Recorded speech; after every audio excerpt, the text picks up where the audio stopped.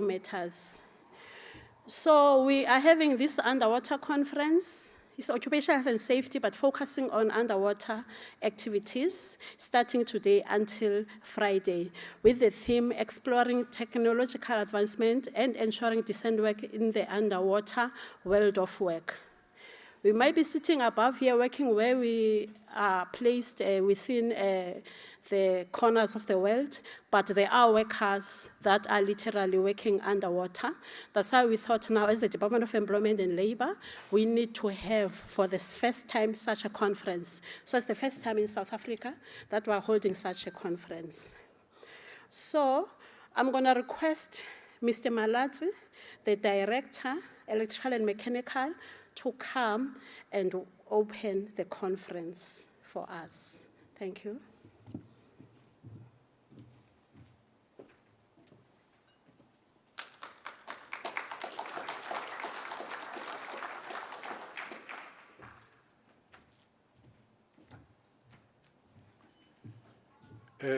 Good morning, friends and colleagues, and thanks to the Program Director for allowing us to come here and to welcome or to do an opening address. I think this is a very important occasion for us all, and we're looking forward to hear from all the experts that are coming from South Africa and also coming from outside South Africa. Firstly, in the absence of the Minister, I would like to say the Minister of the Department of Employment and Labor and the Deputy and the Acting Director General in absentia, just to acknowledge them in absentia. They are not here because of other pressing, I'm not saying this one is not a pressing matter, but they are not here because of other more pressing issues. But we have with ourselves the Inspector General, Egimuilwa. We have also the Chief Inspector, Milirators, and we also have the acting or someone who is sitting on behalf of the Provincial Chief Inspector.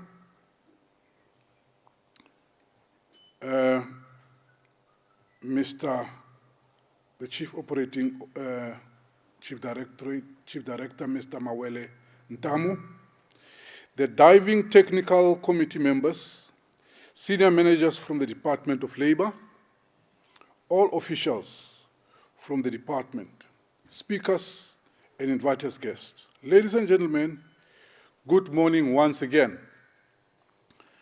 The Department of Employment and Labor oversees and manages the certification and standardization of commercial diving in South Africa, which adheres to internationally recognized safety and training standards. And this supports creation of jobs and employment opportunities in commercial diving. As we regulate commercial diving, South Africa is the only African country that is a member of the International Diving Regulators and Certifier Forum, the IDRCF. And this ensures that we are able to benchmark with countries within the same forum. Well, it's the same forum or the same fora. In the past, when you say forum, people will actually say that's not English, but today forum is an English word as well. I mean, in plural. And this ensures that we are able to benchmark with countries within the same forum. As such, the offshore tickets that are issued to the commercial divers are recognized internationally. And this has been happening for quite some time. South Africa has been a player in the commercial diving world for quite some time.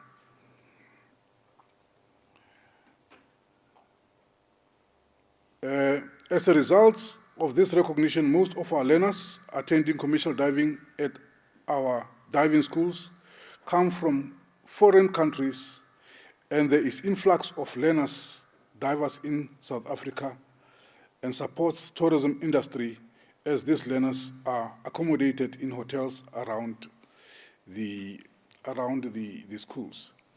Well, obviously, they also come to train in South Africa because they pay in rands. So it's very economical for them to do that. For the financial year 2023-2024, the department issued 720 offshore diving tickets, and this equates to the same number of opportunities within this niche sector. It means we have created about 720 opportunities internationally and nationally. The diving inspectors engage on a regular basis with commercial diving schools and diving contractors to ensure compliance with legislation using a variety of methods, which includes inspections, investigations of incidents and accidents, enforcement of statutory requirements. It means we do inspections, but we also investigate incidents if they happen in this area. Provision of information, guidance, and advice. That's what we do. We conduct advocacy. Working with stakeholders to identify, develop, and promote good practices. As I've said, that we play in a national and also in the international space. To complement the work of the diving inspectors, a diving technical committee has been established to address the emerging issues in the South African commercial diving sector. The committee consists of representatives from the Department of Employment and Labor, the Department of Mineral Resources and Energy, commercial diving contractors, instructors, designated medical practitioner, and supervisors. The technical committee has been given the mandate to advise the chief inspector on matters related to commercial diving in South Africa. So this committee that we have is to ensure that the chief inspector gets good advice in this regard. The department will endeavor to promote occupational health and safety in the commercial diving industry by regularly amending the legislation and the code of practice for inshore diving and training standards to address industry needs and alignment with international standards. Ladies and gentlemen, I believe the discussion from this conference will strengthen the partnership between the Department of Labor and our stakeholders, more especially in the diving sector and area, both nationally in South Africa. And with that, I would say, feel welcome in South Africa. You've seen the venue that we've chosen. It was just for you. Thank you so much.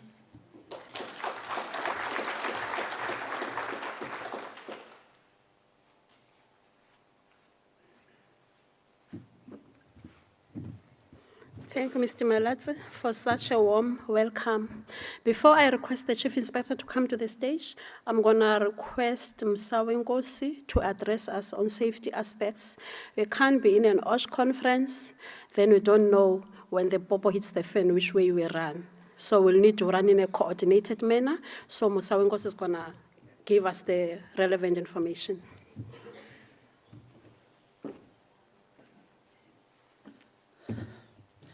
Morning, everybody. I think my brief will only take like a few seconds. Yes, for a conference of this kind, I think it only fits that we must all know about the health and safety rules of this facility. So I think what's important is that we need to know where all the emergency exits are. So right here on this floor, we have this emergency on my left-hand side, but please do not use this particular one, because this one is malfunctioning at the moment. So when we exit, if we have to evacuate, God forbid, so we just use the main entrance, that one there, and then just turn left, and then we'll see the stairs right behind us there. And then the assembly point is right at the watershed, which is in front of the aquarium. So this is one exit that is here. And then on the far end corner, where all the other tables are in the corner there, there's also another one right in the corner. So you go down the stairs, it all lead all the way to watershed. And then when it comes to the ground level, when you go down the stairs, of course, you saw the main entrance that we came through, and then also on the other side of the floor there, that's the emergency exit as well. And then in terms of the bathrooms, those of you that missed them, so when you came in on the main doors, they are on your left-hand side. So when you go down the stairs now, they will be on your right-hand side. So please do enjoy the conference. Thank you.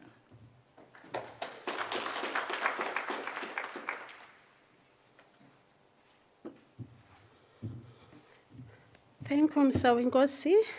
So now we're going to request the Chief Inspector, Occupational Health and Safety, Ms. Millie Reiters, to come and speak on the relevance of the ODD strategy in the commercial diving sector.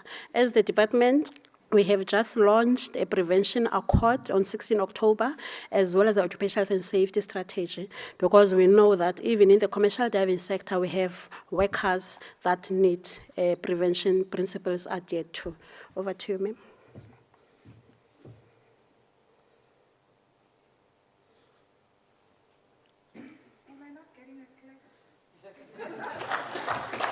Please clap for my boss.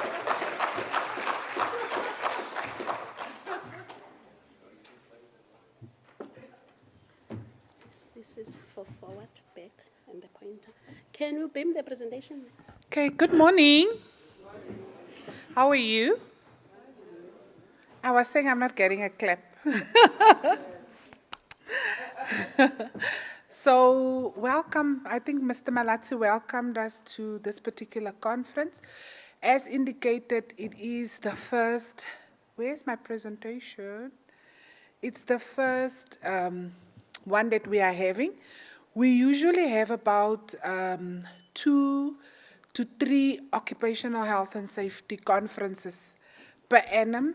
And when we were planning for this financial year, we decided that it's important for us to also go and focus on the diving sector, which we also regulate. And the venue was then in Cape Town. And I would like to say thank you to the organizing team, and I see our specialist for the Western Cape is here. I think the venue is perfect for this particular occasion, and I see the members of UMCA from Scotland is nodding. They are very happy with the venue. They even indicated that they would like to go and dive. They wouldn't mind going and diving and enjoying the life under the sea that we have here. My presentation, is there a challenge with it?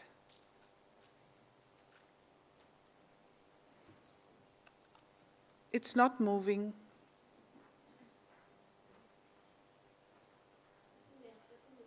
Are they sorting it? No, there's nothing yet. Okay, whilst they are sorting it out, as the Department of Employment and Labour, we are responsible for the Occupational Health and Safety Act to administer it, as well as all the regulations. And we also have the diving regulation that forms part of the regulations. So part of the 3 pillars, or actually 4 pillars that we have as the Inspection and Enforcement Services branch, is for us to do advocacy, education, capacity building. And part of the reason why we are here today is related to our first pillar, which is advocacy education. That is why you could see, even when it comes to the team, it will be technical in nature, and that is for our inspectors that are here, even yourselves. It's for us. There's a saying that iron sharpens iron. For iron to come and sharpen iron, that's why we also have some of our international guests here, so that they are able to come and sharpen our iron, so that we are able to make sure that we protect the lives of the workers in this particular industry. That's advocacy and capacity building. Our second pillar is inspections. We have a significant amount of inspectors that we have invited. The inspectors that are here are mainly from the coastal provinces. We did not invite from the inland provinces because, as you can see, we could only accommodate 250 people at this particular venue. So with regard to our inspections, when it comes to the field of occupational health and safety, we have about about 650 inspectors that does occupational health and safety. And these inspectors goes out and does inspections on a daily basis.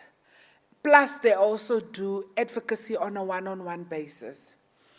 If an employer is then, after we've done advocacy, we've done an inspection, we've identified what are the challenges, if they are still non-compliant, then we move into the arm of enforcement. So we do not always want to take out a stick and start hitting with a stick.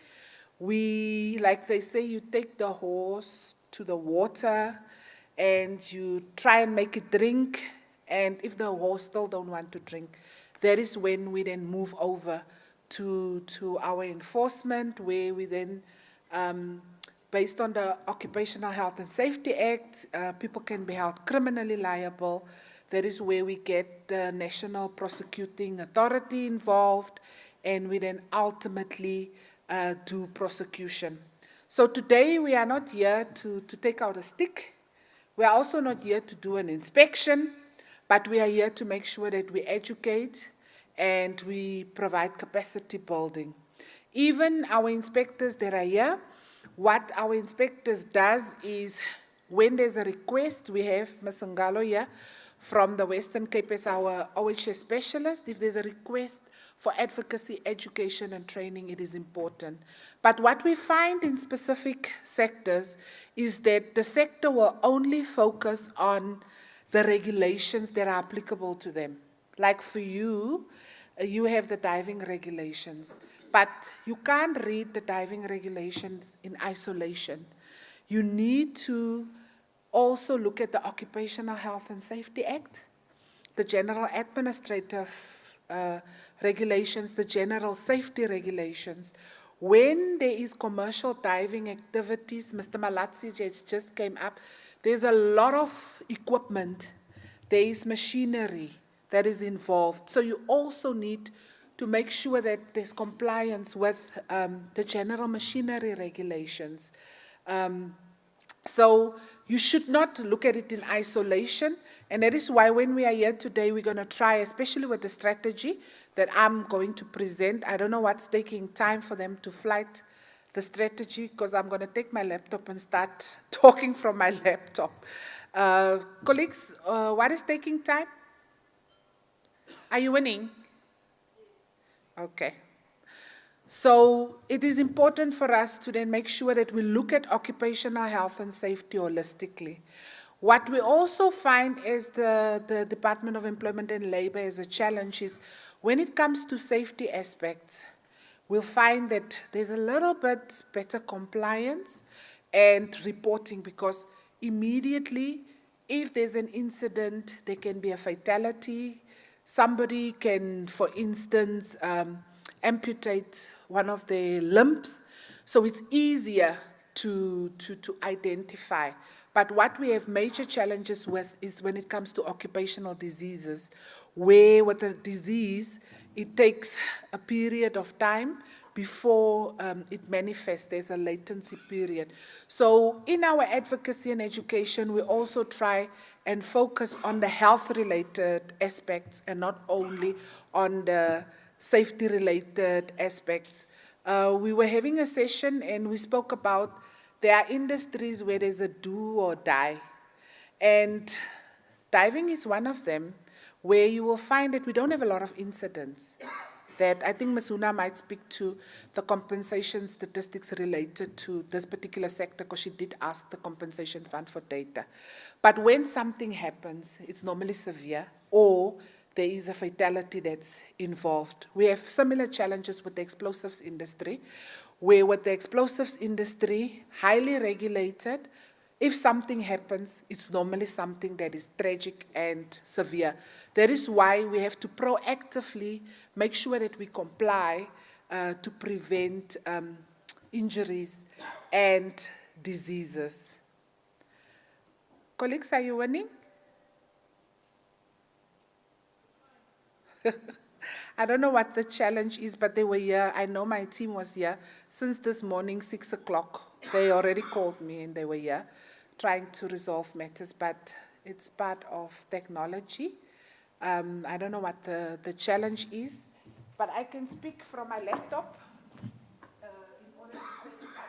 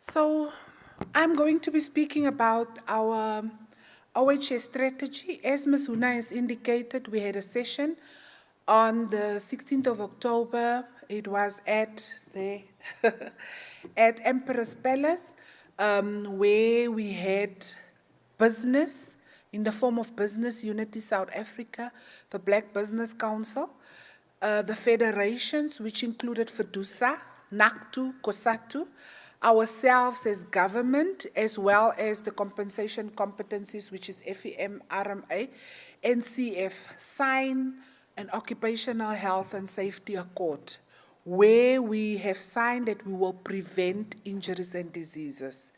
On that particular day, we also launched our OHS strategy for the year 2024 up to the year 2029, where over the next 5 years, we are embarking on a road or route to zero injuries and diseases.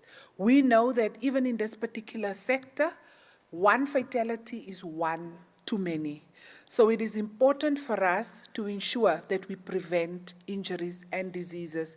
And we are going to need you in this particular industry to work with us to prevent injuries and diseases. So we know that within South Africa, we have a lot of employers that are non-compliant. That is to our act, the regulations, as well as the incorporated standards. Mr. Malatsi's unit, which deals with mechanical-related matters, electrical-related matters, incorporates a significant amount of standards. And if we do not comply, it leads to occupational injuries and diseases. And I believe that we are here today to, like I said, iron to sharpen iron on what is it that we need to do in this particular industry to prevent injuries and diseases. We know that workers die on a daily basis when it comes to non-compliance with the Occupational Health and Safety Act and its regulations. And this does not only impact the worker or the employer, but also the families of those workers. For some, it might be a breadwinner that came and that there was a fatality. So we also find that this places a significant burden when it comes to occupational health and safety related injuries and diseases, a significant burden on us as the state, as well as the healthcare system within the state. So we need to make sure that we prevent injuries and that we prevent diseases. So just to look at compliance in the field of occupational health and safety, For this financial year, in the first quarter, our inspectors, the 650 that I spoke about, did about 27,019 inspections, and we found that 34% of all the employers that they went to were non-compliant. 34% is significant. It's a lot of employers that are non-compliant, and our inspectors cannot go to all the relevant workplaces.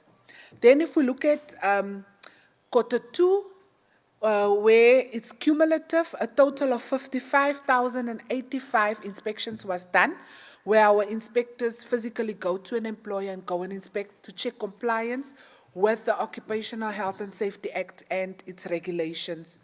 There was an improvement where we found that 69% of those that were inspected were classified as compliant.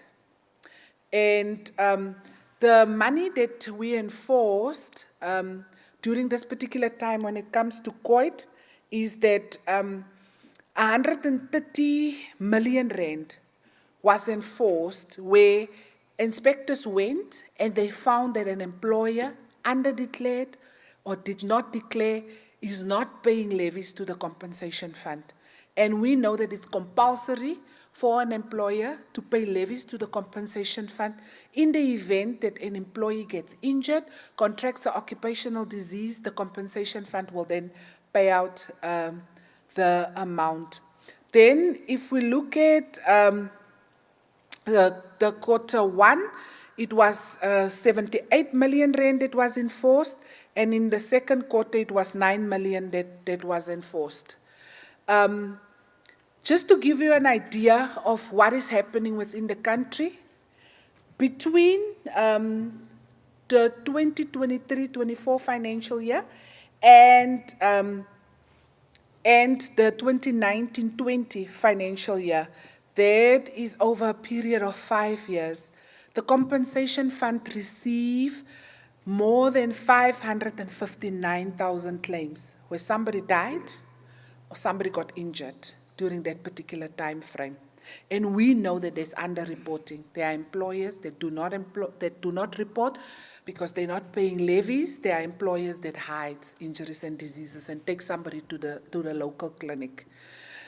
Just to give you an idea of the benefits that was paid, an amount of 20.7 billion rand was paid between 2019 and 2024. This is for injuries and diseases. What can we do with 20.4 billion rand as a country? There's many things that we can do. So the onus is on us, and especially yourselves who are practitioners. I believe there's diving contractors. Can I see who's diving contractors here? Yes, I see there's diving contractors, diving schools. Who's diving schools? I can see that I see hands there at the back. There are diving schools that are here. So it's important for us to prevent injuries and diseases, because this industry also contributes to the 20.7 billion rand that was paid over the last 5 years. You will see that the bulk of the money, just under 14 billion rand, was paid for medical benefits. This is where somebody got injured, somebody is hospitalized for 6 to 12 weeks, and the bill for the hospital, the ICU bill, the high care bill, they get sent through to the compensation fund. And then you will see that there is compensation benefits. That is where somebody gets booked off for a period of 6 months and they provide temporary total disablement. And then there's your pension benefits, but all in all, 20.7 billion. And I believe that our strategy over the next 5 years is to see a reduction in this particular matter. And we need to, throughout the next 3 days, speak about how do we prevent injuries and diseases in this particular area. What processes do we put in place to prevent injuries and diseases? I've just spoken about the 20.7 billion rand, but there are also hidden costs that are associated with injuries and diseases, which are not normally quantified. So when somebody gets injured or there's a fatality, there's productive time that are lost. There is operations that get stopped. And that is a hidden cost, which we do not always calculate. I can make an example where a company in the Eastern Cape, I think it's Kuga Steel, where there was an explosion that took place in the beginning of the year. The place was closed for more than 3 months because they could not function. We could not uplift the prohibition notice until they were compliant.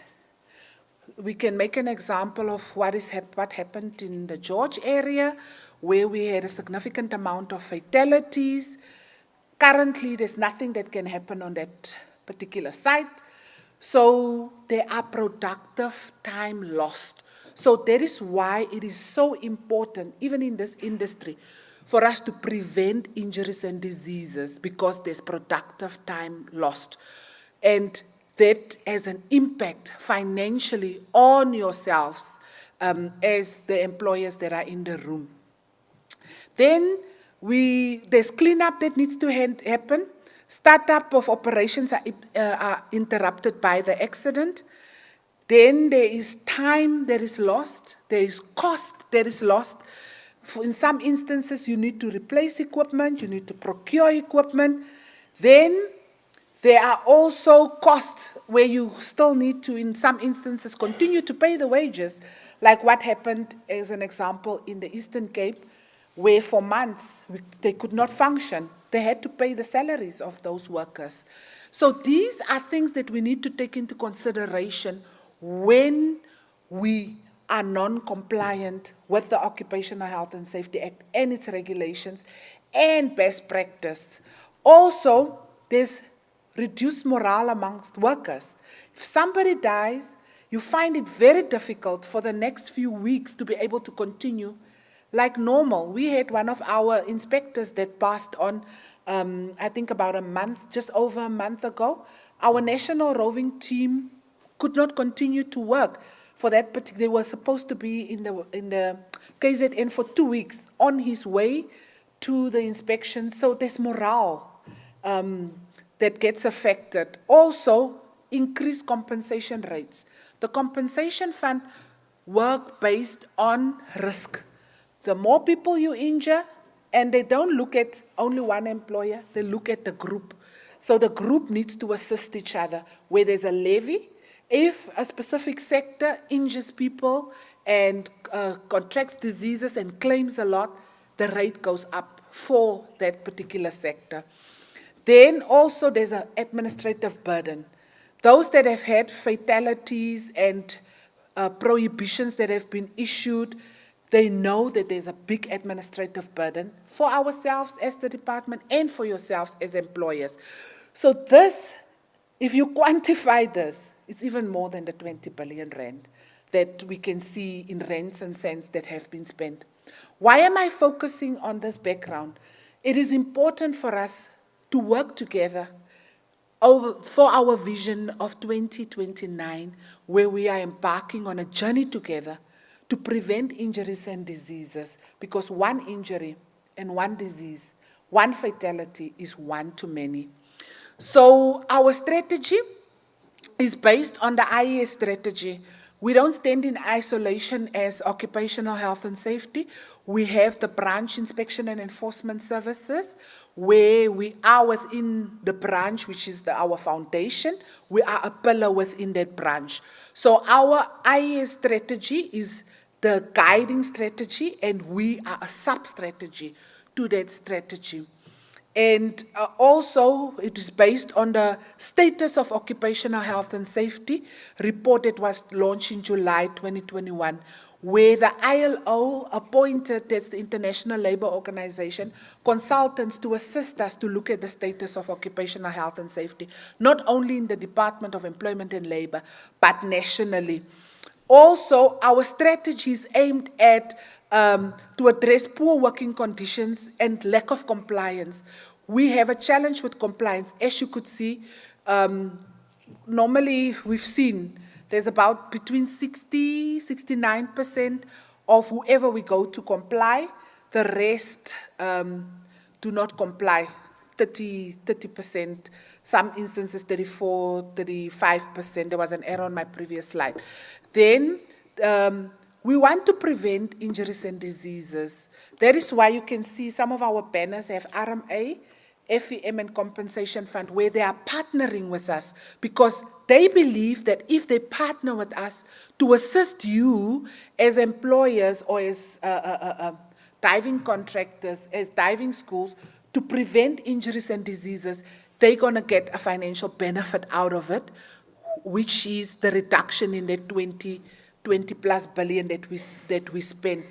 So the OHS strategy that we are presenting to you today, also as the diving community, will guide the OHS community and the diving community within the department as well as yourselves that are here to prevent injuries and diseases over the next 5 years.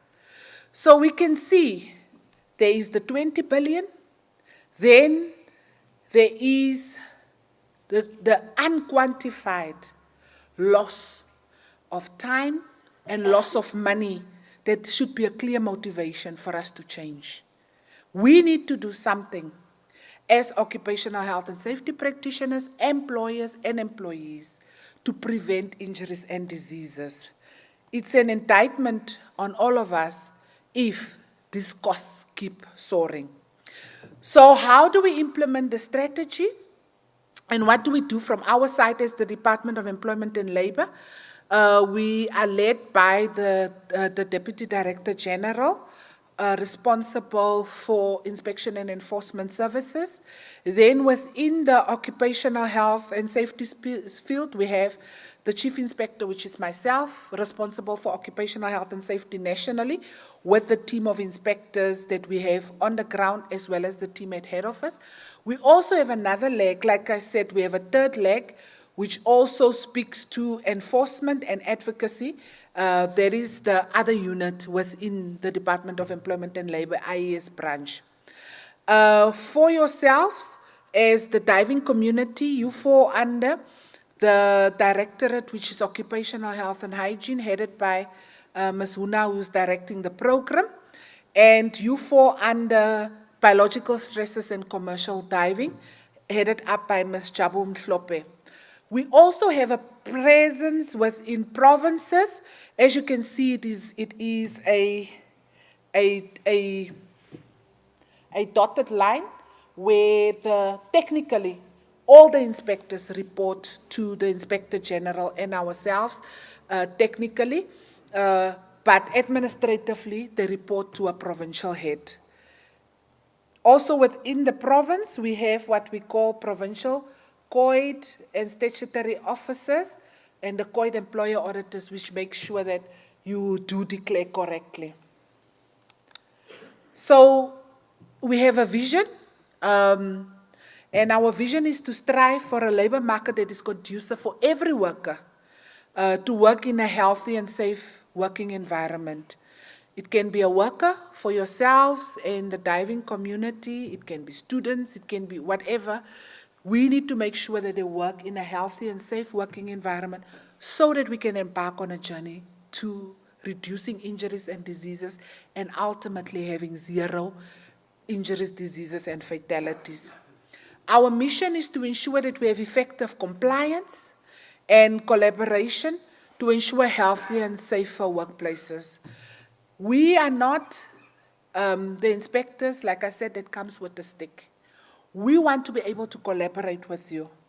In many instances, because of the number of inspectors that we have, especially in this particular area, we have limited inspectors, there's a lot of self-regulation that is taking place, and that is what we want. We want you to be able to regulate yourself. We should just come in to do audits, and we should also just come in when something has gone wrong. And in a lot of the instances here, you are not harassed by our inspectors on a daily basis, trying to check compliance. But with self-regulation or co-regulation comes responsibility. You need to be able to prove to us as an industry that we can trust you, to leave you alone, for you to be able to have systems in place, your health and safety management systems in place, compliance to the regulations, doing best practice for you to be able to prevent injuries and diseases. We have the Department of Employment and Labor values that we follow. So I'm not going to go through that. So when we did our strategy, we looked at what is our strengths, what is our weaknesses, what is our opportunities, and what is our threats. I'm not going to go into too much detail, but we know, and you also know, in this industry that we have well-documented legislation, we have SOPs, we have codes of practices, etc. It's good, it's a strength. But what we have a challenge with is we can have beautiful legislation, we can have beautiful SOPs, etc., but if they are not complied with and if they are not implemented, it becomes a challenge. Earlier, they said that there is the experts that advises us. So we have tripartite structures, even for the diving regulations, when they were amended, and every single document that we work on, we work in a tripartite structure. In some instances, I know business will indicate to us that no, continue with the experts that you have. We do not have experts in this particular area. But as the Department of Employment and Labor and OHS, everything is done in a tripartite structure and it gets signed off by the Advisory Council of the Minister, which consists out of organized business, organized labor, and ourselves as government.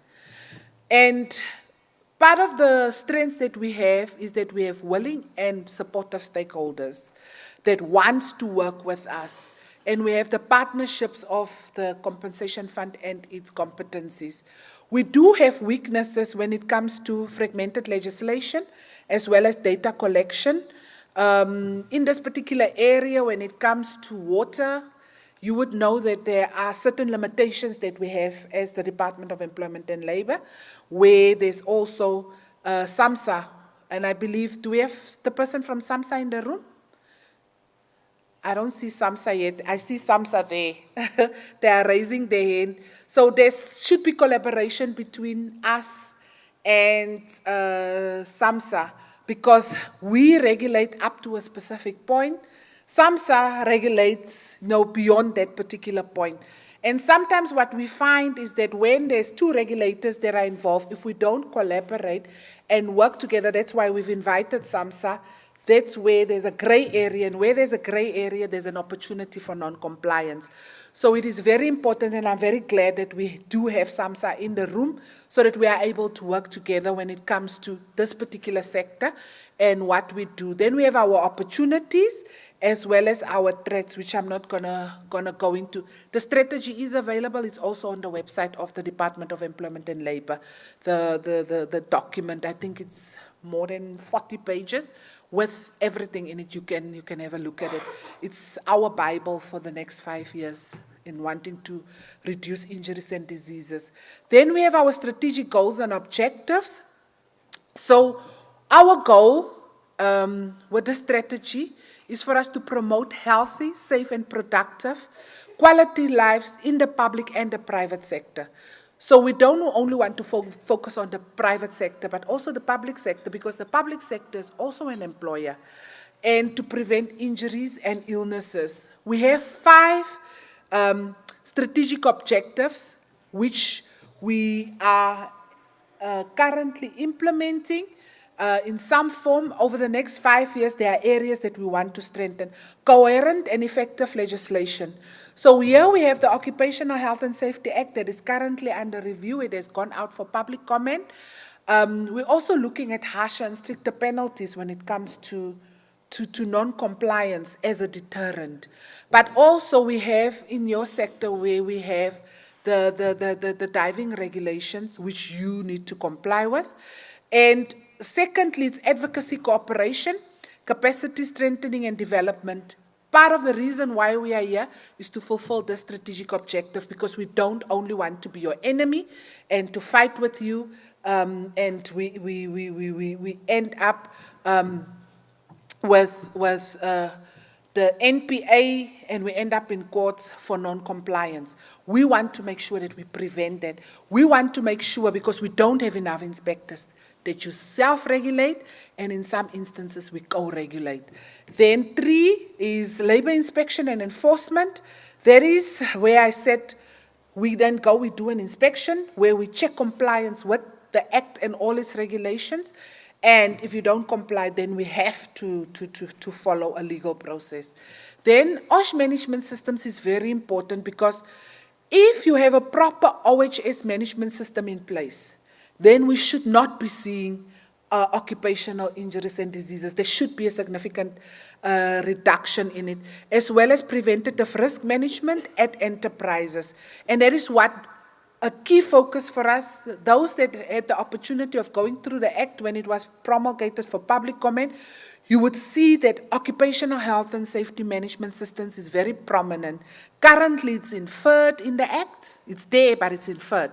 Now we are very prominent, and it's something that over the next 5 years, our inspectors will be focusing on. We had 150 inspectors last week up in Johannesburg, where we were doing incident investigation training, and part of a significant amount of time on the Thursday, Mr. Loubser was presenting on it, was spent on OHS management systems and what we need to look for, because we believe if we get it right there, then we would be able to see reduction in injuries and diseases.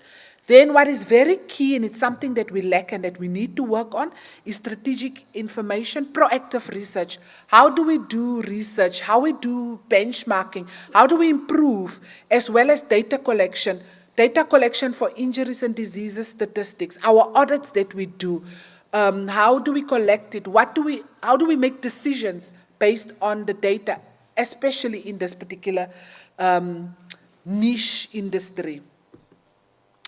Then I've spoken to the coherent and effective legislation and policies, where there's also alignment to Convention 155 and Convention 187, because we are member states when it comes to the International Labour Organization, and also we do have the regulations, and there's consistent work that we are doing when it comes to regulation within a tripartite structure. This is just the legislation that is administered. We have the Occupational Health and Safety Act, which is our foundation. And as I've indicated, you cannot only focus on the commercial diving regulations. Then you are short-sighted. Because if we go and we do an inspection, we might go and check the commercial diving regulations, but you have machinery, you have equipment. Are you compliant with it? Like I said, there's the general safety regulations. There's the general administrative regulations. There are regulations that you need to comply with. There is your pressure equipment regulation, because you do work with gas and pressure equipment in this particular industry.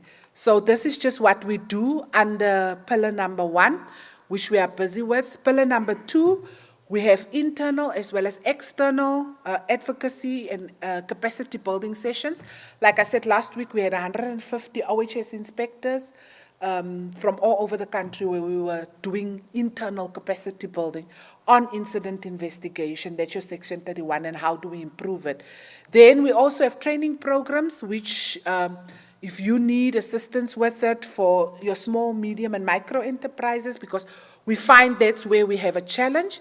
The informal economy, we have a lot of informal work. This sector, I don't think, has the a lot of informality that's happening in it. If it is, they're doing it scalumpies somewhere where we don't know.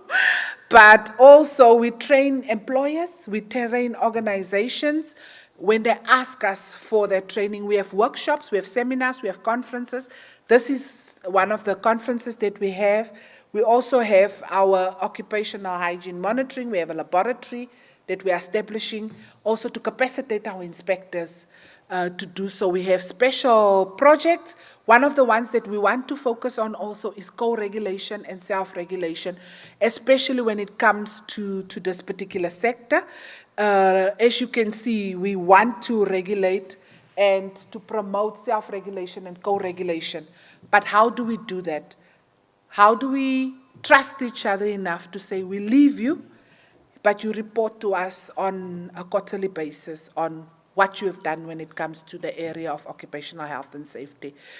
Also, the provision of technical support on workshops and conferences. Like I said, if you have a conference or workshops as diving contractors, we are willing to come and to participate in your workshops and to assist with capacity building. Communication and advocacy is very important. I've spoken significantly about it. That's why we are here. That's why we are here today, to make sure that we communicate with you. Labor inspector, we're working with the ILO now on a concept which they call strategic compliance, and how you do more with less. You know that we're not sufficient in this particular industry also, as the diving industry. We have very few inspectors in this particular area. So how do we bring in strategic compliance in the diving sector? And how do we make sure that we co-regulate and we self-regulate? And also, how do we use technology to assist us with doing inspections? And you, like I said, are lucky enough. You have sector-specific inspectors where we have diving inspectors, which are very few, but they are sector-specific, focusing on you as a sector. This thing is going very slow, and I'm pressing a significant amount of times. So, so we want to promote a culture of occupational health and safety, and we, like we said, subscribe to the principle of Vision Zero, where one incident is one too many. One fatality is one fatality too many. So with our inspection and enforcement services, our key aim is to prevent. We don't want to go and do reactive inspections when somebody has died. It's not nice. We don't want to do it. We do it, but we would rather want to work with you beforehand to prevent that fatality from taking place. And in order to do so, we need to be able to work with you. Then our OSH management systems, like I've indicated, is critical. We get the question, which OSH management system are you going to prescribe? We are not going to prescribe ISO or any specific OSH management system. We're going to look at principles, because as the Department of Employment and Labor, we regulate not only big employers that can pay hundreds of thousands of rands for OSH management systems, we even regulate the smallest employer. So we need to make sure that when we provide guidance when it comes to health and safety management systems, it's key basic principles for health and safety management system and preventing injuries and diseases. As I've indicated, this is something that we need assistance with. Maybe it's something where we can also work with IMCA, is when it comes to strategic information, proactive research, data collection, benchmarking, because it's one of the pillars which we want to strengthen, and look back in 2029 and see how we have progressed from 2024 up to 2029 when it comes to this particular area, where we want to use strategic information to plan how we do our inspections and our advocacy. Stakeholder engagement is very important for us. It's key why we are here today, is to engage you to have engagement with us. In the strategy, we have identified who our stakeholders are and who our beneficiaries are. And you can see the beneficiaries is also our non-unionized workers, because not all workers are unionized. Some of the beneficiaries here would be the people that you train in this particular area. You know, your non-associated employers, that is not part of a group of business. The self-employed, workers in the informal economy, entrepreneurs, users, the general public, our stakeholders. You are part of our key stakeholders that we need in order to prevent injuries and diseases. So over the next 5 years, we want to work with you. We have identified, what is our stakeholders that are high influence as well as high interest. which are the stakeholders that we need to manage closely, which are the ones that we need to keep satisfied, which are the ones that we need to monitor, and which are the ones that we just need to keep informed. So even within the diving sector, when we look at breaking down the strategy further, we will be able to identify who is the stakeholders that we need to keep very close to us. We also have identified strategic risks, non-compliance by employers with labor legislation. In this case, it will be some of the people in the room that might have challenges with non-compliance. Then insufficient labor market research conducted in OHS. Like you see, we want to focus on research. And also, there are some challenges that we have with partnerships. Also, the justice system, that when there's a fatality or when there are challenges, it takes time for us to be able to ultimately get prosecution. So it's some of the challenges that we have, but that Mr. Dwabe is here from our statutory services that is assisting us with the NPA and how do we improve to get prosecutions. Then our strategy has a 5-year implementation plan, which we are busy working on and finalizing, so that from 2025 up to 2029, we will be able to have certain milestones and report on it regularly. Monitoring and evaluation of the OHS strategy gets done at the Department of Employment and Labor. Also, we have the Advisory Council for Health and Safety, which consists out of organized business, organized labor, and government that monitor the implementation of our occupational health and safety strategy. So ultimately, there are benefits to prevent the diving community. We want to make sure that you don't have that hidden costs that are associated with it. We also want to make sure that we save the state and the entities money where they need to pay out the more than 20 billion rand. So if you adopt a preventative approach, you need to ensure that you comply with the Occupational Health and Safety Act and its regulations. We also put less pressure on the healthcare system, and there are financial benefits, be it in the form of levies, rebates that the compensation fund and its entities give back to you, or be it that you don't have the lost time where you cannot function. What is key, as I come to a close, is collaboration. Collaboration and collaboration. We might be seen to be holding a stick. That is not our key purpose, is to be holding a stick. But we need to be able to collaborate with yourselves, with the compensation competencies. They are generous enough. The reason why we are here, this venue costs us almost R1 million for the 3 days. And who's paying for this venue? The compensation fund. Why are they paying for this venue? Almost R1 million over the 3 days, is because they believe that when we have this, there will be reduction in injuries and diseases, there will be capacity building. So there is a saying that collaboration divides the task and multiplies the success. We want you to divide our task of doing inspections, of enforcing, but we want to multiply the success. And how are we going to see the success? Is when we collect the data and we see a reduction in injuries and diseases, an improvement in occupational health and safety management system. So we need your support for us to achieve Vision 2029, where we want to reduce injuries and diseases. We want to embark on a road to zero injuries and diseases. And we know that we cannot do it alone. We need your support in order for us to achieve this. I thank you.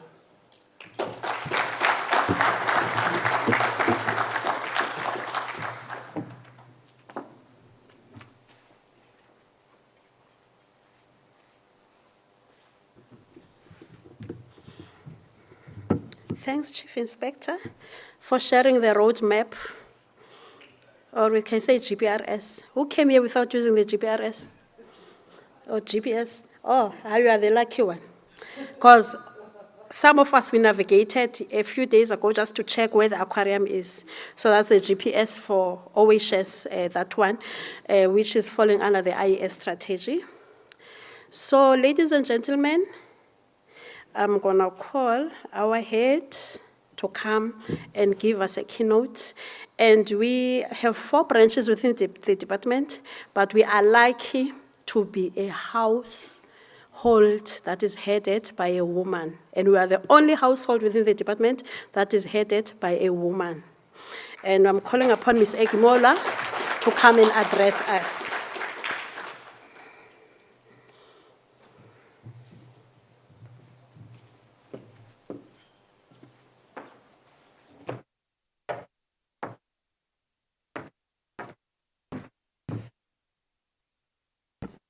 Good morning.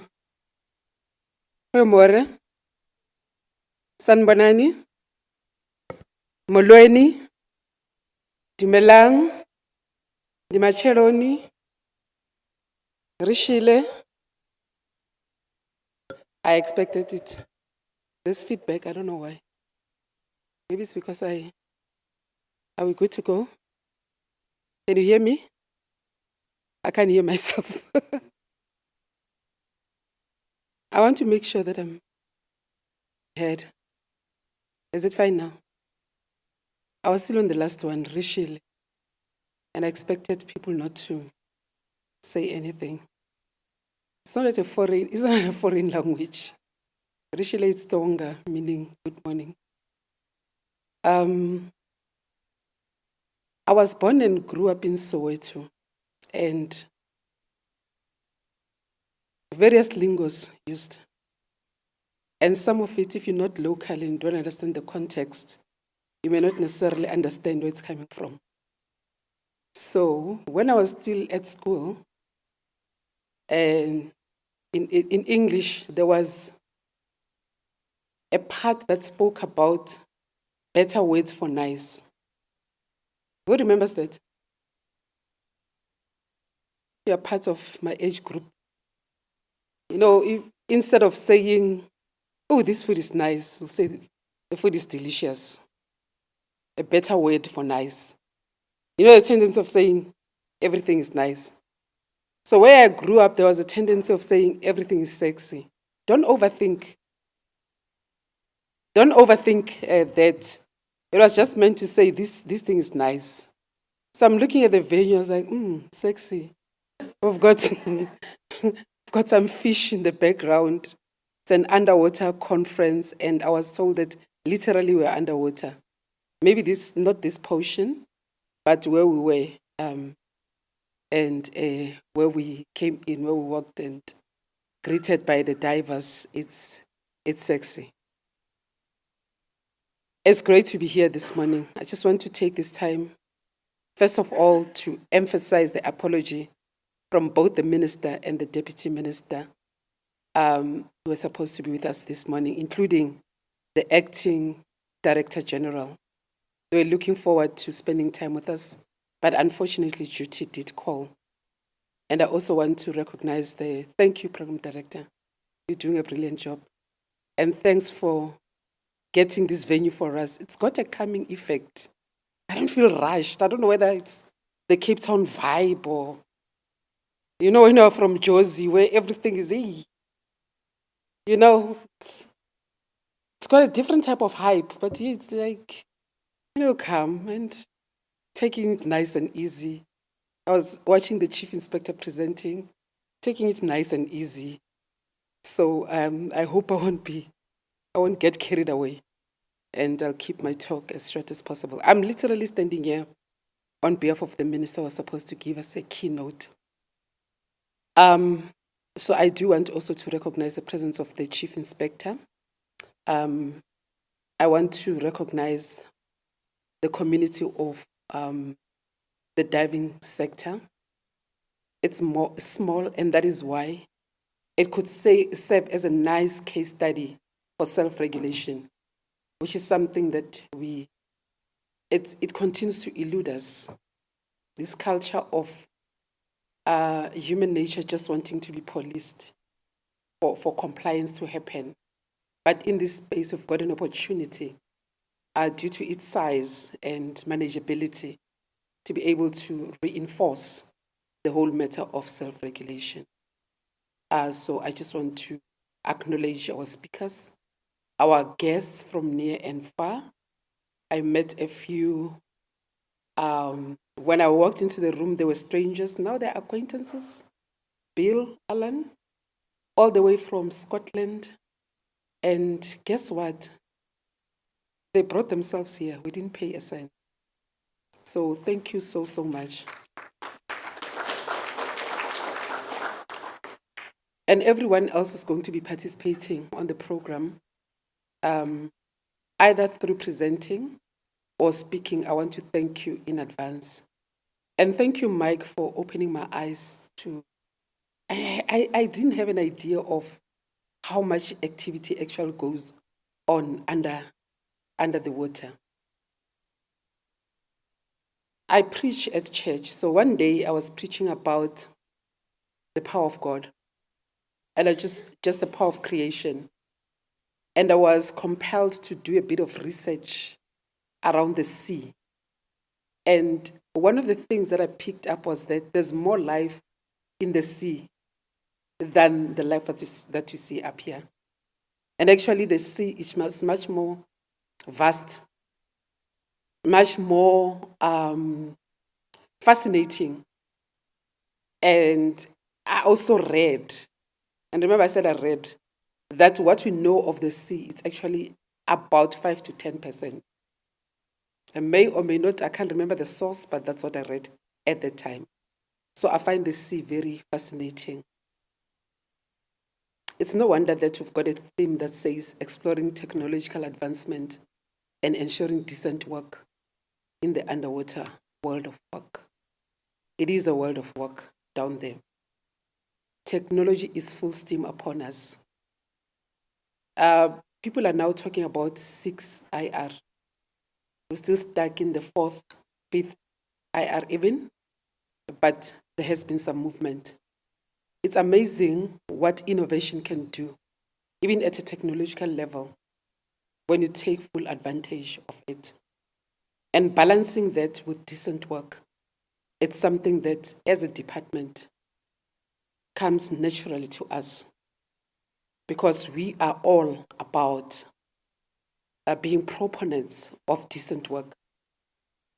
First of all, as signatories to the ILO conventions, but also by virtue of the fact that if you look at the fundamentals, principles of the employment law, the focus is on just making sure that particularly the vulnerable are taken care of in terms of balancing out the work environment as well as the conditions of employment. And hence, decent work comes to feature. Like Millie was saying, and I also do want to say, even with people that are going to come up front after us, it's almost inevitable that somewhere we're going to repeat each other. We're going to say something that somebody said, which we shouldn't shy away from saying that, because some things have got to be emphasized, re-emphasized, and talk about those things over and over again. When you stand up front here, it's almost predictable that you cannot leave this the podium without emphasizing Vision Zero and saying one death is one death too many. One injury is one too many. It should be a gospel that we continuously preach until even those that are not converted, we make enough noise that they begin to be converted and put a premium on human life. There is no replacement for that.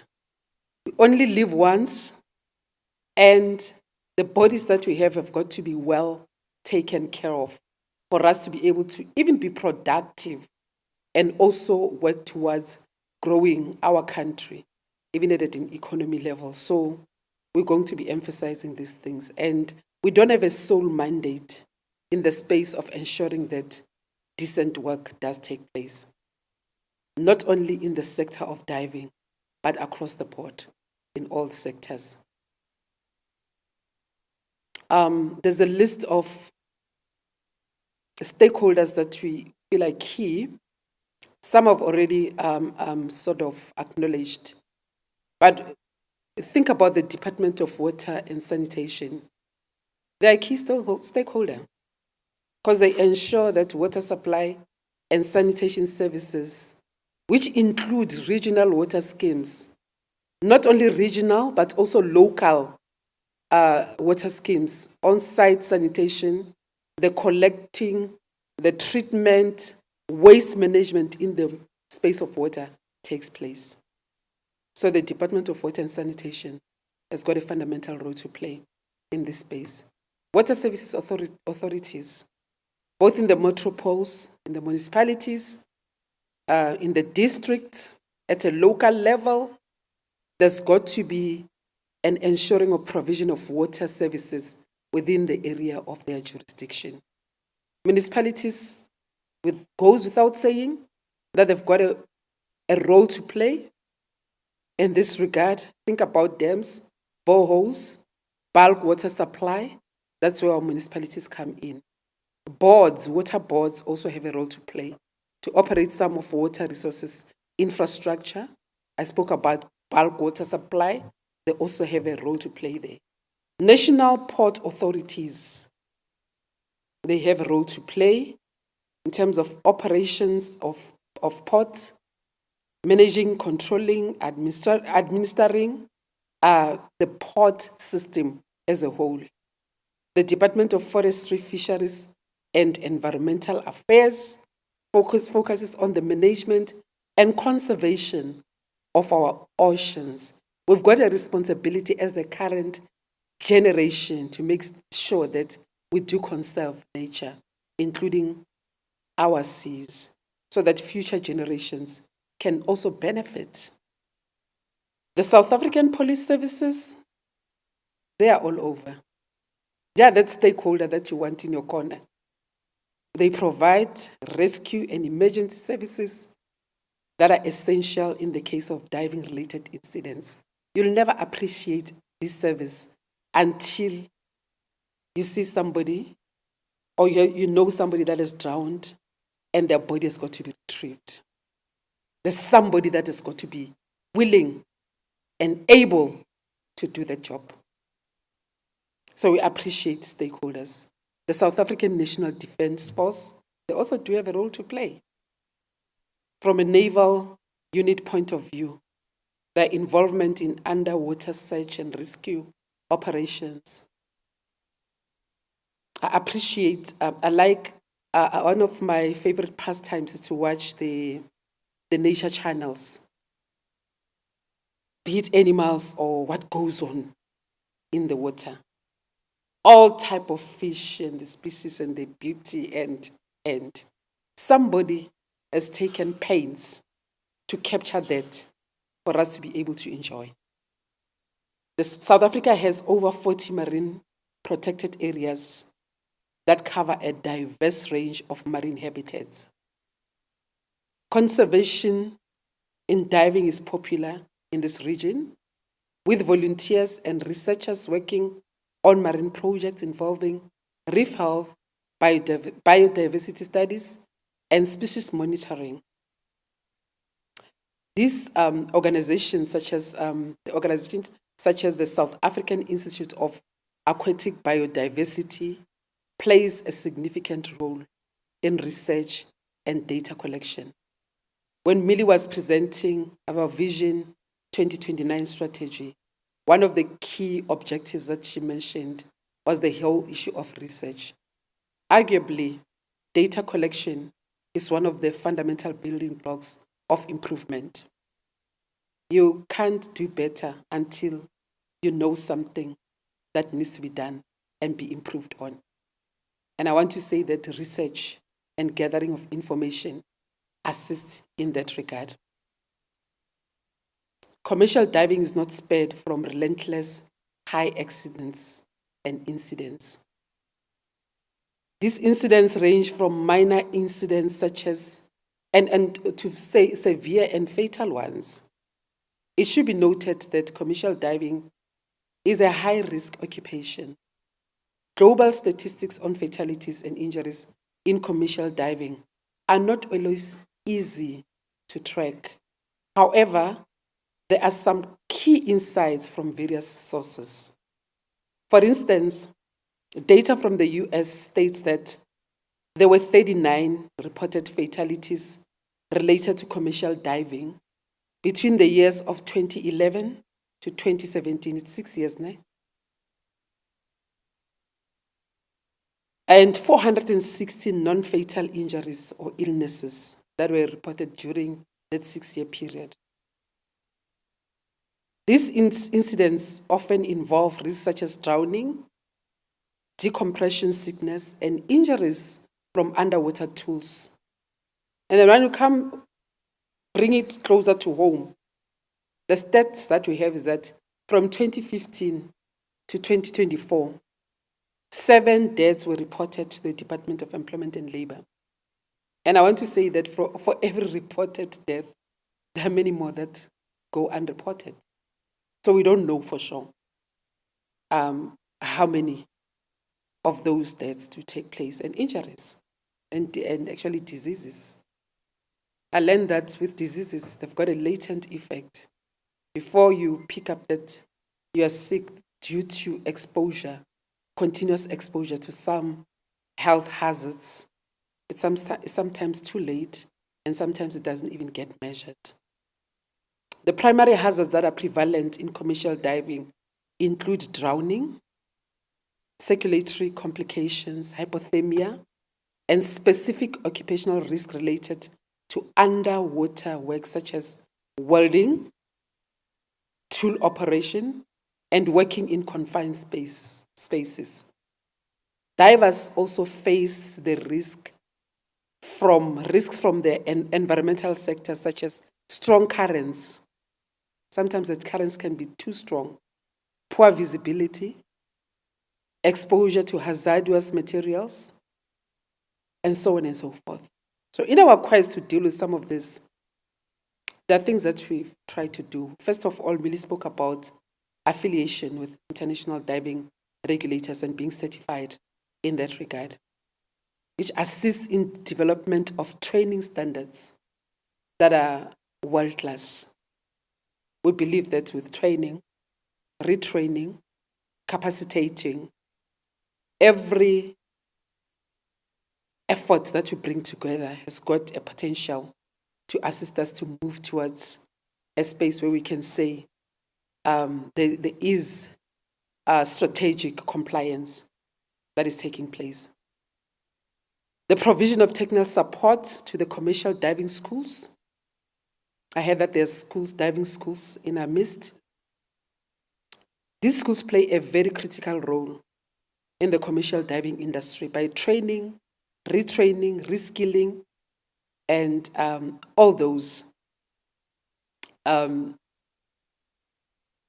So, specialized training is provided in niche areas like underwater welding, deep sea operations, and remotely operated vehicles. I've learned that you can just throw a remotely operated vehicle. You'll be standing somewhere. It's in there. It's doing what it's supposed to do. That is valuable. Some of the technological advancements, including the remotely operated vehicles, diving helmets that now include heads-up displays that provide divers with real-time information about depth, air supply, and environmental data that they find themselves in. If that is not innovation, I don't know what innovation is. Autonomous underwater vehicles, or AUVs, as some of the technocrats will call it, they operate without tethers, navigating autonomously, and often used for pipeline inspections. I think our inspectors really should also be exposed to these things so that we come to a level where we do You know, real inspections. You know, when you don't know things, you don't know them. Have you been exposed to people that know their IT story and you're trying to argue? They just throw in a few jargons and speak the language and they confuse you. You'll never know where they're coming or going. And that goes for any trade that has got people that specialize in it. So sometimes they just, are able to confuse you like that.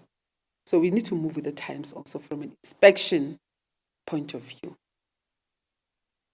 Modern dive computers, they use advanced algorithms to calculate real-time decompression stops based on dive profiles. These improve safety and allow longer bottom times. So everything that is done in this space, it is done in the quest to make sure that not only are we doing things smarter, and not only are we embracing technology, but the more information that we have about safety as well, the more we are able to spare lives and the more we are able also to add to the value of the work in the industry. In South Africa, occupational health and safety for the commercial diving industry is regulated by the Department of Employment and Labor through the OHS Act, which is a primary act, still the Act of 1993. You know, we're busy with amending it. We've got a bill that is going to be finalized in the not too distant future. But for now, that's how we regulate diving. And I like how the chief inspector, I'll keep on quoting what you spoke about earlier. And that don't be stereotyped in your managing of that environment as far as compliance is concerned. You've got to understand that although we're talking diving, but in terms of compliance, you've got to know the full suite of occupational health and safety. The understanding of and compliance with occupational health and safety regulation is crucial for anyone involved in South Africa's diving sector. It ensures not only the legal compliance of diving projects, but also that are involved in the diving industry to prioritize the occupational health and safety of workers and to stay informed and compliant with all the relevant legislation. Non-compliance with health and safety regulations can result in legal penalties, including fines and even improvement. But then we mustn't comply because we are afraid of all these things. We should comply because compliance is the right thing to do. The attainment of workplaces that are free of OHS hazards is one of the most fundamental and critical elements of decent work. We need to be systematic in our approach to deal with workplace incidents. We need to be dedicated to continuous improvement to reduce and prevent injuries and diseases. Whenever I talk about compliance with OHS, I normally say, if I was to ask somebody here that please sell me your limb, one of your limbs, for $1 million or £1 million or euros, are you going to be willing to do it? Of course not. Because our bodies are priceless. So we've got to comply because compliance is the right thing to do. Our OHS inspectors have got a critical role to play in ensuring that workplaces are safe and healthy. However, it is not their responsibility alone to do that. They need to be met somewhere. Employers are expected to ascertain that their workforce is protected against potential workplace hazards. By the same token, employees themselves also have a fundamental role to play in their own safety. So as you can see, it's an arrangement that brings everyone on board. The OHS Inspectorate has intensified its efforts to ensure adherence to employment laws across all the 9 provinces. Millie has mentioned that we've got about, she said 650. I know it's a total of about 670 OHS inspectors that we have. I'm sure she minused the vacancies and she was talking about warm bodies. And you often are asked the question, is that enough? And our natural response has always been, how big or how many is enough? Because I don't think that we can ever come to a point where we say we've got enough inspectors for every workplace. But in every workplace, we've got an employer, we've got employees, and compliance has got to start there. It's got to be our daily bread. We've got to talk about the topic of health and safety as naturally as we would talk about the weather. If we're not there yet, then we've got our job cut out. Of course, the department will come in to support. We've got 3 pillars from the branch perspective in the work that we do. We've got advocacy, which is what we're doing currently. We've got inspections. So we start with advocacy. We are not trigger happy. We really want to have conversations of this nature. And actually, we get excited when a company approaches us and say, come and inspect us. It happens. Come and inspect us and advise where we need advice. So we're big on advocacy. We've got inspections, which is a second layer. If we go out, sometimes we do administrative inspections, but that's a second layer. The last layer is enforcement, where if we've tried everything else and there's still non-compliance, then we enforce, we go to the next level of making sure that compliance happens. In closing, I want to urge all stakeholders in the commercial diving sector, including research organizations. I met Luke this morning from Rhodes, was saying he's busy with his PhD. I love people that love study. I'm the one that does it vicariously. You know, I've done it through my kids. They study and I feel, hey, I've accomplished something. So especially if you're doing PhD, respect. So we're saying research is key. So we call upon you to join us in this vital endeavor of promoting occupational health and safety in commercial diving. Let us work collaboratively to create a commercial diving sector that we can all be proud of, characterized by fairness, safety, and mutual respect. The Department of Employment and Labor is at your service. As a parting shot, I'm going to quote McNally, who says that if you think that compliance is expensive, try non-compliance. Thank you.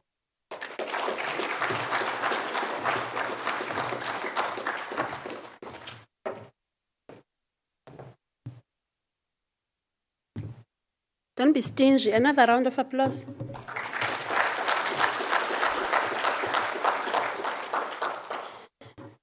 Thanks, DDG, for the beautiful message.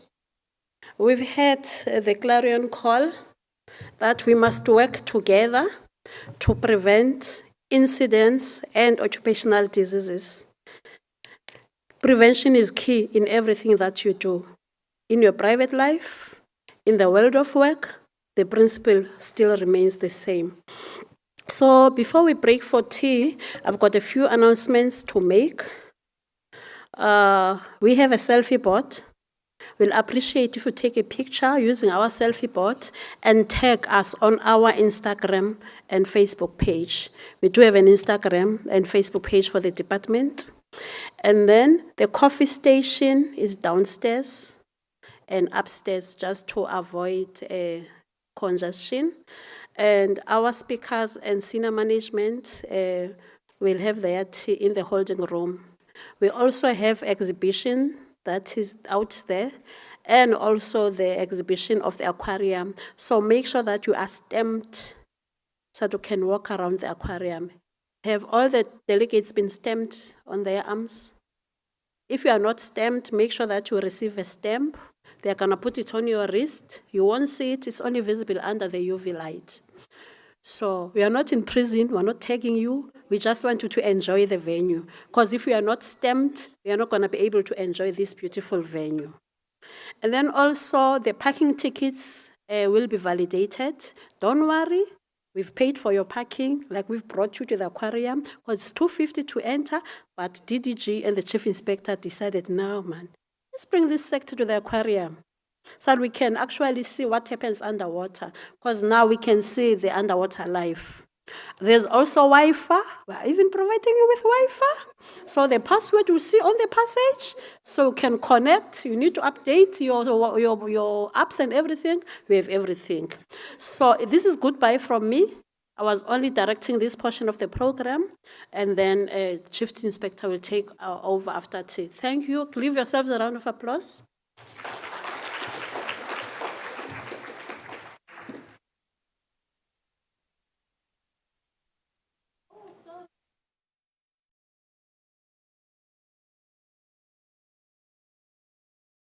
What time is this, Sister?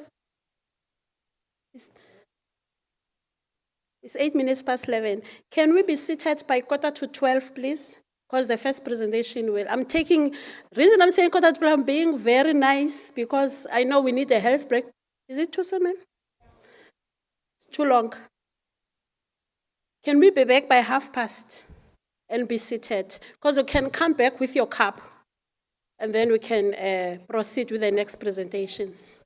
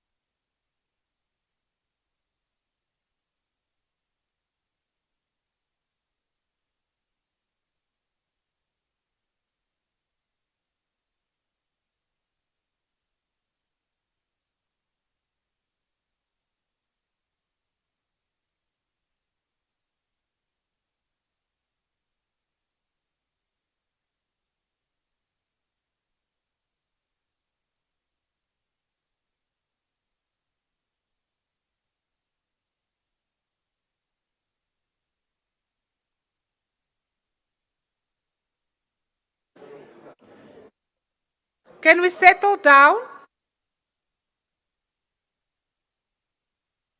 I see there's a lot of networking happening and people saying, I'll see you soon. There's a lot of networking happening, so it's good that we are having networking happening. It's collaboration. It's part of what we want to do. So I'll be your program director from now until lunchtime. We have the next presentation, which is decent work. The DDG spoke about decent work. And we know that the ILO has a decent work agenda. There's a decent work country program.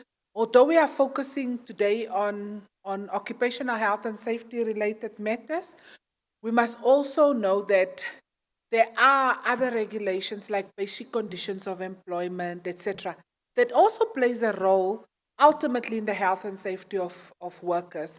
Because if you take a worker, you allow that worker to work 80 hours a week, what is going to happen? The worker will be fatigued, and then you'll find that that is when incidents also take place. So, Ms. Huna is the director or senior specialist responsible for occupational health and hygiene, and the diving sector falls under Ms. Huna.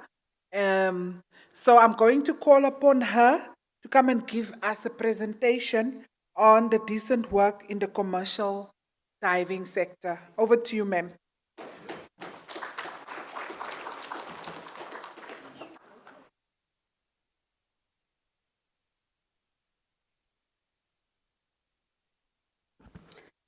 Good day again. I'm coming with a different cap now. So you heard in the DDG speech, she did address issues of decent work.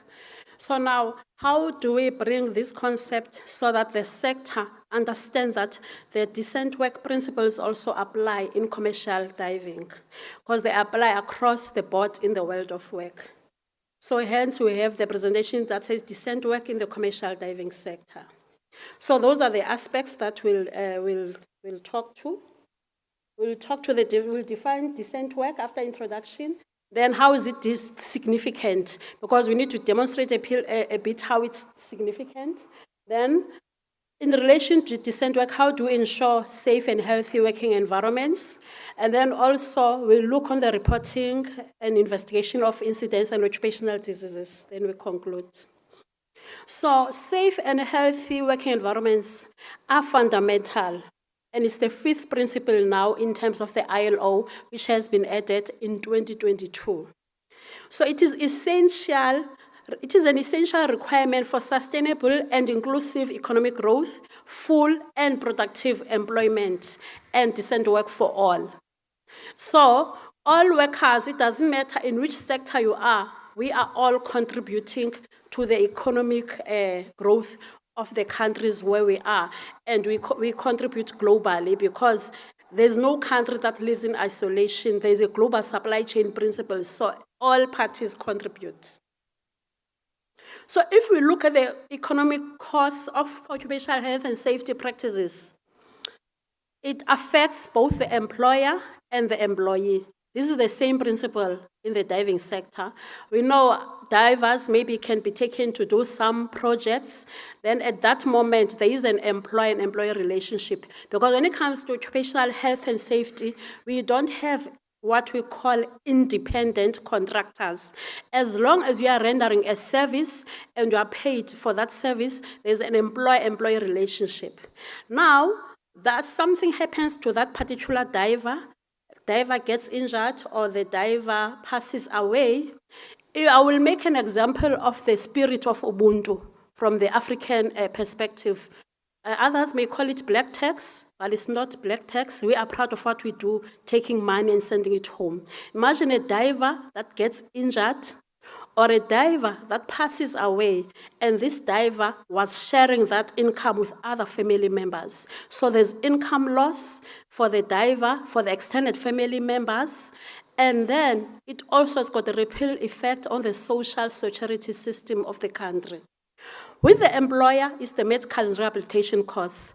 Those are only the costs that you see. But I'm not going to delve into that. Ms. Rader did talk about the hidden costs. So if we define decent work, we don't define it in isolation. It's already defined by the International Labour Organization.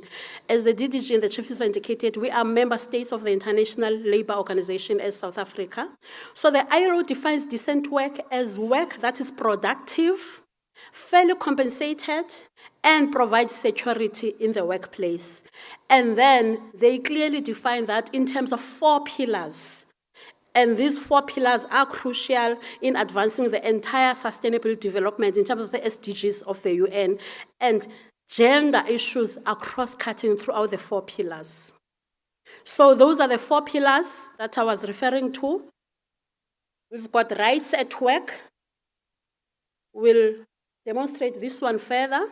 And then there's creation of employment. If I make an example of the divers that get trained, and then once they qualify in terms of the classes that they were trained for, there are employment opportunities that are getting created because those divers will get job in whatever sector they want to apply for, whereby their class of dive is required. And then also the 3rd pillar talks to social protection. Those are issues of compensation in terms of the compensation systems of any country because there must be social security systems that are in place. And then social dialogue. In South Africa, there's not much when it comes to the commercial diving sector in terms of engaging worker organizations and so forth. But in other countries that we interact with, in commercial diving, there are worker organizations that look into issues of divers. So I want us to look at the first pillar, the rights at work. So before we delve deeper, the reason the 5th principle was added, the OSH was added as the 5th principle. There was a concern that there's an increased concern about the social impact of globalization. And then the member states of the ILO took a decision that OSH needs to be the 5th principle. We know in all countries, in the constitution and so forth, safety and health at work is a fundamental right, but at a global level, that was not elevated. So in 2022, OSH was added as the 5th principle. So we have the freedom of association, which was the first principle, meaning that in terms of the ILO requirements, everyone has got a right when it comes to freedom of association and collective bargaining, deciding on the rights, on the employment conditions in that particular organization. And then the elimination of forced compulsory labor, because we know there are issues of forced labor in some instances. People may be forced into work under precarious conditions and so forth. And then abolition of child labor, elimination of discrimination and in employment and occupation. Then the 5th one that was added is safe and healthy working environments. So those ones fall under the pillar of freedom and rights at work. So significance of decent work is central to ensuring health and safety working conditions, and this ensures business continuity. No business can survive without having prevention principles implemented in that environment. It also ensures that should there be any occurrence, be it an incident or an occupational disease that gets diagnosed, or like we had the lockdown because of the pandemic, there is an ability to resume business in a safe and healthy environment. So it also ensures that fundamentals, principles, and rights at work are observed because the workers must be in a position to negotiate what they deem to be their requirement. And it also requires a commitment to significant health and safety improvements which go beyond legal requirements. So if we talk about decent work, we can't be having a tick box exercise whereby you just tick, okay, I have a risk assessment. Is it on paper or is it living? I have a policy. I've trained the workers. I'm implementing a safe operating procedures and so forth. I'm taking people for medical surveillance. But what you are implementing, is it just a minimum legal requirement, or are you going to beyond legal requirement? Because aspects of health and safety become ethical issues. So when we look at the core values reflected on ILO standards, because if we look at OSH being a fifth principle, Convention 155 and Convention 187 are no longer technical conventions. They are now fundamental conventions, meaning that each country, even if you have not ratified that convention, the country must have systems in place. That's why we also launched the OSH strategy, because we'll be expected to report as the country, what systems are you putting in place as South Africa to make sure that there are prevention principles in the different workplaces. So the core values are reflected or expressed on three main principles. Work should take place in a safe and healthy working environment. So meaning that when you go and sell your labor, you want to go back home as you were. Also, conditions of work should be consistent with workers' well-being and human dignity. Human dignity comes into play because the rights of the workers need to be observed. And work should offer real possibilities for personal achievement, self-fulfillment, and service to society. Because once you sell your labor, you provide the service, you get paid, you use your money, you take back to the economy of the country. That's a service to society. But there's also self-fulfillment on your side because I'm paid to look after a family. But these three main principles, how do they relate in the diving sector? Because they cut across. So, with relation to the commercial diving sector, diving activities should be conducted in a safe and healthy environment. No shortcuts are allowed. Conditions for commercial diving should be consistent with their well-being, the divers' well-being, and workers involved in that particular sector, because not everyone will be a diver. Commercial diving activities should offer opportunities for personal achievement and service to society. So I wanted just to demonstrate that these principles still apply when you undertake commercial diving activities, including the workers that offer support services in that sector. Bringing it back home, we have the Bill of Rights in terms of our constitution. So the Bill of Rights is a cornerstone of our democracy in South Africa, and it enshrines the rights of all people. And this includes the right to health and safety at work. And as the state, we must have legislation that responds to that. Hence, we have the OSH Act with the regulations that have been promulgated in terms of Section 43 and any other codes of practice that we have incorporated or standards that we have incorporated, be it national or international standards. So, in terms of Section 24 in the Bill of Rights, everyone has the right to an environment that is not harmful to their health and well-being. So, this is linked to the Occupational Health and Safety Act, because Section 8 of the Act requires an employer to provide an environment that is safe and without risk to the health of workers. So I wanted us to look at that now. How do we ensure safe and healthy working environments, looking that OSH is the fifth principle that has been added? We are using, Chief Inspector showed you one of the pillars is risk management that needs to be implemented at workplace level. In any activity that needs to be undertaken within the commercial diving sector or any sector, there must be an anticipation and recognition of hazards. These must be evaluated, and there must be control measures that are put in place. But if we look under the box of anticipating and recognition those hazards, we are looking at your qualitative risk assessments, because now we have to check, whilst I've been conducting these commercial diving projects, because for each and every project that you have, you must have a risk assessment. What were the issues that were highlighted in my past risk assessments? What were the issues that became problematic for me? And what control measures did I put in place? Did I get any complaints from the commercial divers? So how do I address these issues and respond through the risk assessment? Were there any past incidents that have occurred? Does not need to be a fatality, could have been a near miss, maybe a machine ran out of control, or there were any first aid incidents, but how do you review those to make sure that they influence the risk assessment? Or were there any occupational diseases that were diagnosed and reported to the chief inspector? And then, in terms of medical screening or surveillance, what were the outcomes that I need to take to cater for in my risk assessment to make sure that the control measures I put in place, they cater for the divers? And also, preparing for that project, how do you anticipate what's going to happen? And during the projects that happened past, did you do a walkthrough just to check now? Are they, I don't know how you will do it underwater, but will advise, did the diver provide feedback while they do the work underwater, to provide you feedback with what is happening underwater, you can update the risk assessment?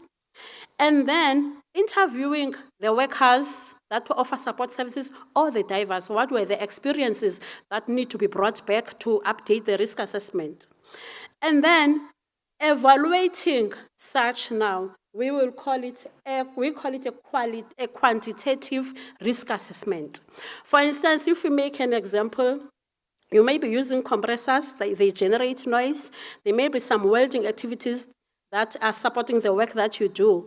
But now, what measurements are you taking place? Because if you've got noise exposures, your noise-induced hearing loss regulations come into play. So the results that are there, do they fit back into your qualitative risk assessment? If you've got welding that is being undertaken, or there's possibility of exposure to other hazardous chemical agents, how does that fit back into your qualitative risk assessment? And then, technology. Both these, they'll inform the risk characterization, because when we will know, this is my high risk, this is my medium risk, this is my low risk. And this will inform you on how to implement your control measures. We might be having existing control measures, but how do they make sure that you've got the correct characterization? Do you need to assess them to make sure that you are still in that particular risk, you are still on high, medium, or low, because also need to look after your residual risk. But it's a continuous loop. It's not a once-off exercise, because you always need to monitor your risks. Like you monitor your insurance at home. You'll keep on checking that you are properly insured and so forth, keep evaluating instances and informing your insurer. So the principle applies in the world of work. So having that risk assessment is supporting you in terms of your proactive measures to minimize the likelihood of an incident happening. We're not saying it's not going to happen, but you're minimizing the likelihood of an incident or someone getting diagnosed. Depending on your characterization, your control measures will fall under the hierarchy of controls, because on your sector will determine now for this operation, where in the hierarchy of controls do I fall? Does this operation require remote operating vehicles? And then will it fall? Or on engineering measures, which will be there, part of isolation? And then, in terms of administrative measures, what is your outcome of your risk assessment and exposure monitoring, the training that you have given to the workers? If they need to use personal protective equipment, what is it that is relevant? And then that is your primary prevention. Then it will be supported by secondary prevention, where your screening medical surveillance comes into play, your fitness for divers and so forth will fall then secondary prevention, because they must be fit for purpose before they get into that particular work. Should all systems fail, then compensation kicks in. So others may be rehabilitated and be able to go back to work, but others may have passed on. Then those, the compensation system looks at everything on that. So if an incident on occupational disease happens, the employer needs to conduct their own investigation, because we need to understand now, why did that incident happen? How did it happen? Who was involved? And how can we prevent a recurrence? We are not looking superficially. We have to dig deeper to know now, I need to make sure that I prevent I prevent a recurrence, and also have an incident recall with the workers in that particular establishment. So we use the form called Annexure 1 to record. But you are not limited to this form. You can add annexures, writing notes and extra pages, because you can see that is only minimal information that is there. Then if the commercial dive, because in terms of reporting, we talk about 14 days. But if a person is not able to do the work that they were supposed to do, they are only doing light duty. That's what industry calls it, light duty. You still need to report that. Because if you are not able to do what you're employed to do, it means you are not fit for purpose. So, if there are first aid injuries in your particular establishment, they must be investigated and records kept. But you don't need to report that to the Department of Employment and Labor, but you record everything, keeping track of what is happening, checking that there are no similar trends. And you don't need to report to the compensation fund.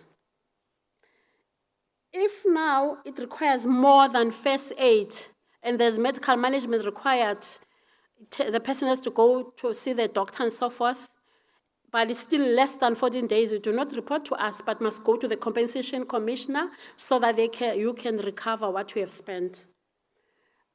So we call 0 to 13 days non-reportable incidents, but if it's what we call light duty, you still report. Then 14 days or more, you report to the department in terms of WCL1, WCL2, and then the same WCL2 you will send to the inspectors. They will also request a copy of the Annexure 1, the one that I showed before.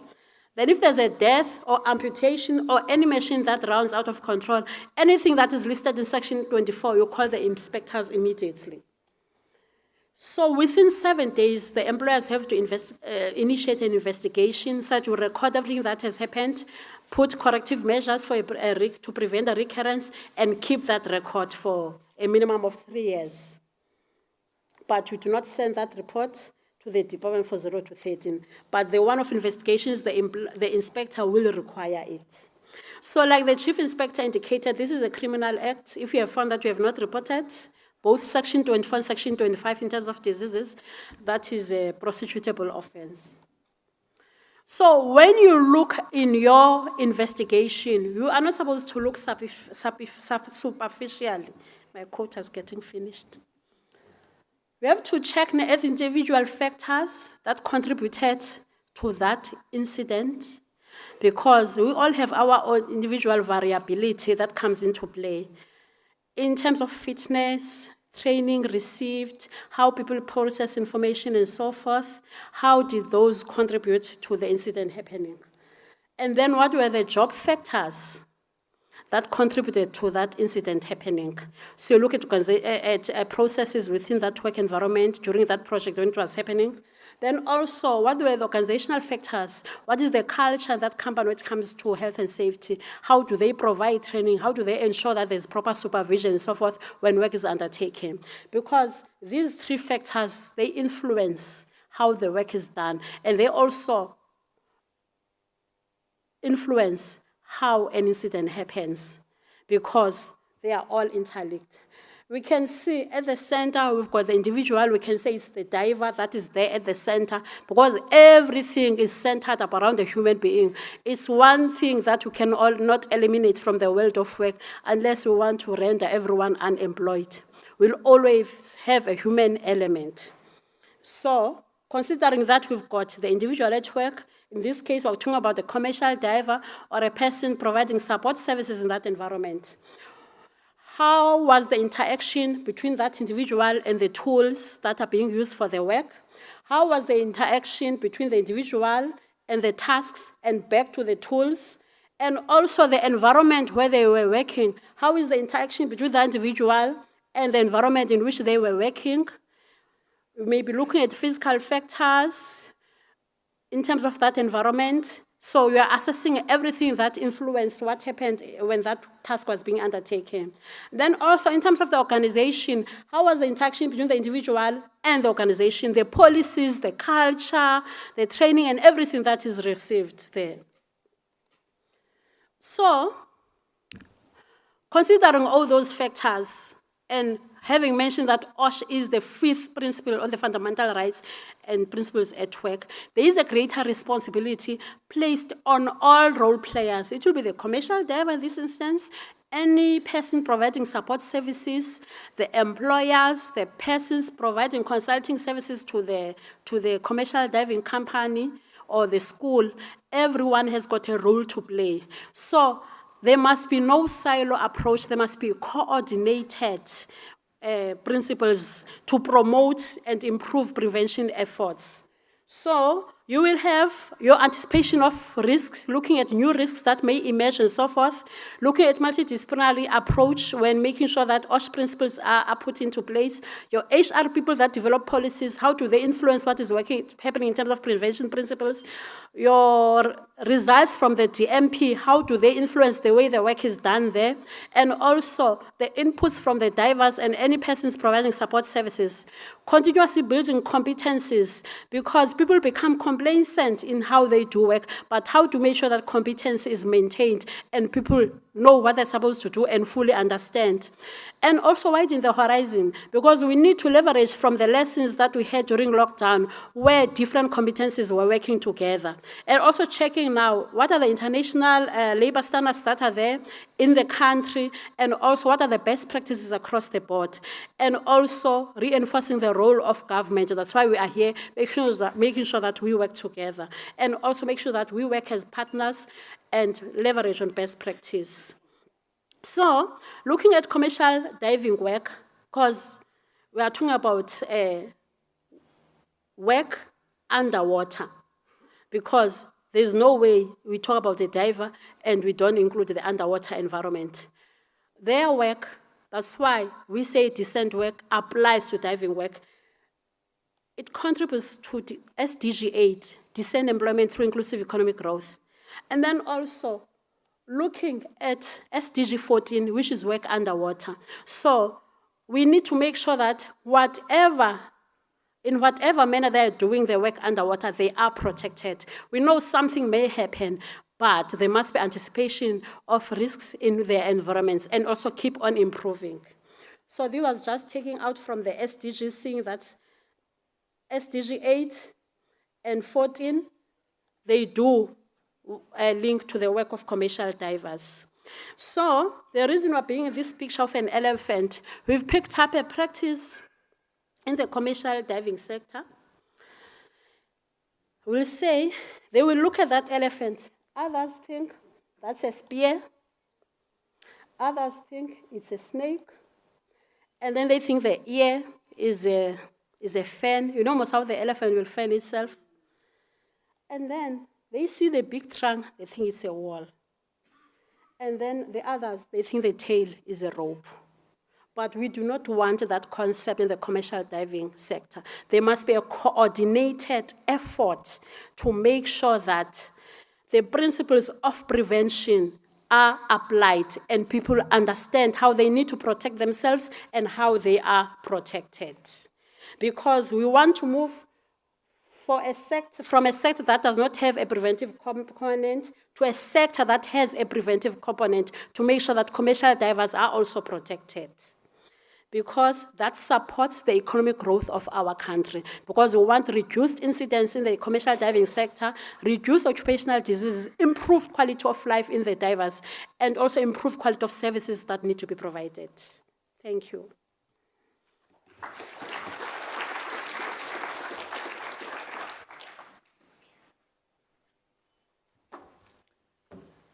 Okay, thank you, Ms. Huna.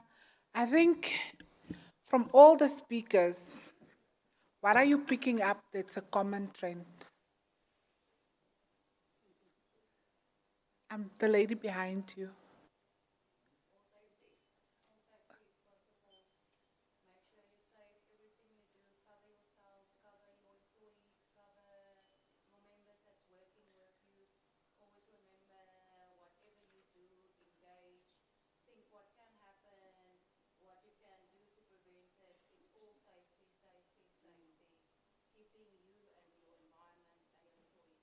Okay, thank you. You've summarized it very, very well. Let's give her a round of applause.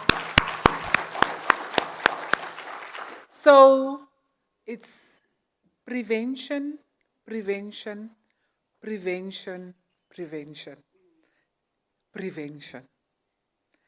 And if you do not prevent, there are consequences for not preventing. Injuries as well as diseases. So you can see, Ms. Huna spoke to the decent work in the construction sector and what are the decent work principles. And they cut across not only in diving, but in all industries. So we are here to work with you to prevent injuries and diseases. So with that said and done, we are going to go now into the next presentation, which will be done by Ms. Jabu Mhlophe. Ms. Jabu Mhlophe is one of the specialists in the field of occupational health and hygiene. The commercial diving regulations, it falls under her unit, and she also deals with biological stresses. Ms. Jabu Mhlophe will be speaking about the South African regulatory framework when it comes to the area of commercial diving. So when you listen to everybody, when you leave here on Friday, you must, when you go back, think prevention, sleep prevention, eat prevention, prevention, prevention, prevention. You must have an overload of prevention. You know, when you go, you can come up, Ms. Mhlophe, when there's a song that's playing, you go into a room, there's a song that's playing. Like I was home last week, and back home we have a 7-month-old boy.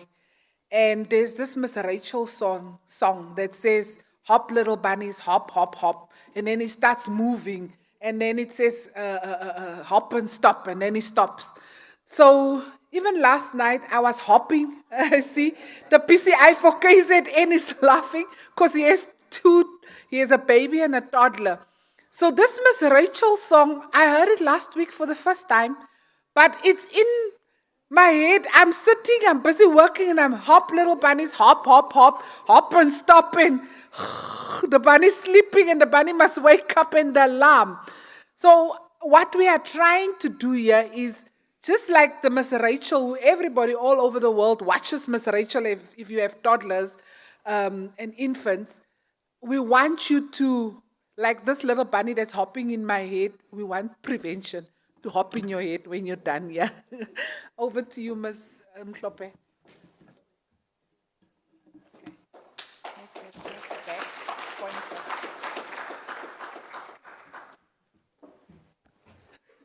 Good morning, colleagues.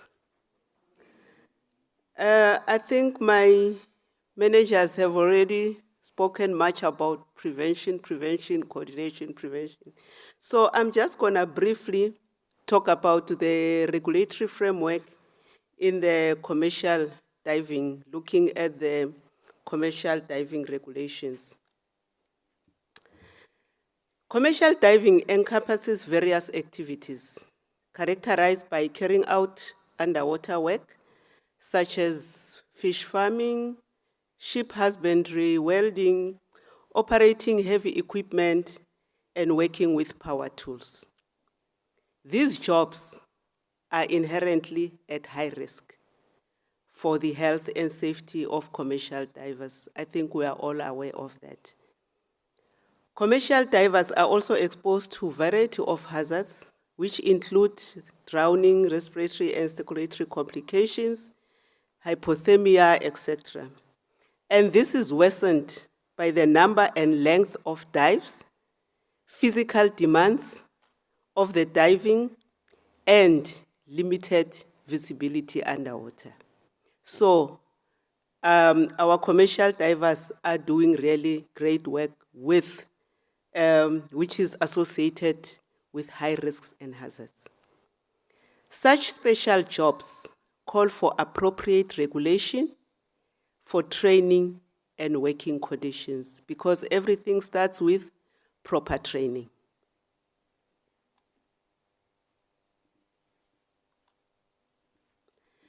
Now, in May 2022, the commercial diving regulations were promulgated in terms of Section 43 of the Occupational Health and Safety Act as amended. The OHS Act provides for the health and safety of persons at work and health and safety of persons in connection with the use of plant and machinery. So I think this fits well with the proposition of decent work, which was explained thoroughly by Ms. Huna. And the OHS Act does not apply in respect of a mine, mining area, or any works as defined in the Minerals Act of 1991.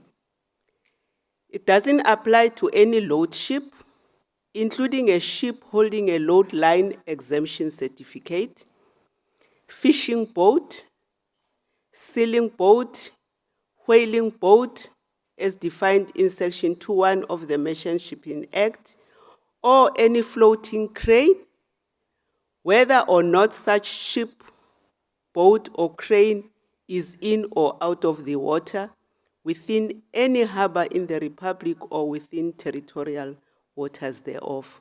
That's why today we've got SAMSA, our colleagues here with us, to take over their space. And then the commercial diving regulations regulates the training of learner diving candidates and apply to all commercial diving operations and all persons engaged in commercial diving operation in the Republic of South Africa or the territorial waters thereof.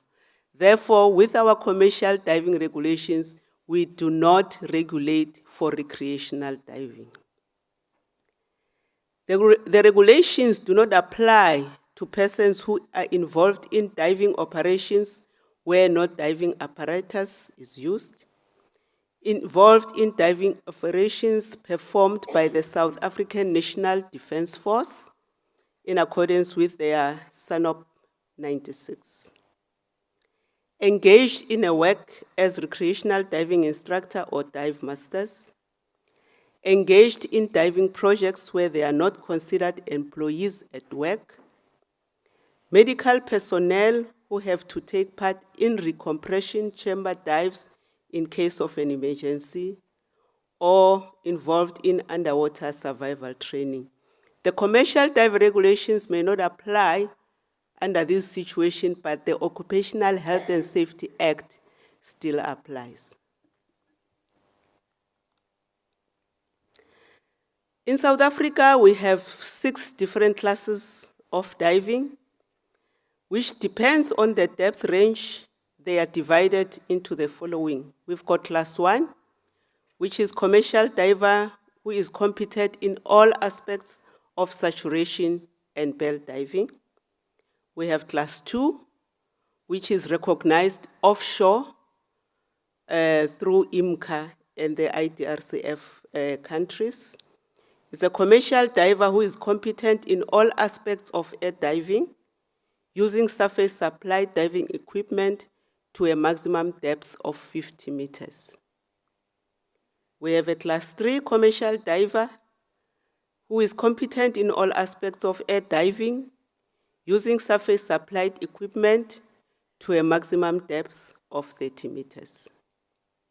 Class 4 commercial diver, competent in all aspects of air diving using commercial scuba to a maximum depth of 30 meters.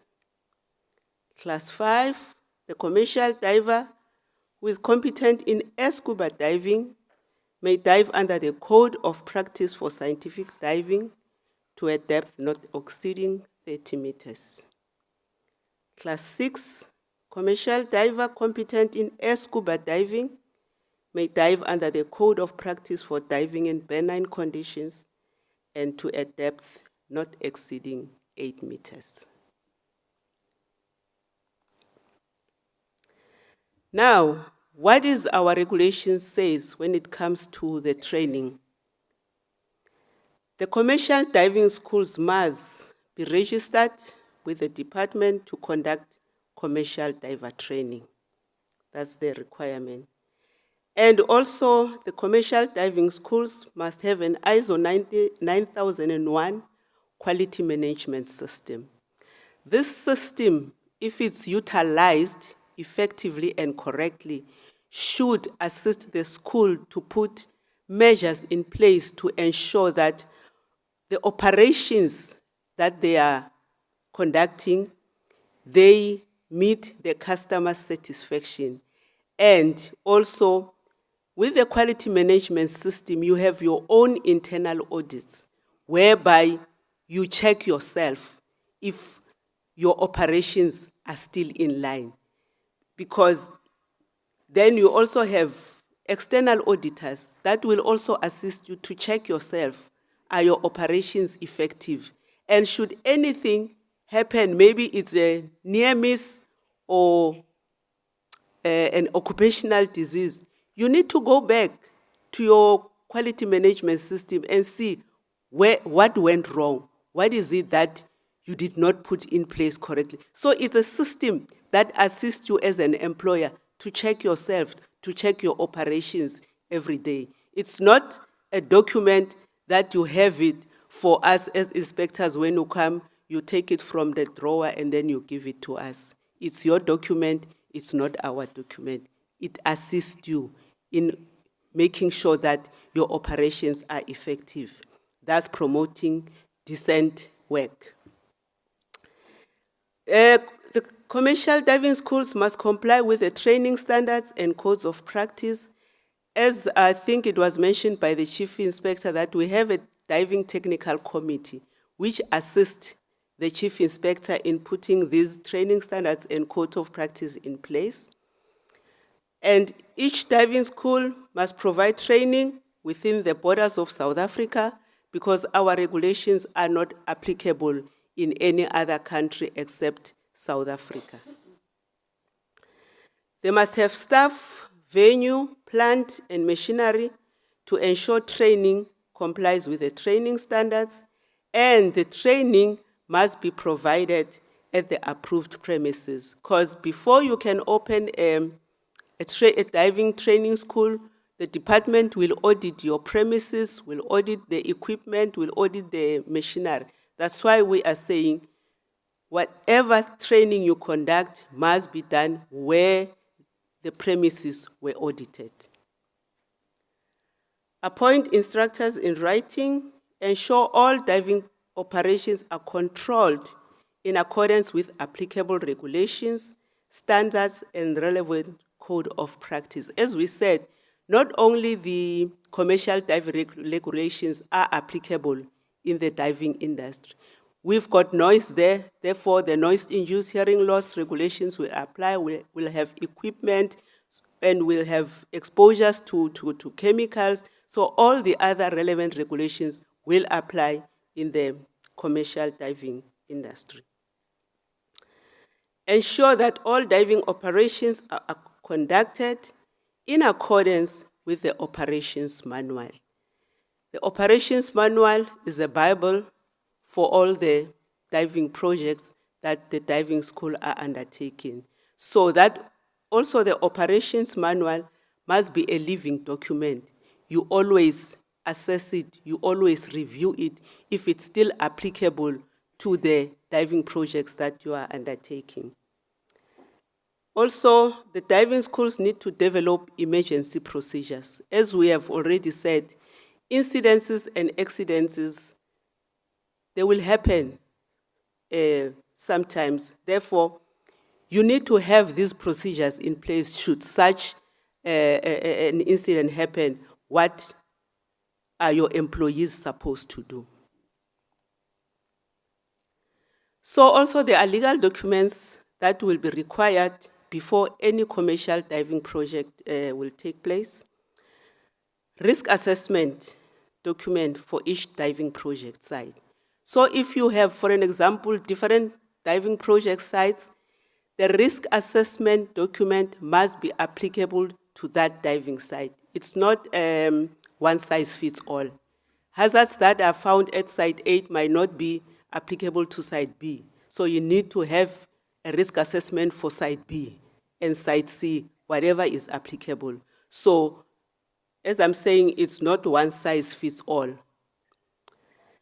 The operations manual, specific for each diving project or activity, emergency response and evacuation plan.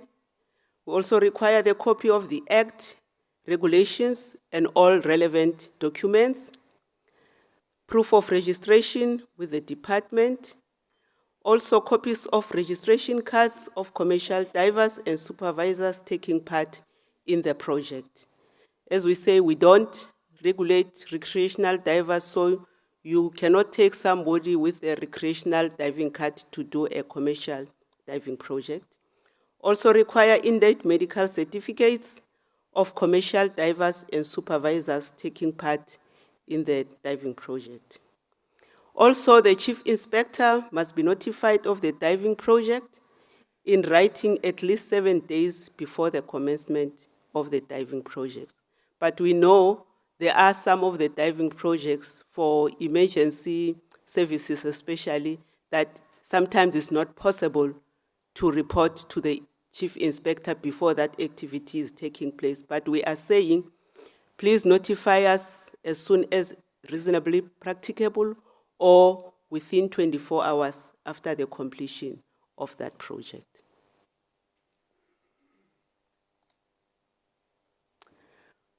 As I've said that you have plant and machinery in commercial diving, therefore an employer must ensure that all plant and machinery used for any diving operations are checked and tested before use by the diving team. This is so important and crucial, so that should there be any failure in the equipment, you are aware of it before it's being even used by the diving team. The machines, the plant and machinery are designed, manufactured, and maintained in accordance with the OHS Act and applicable regulations. They are used properly and kept in a safe working conditions and are available for commercial divers to safely enter and leave water or other liquid. Therefore, it's important that employers that are responsible for diving operations, you really need to check this equipment so that you are, even your supervisors must check this equipment, because most of the time you'll find that it's a failure of the equipment that has put the lives of the divers in danger. Therefore, the maintenance also of this equipment is very important.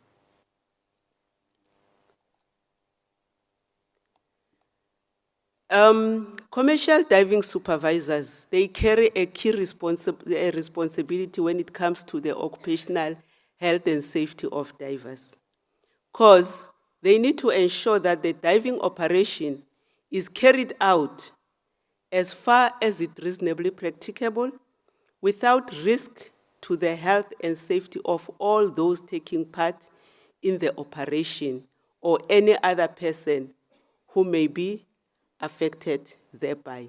Therefore, diving supervisors, the lives of the divers are in your hands.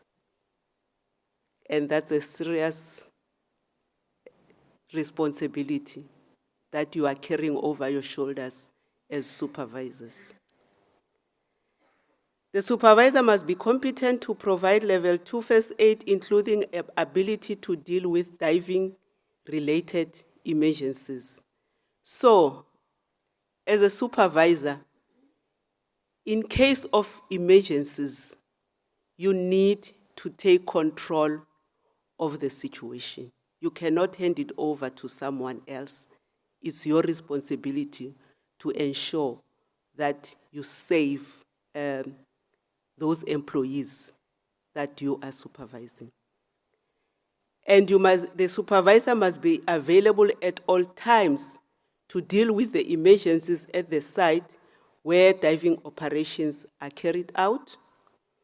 In the event of an accident, take such measures as are necessary to provide treatment to any person injured in the accident, to ensure the safety of persons involved in the diving operation and to stop the operation or any portion of the diving operation that may have caused or contributed to the accident until the diving operation or portion of the diving operation can be safely resumed.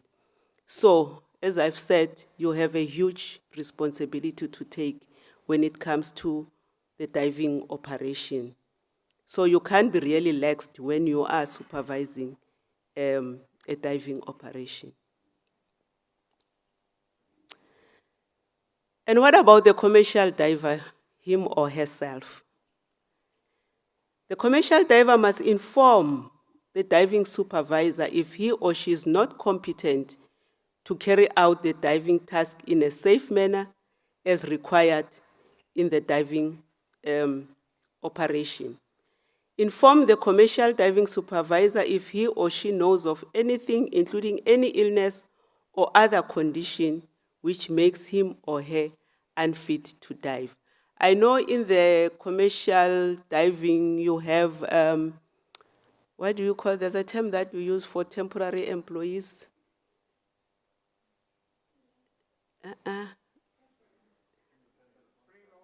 Yes, I'm looking for that word, freelance divers.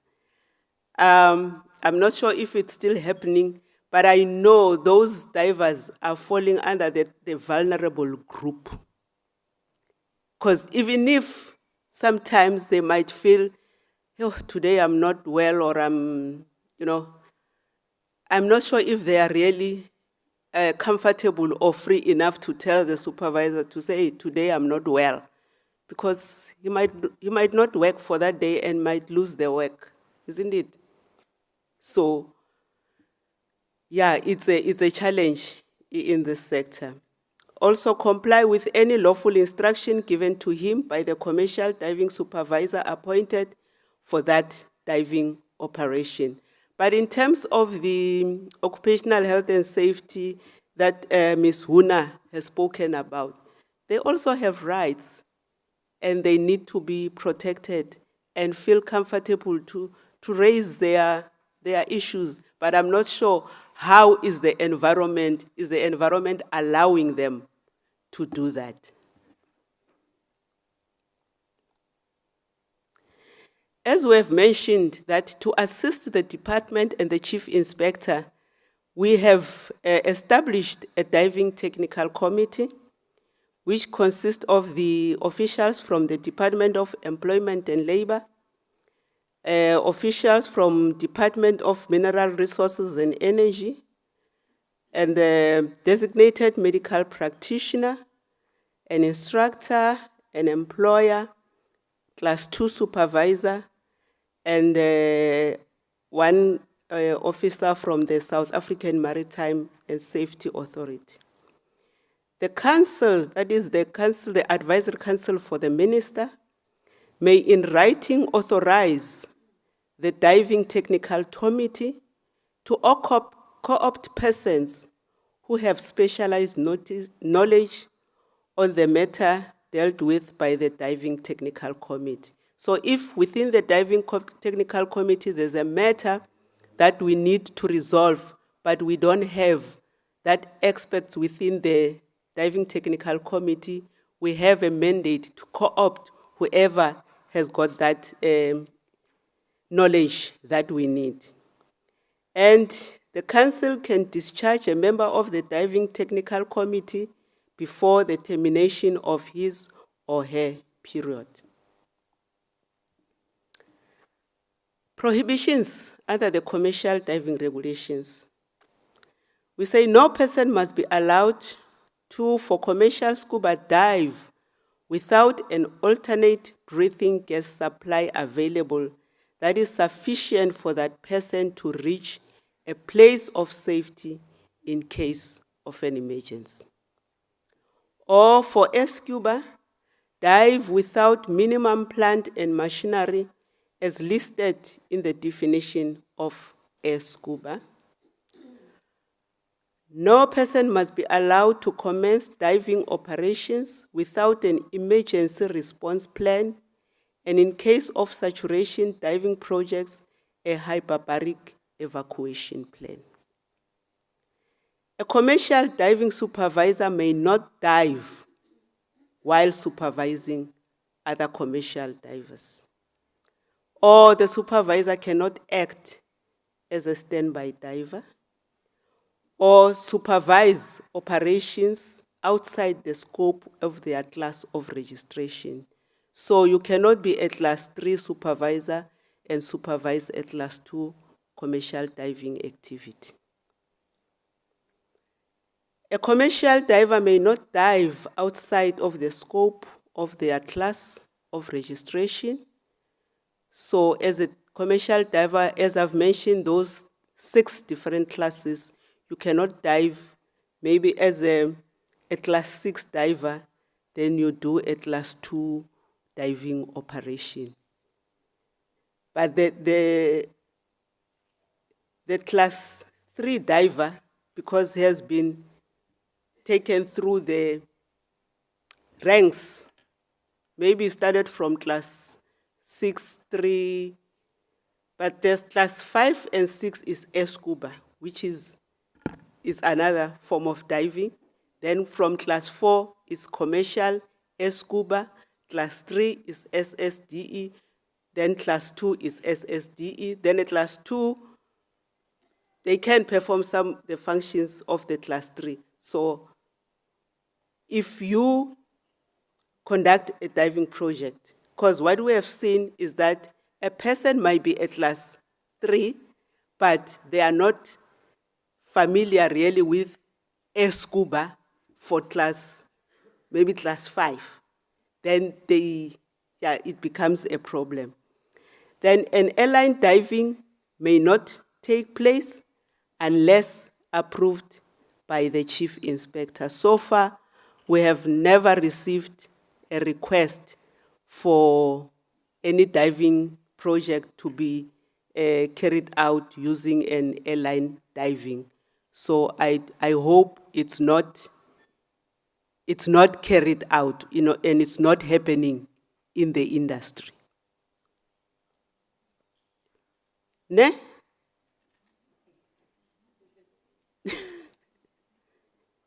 Is my assessment correct?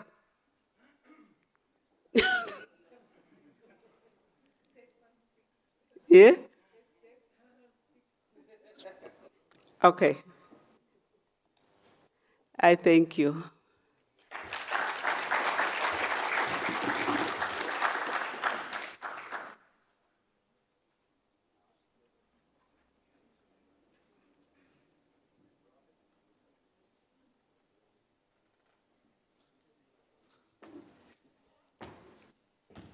So thank you, Ms. Mhlope. That was a summary of the diving regulations. You can see there's lots of rules and regulations that we need to follow. And if we follow the rules and regulations, then hopefully we won't be having injuries and diseases occurring in this particular sector. We are now going to go over to the last presentation before we open up for Q&A for the 3 presentations that was done in this session. We are going to hand over to Mr. A. Nel Wamonde.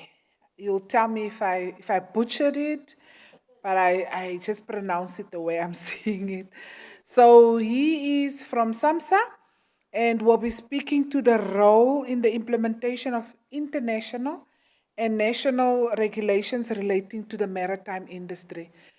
SAMSA, like we've indicated, Ms. Mhlope started with some of the exclusions, and there's a saying in Afrikaans, I'm going to try and translate it. Tussen die hand en die mond val die pap op die grond. So we don't want the pap to fall op die grond. So in English, it's literally there are cracks. Things are falling through the cracks. So between us and yourself at SAMSA, we need to work closely together. We believe you can come up, sir, that today is where we also forge a relationship further to make sure dat tussen die hand en die mond die pap gaan nie val op die grond nie. Are we in agreement? Yes. Over to you, sir.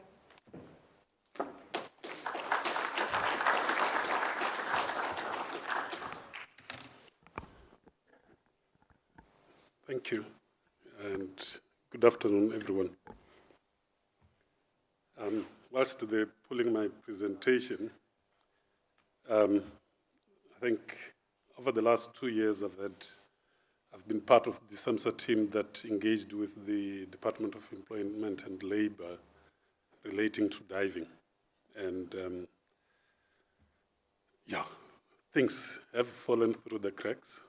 And I think from both parties, there is an agreement, if I can put it in that way, that those cracks needs to be filled. I think in my presentation, I'll cover, broadly speaking, the status quo of where things are from SAMSA's point of view, including some of those cracks. And I think the cooperation that I think from SAMSA's point of view are going to be part of the discussions going forward to make sure that that point of handshake where DEL's responsibility stop and SAMSA's responsibility starts, there is no chaos there. There is at least a clear process of first, definition of where that is, and secondly, how that handshake takes place. I think in the last few months, SAMSA and DEL have had numerous conversations, not only on diving, but just the regulation of the maritime industry in terms in relation to that. And I think we're getting better at defining the points where each other's responsibility starts and the other one stops.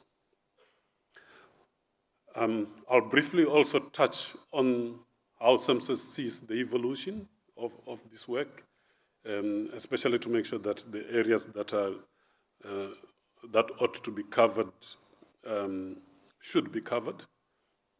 And also, I think I've also noted on the program that somebody's going to talk about the IMO 2023 diving code. So I will possibly just mention it once or twice so that there's not a repetition. So I'll focus primarily on the regulation.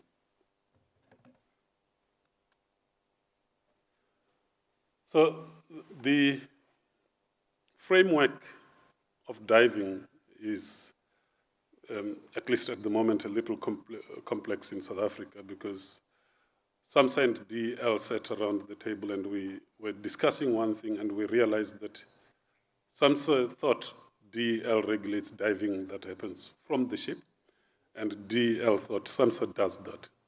And therefore nobody was doing it. And therefore it's a work that we need to do that. And in the SAMSA process we've started since then, and this is basically how we've seen just specific to diving, but also general to shipping, is that the framework starts at an international level. There is an employment part, which I won't talk about, which the colleagues from DEL have sufficiently covered. And then there is a ship part, which up until this point, or in the recent past, SAMSA thought that the DEL was taken care of, and we've accepted that it's our responsibility, and we'll talk to our parent department to make sure that it's well covered. So there's conventions, codes, resolutions, and circulars at that level. In South Africa, we've got the SAMSA Act to establish SAMSA, Merchant Shipping Act to talk about the ship and its equipment, and also the Occupational Health and Safety, which has been part of many presentations this morning. We'll talk about what actually happens on the ship. We know from SAMSA's point of view, ship certification is well documented. There's processes and procedures that controls that, but we always left diving equipment out. We are, in terms of personnel on board the ship, SAMSA likes to think that it covers the seafarers as a whole from a training point of view and also from an employment and conditions point of view, part of the process that we're engaging with DEL as well. But we actually never looked at divers up until now. So I'm not going to talk about DEL role. I think that's sufficiently covered, but SAMSA is responsible for the ship and its equipment. And up until now, except diving equipment. And I'll show you how this actually pans out in the next couple of slides. And we're responsible for seafarers' qualifications. My day job as the chief examiner is that I basically oversee South African seafarers' qualification, make sure that they're acceptable internationally, make sure that there's sufficient training institutions that's approved. And so we covered that. We're having conversations about the 2023 IMO Diving Code and how it should apply and the mandate that should be in South Africa in relation to the IMO Diving Code.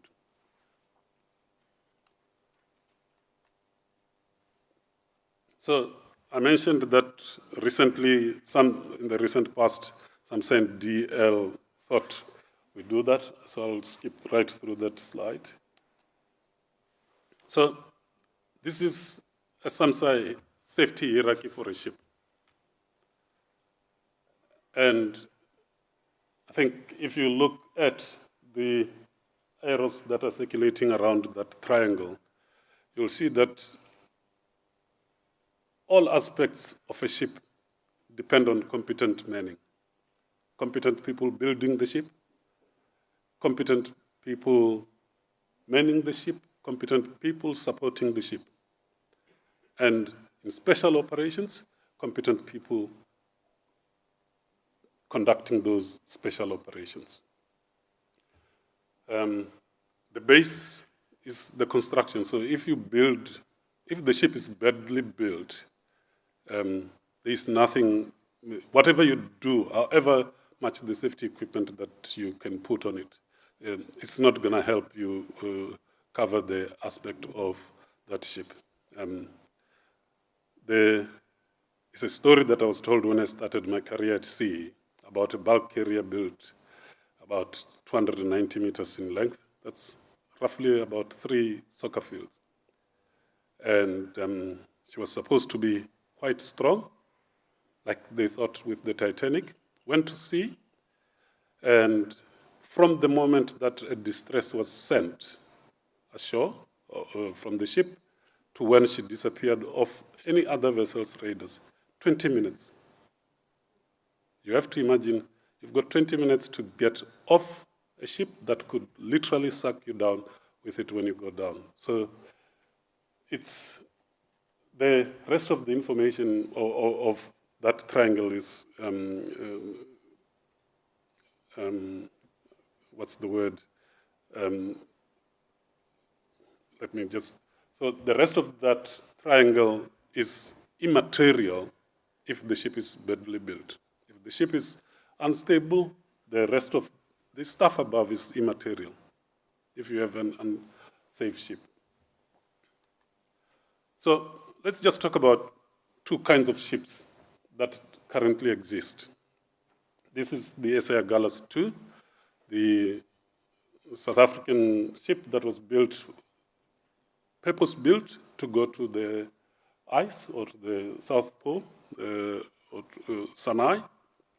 And in this regard, SAMSA was there, responsible for approving the plans for a build, responsible for a certification, and up until this date, we're responsible for making sure that she's able to carry the cargo that she carries. We're also responsible for making sure that the equipment that they use for loading and discharging that cargo is properly certificated and safe. We're responsible for the seafarers, their qualifications, including special qualifications for those who are going to the polar regions. We're responsible for the food and other living conditions on that. So we inspect, we make sure that the cabins and spaces that they live in is conducive for that, for people to live in, including making sure that there's some sort of entertainment on that vessel, and the employment conditions. Some of you might recognize this vessel. It's an AMSOL, or it was a vessel that was on contract for AMSOL for some diving operations of the SPM in Durban. If this were a South African ship, we would be responsible for ship ownership and certification. The work done, we thought it's DEL. The equipment carried for that work being done, we thought it's DEL. The seafarers on board, yes, but the divers, no. The food and other, it's as per previous. So you can, I think what I've highlighted there in red is to indicate those gaps that were being mentioned when I was coming up. And we are working to make sure that those gaps don't exist. So what do we see the future as? And I think this is subject to the mandate from the Department of Transport and possibly DEL as well, and also the consultation that will take place with industry in terms of adopting the code. But we foresee that SAMSA will be making a submission to DOT so that the diving code forms part of the statutory framework in South Africa. We foresee that the maritime occupational safety regulations will need to be amended to make sure that diving is properly referenced and there's suitable cross-references to the diving regulations that were mentioned by my colleagues from DEL.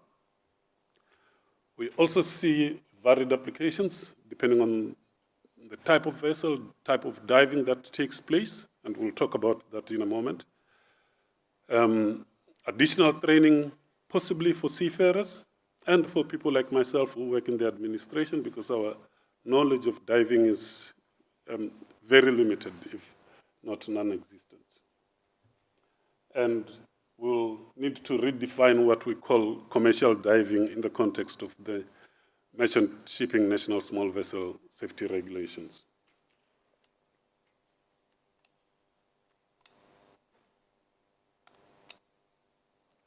Okay.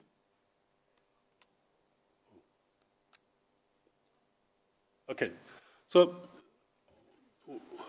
this is the type of vessels that we do, and this is very broad. So we talk about small boats, those you find on inland and even on the coast. I think some of you who've gone to Hermanus would have gone for, or been tempted to go for some shark cage diving, so that's the boat on the top there, and a lot of diving takes place from that. And ordinarily, SAMSA would be responsible for making sure that the vessel is properly certificated. We will also be responsible for making sure that the skipper is also qualified and certificated. Commercial, we've got three kind of operations in these kind of boats. I think commercial, so there's a construction offshore or even alongside in the harbor. These boats would be engaged and they fall squarely within the regulatory, or in the, excuse me, they fall perfectly in what is defined as commercial diving under the Occupational Health and Safety. Then we've got what we ordinarily called commercial dive endorsement, which is, according to the definitions that we've been explained by colleagues from the Department of Employment and Labor, that's recreational. So I've called it commercial recreation there, which is your shark cage diving as an example. It's not actually commercial in terms of that. So it's from a merchant shipping point of view, it's commercial because people are paying to get a service from a boat. But from employment and labor, it's not commercial because it's not commercial. And then finally, we've got recreation. So this is individuals who are able to do that. Then we've got large boats. I think the picture that I've inserted there, if you go up the west coast, when you pass the towns of Lutzville and going further north, there's some offshore mining that is undertaken by boats where divers go down. And as these boats don't fall under the national small boats, but on the initial evaluation, they would also not be covered by the IMO 2023 diving code. And that's a solution that we need to come up with. So officers are suitably trained, engineer officers are suitably trained, and I think you will see there's a question mark on the second one about systems coverage. I think when we talk about integrated systems or non-integrated diving systems, are persons on the ship suitably trained in terms of dealing with diving systems that may be installed there? Or do we need additional persons? So we will have to come up with that solution. And finally, same boat that I spoke about earlier, same questions, but at least these boats fall squarely within the IMO 2023 dive code. But what should be the diving mandate? And maybe let me just elaborate by that question, what I mean by that question. The IMO 2023 code is a recommendation,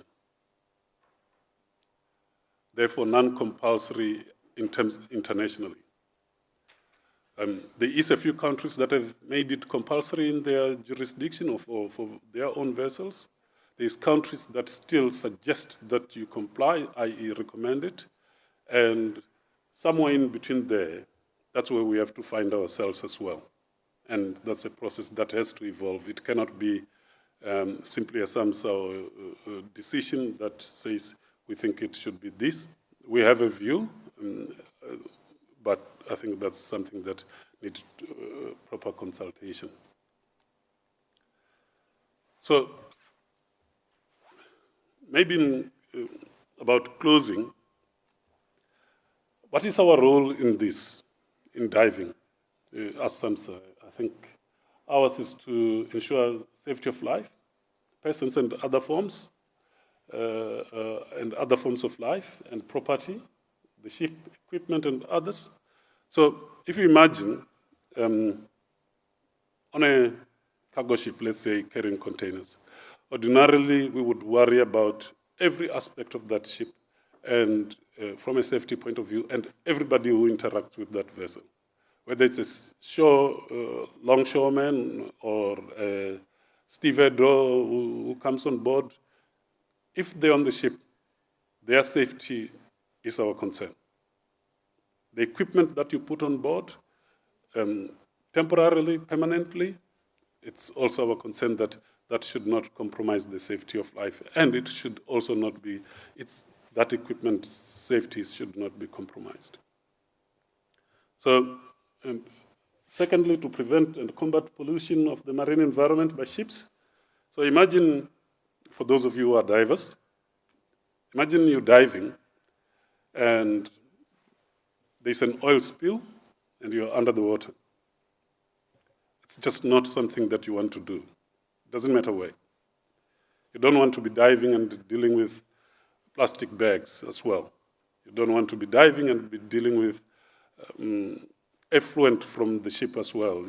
All of those aspects are regulated, and we want to make sure that in the diving aspect, we also make sure that there's those protections to the divers and the people that are involved in that. And lastly, in our promotion of the Republic's maritime interest, I think I can actually say that this is firmly on the SAMHSA agenda, and soon it will also be firmly in the agenda of the Department of Transport. And we have to follow certain processes. And one thing I've learned in the last many years that I've been working here, or in SAMSA, is that SAMSA has quite strong consultative processes, and we take those seriously because we don't want anybody left behind, and we also don't want people complying because there's a rule, but we want them to be part of the compliance mechanism where we can, as best as we possibly can, and providing a safe work environment on board the ship. So these are critical items for us that we need to take forward to make sure nothing has fallen through the cracks.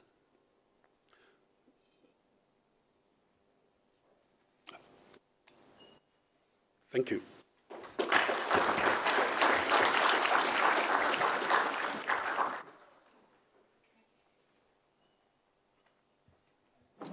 Please don't go.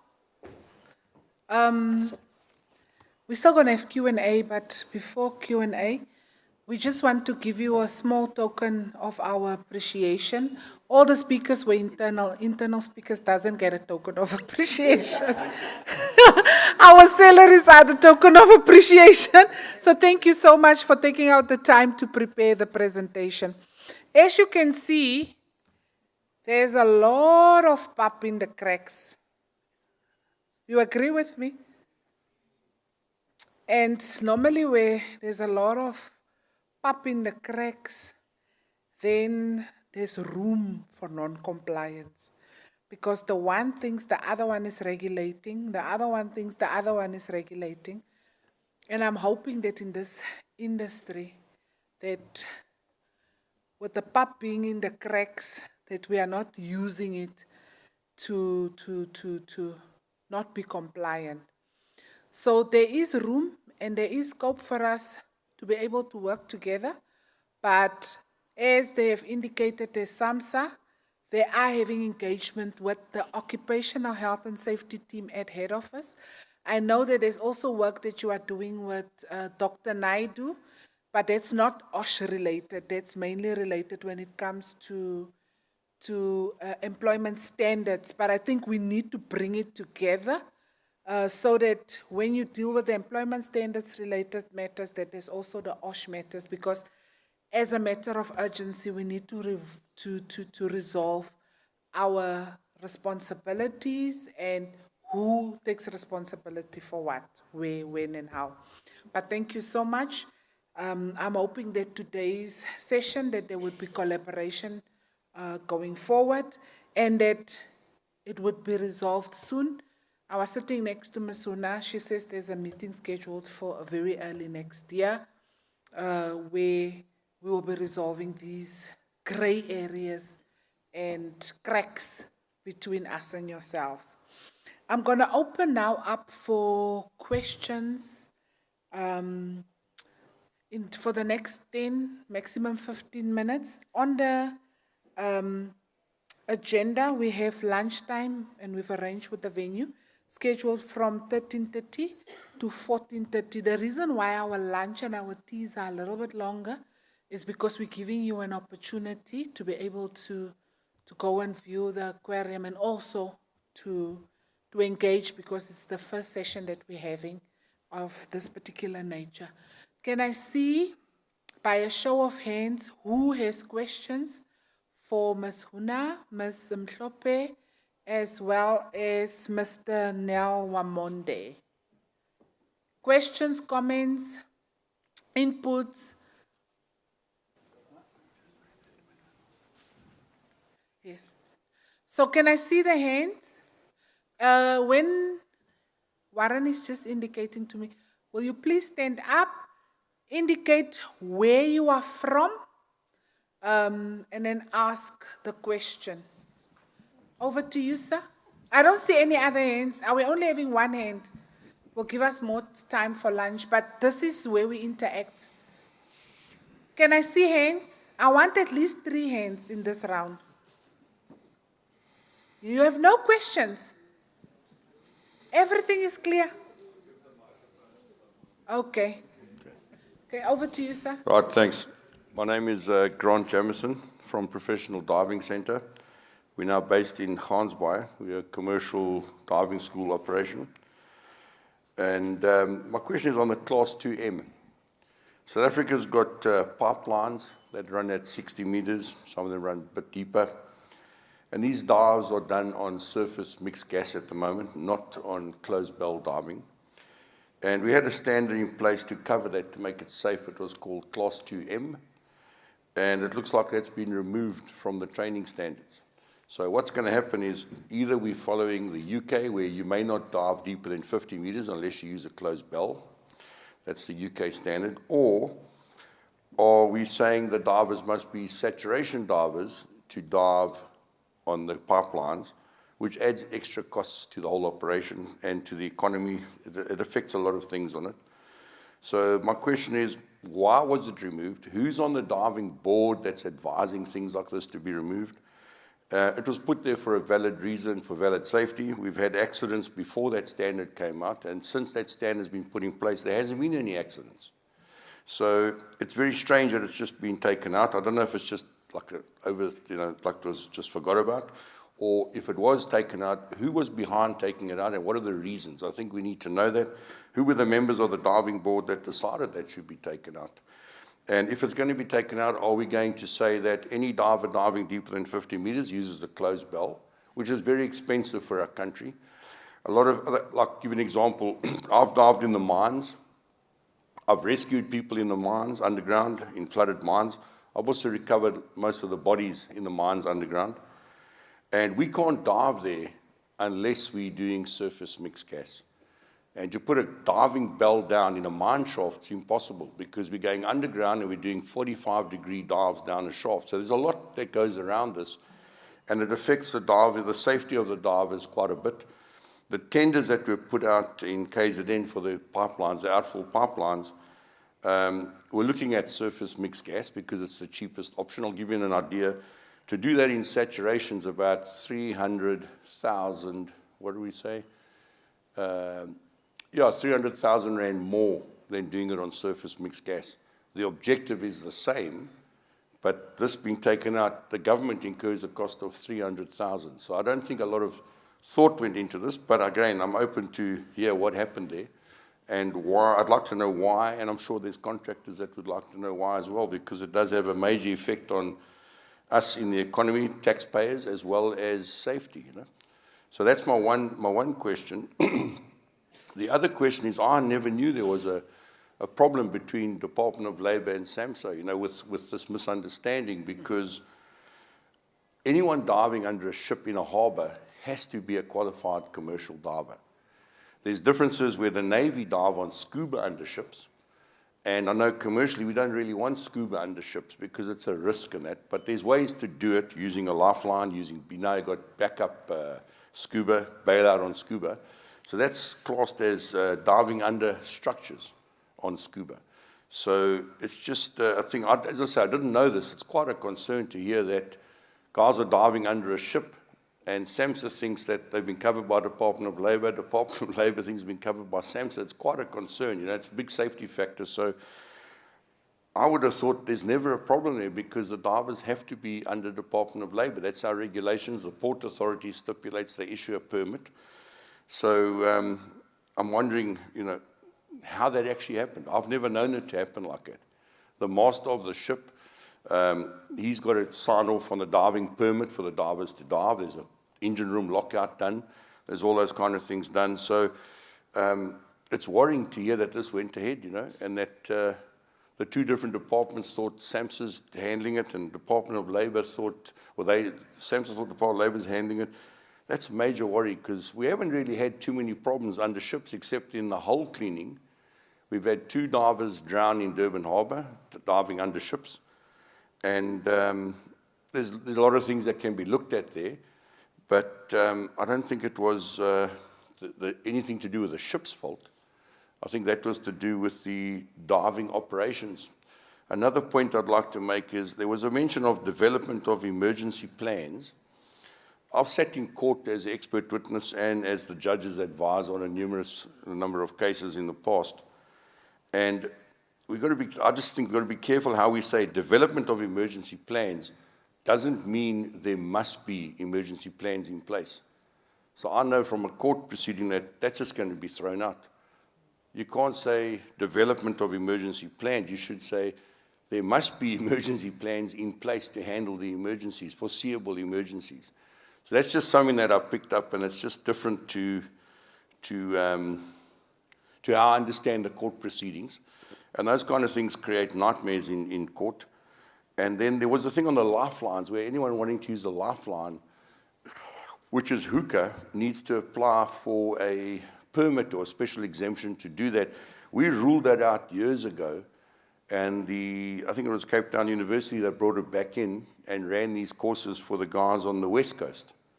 So that's now something that was taken out of the regulation years ago, and then it looks like it was put back in. I haven't been part of the Diving Council since 2010, when I resigned to pay more attention to my own business. But yeah, that's quite a concern that we've brought that back in. Where is it being used? Should it be used? Because the airline diving didn't require a bailout. It didn't require an emergency cylinder on the person's back. They would dive with a hose. If something happened, if they got trapped, and we had a number of deaths like that. So that's also just a worry of how the airline got back in. I know it was brought back in by the University of Cape Town years ago, and they did the training for it. They actually ran training, and there were certificates issued for that, and that was after we asked for it to be taken out. So I'm not sure what's happened there, but it'll be interesting to find out how things have developed. The diving board, the people on the board, their expertise, their focus on safety, how it's all developed. Thank you. Okay, thank you. I've allowed you to ask multiple questions because we don't know. It's okay, because we don't have any other hands. So I'm going to request you, Ms. Mhlope, to respond. There was multiple questions, and I believe that you have taken note of what they are. The 2M, who's on the board, etc. So over to you, Ms. Mhlope. Okay.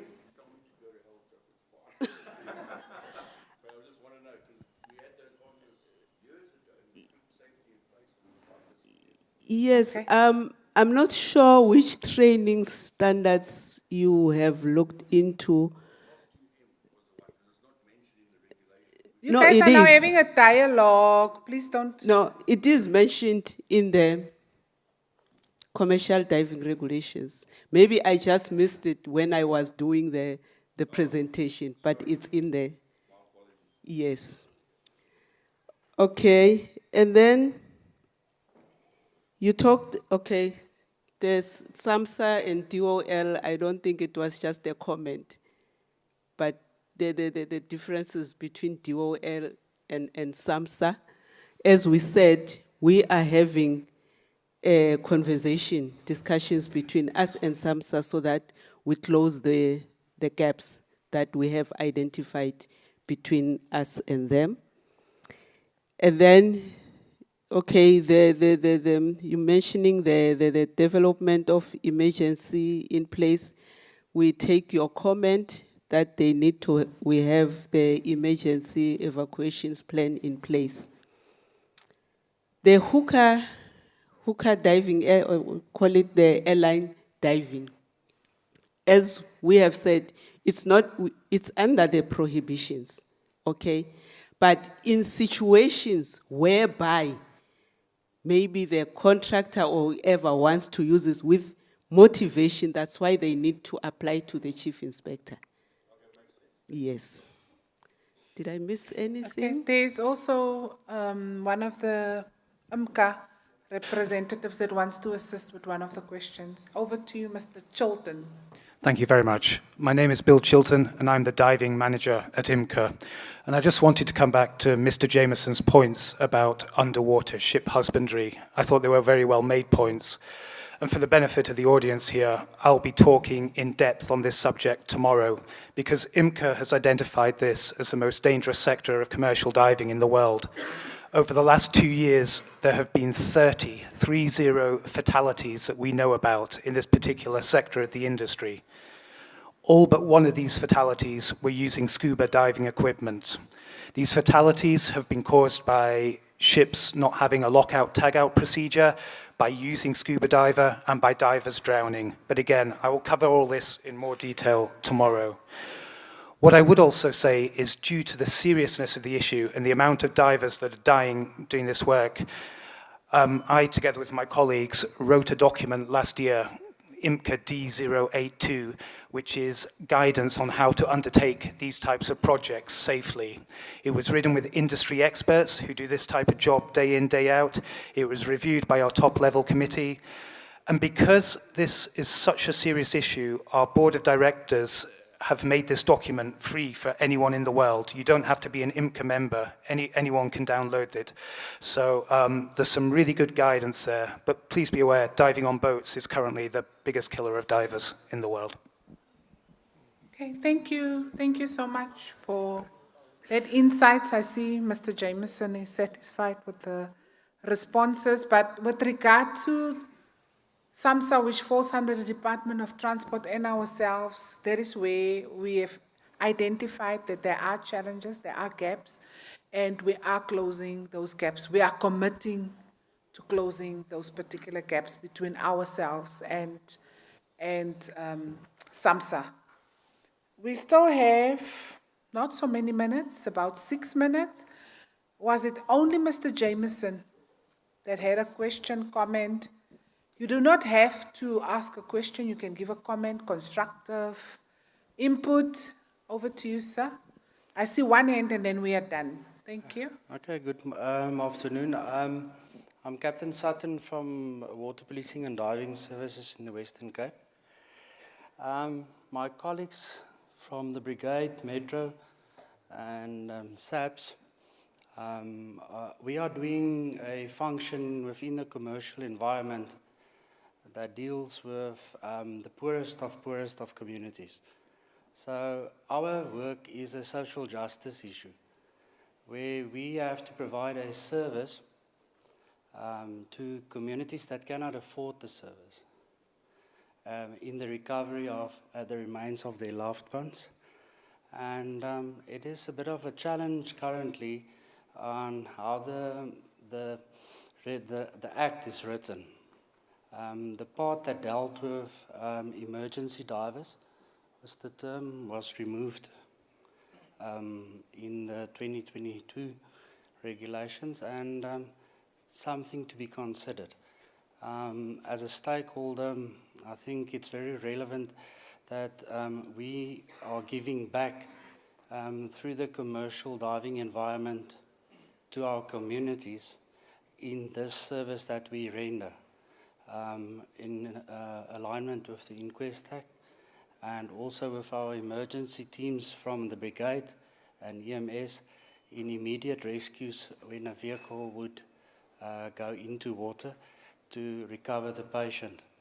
I think it's really something that we might just have to revisit as the environment itself in commercial diving. I think we are very much on the one side that's not dealing with the monetary value. We're dealing with the finalization of a recovery or an investigation. So that is an open-end question. It's just that I'm requesting that that the department would just take another look at that part of the Act in the future, because where do we fit in for that function? It's very difficult to comply with all the regulations to do a recovery in Marikana here in the Western Cape when you have 100 community members who are angry because 2 children just drowned and you are only 2 police divers on scene, and they won't let you go. They'll keep you hostage up until that body is recovered. So our challenges are different.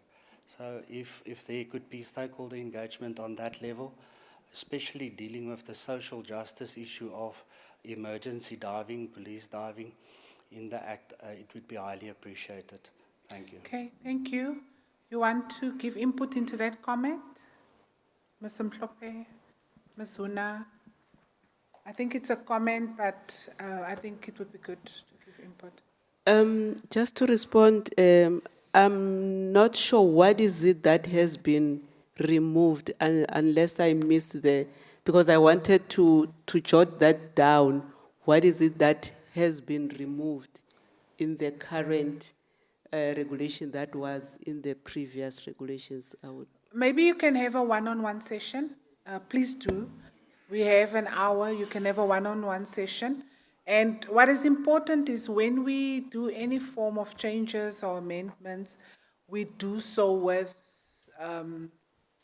public comments, etc. So it's important to provide public comments, and then also we have that body that advises us also in what we do. So I think it's something that we will look into. You can maybe have a one-on-one discussion. Okay, there is a question online. We forget about our online viewers. Yes, what is the question? The question is for you, Samsa. All divers, for Samsa, are all divers allowed to dive during bunkering operations? Thank you. Yeah.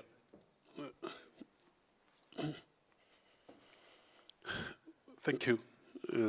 I think it's a question of a risk assessment, if I can put it in that way.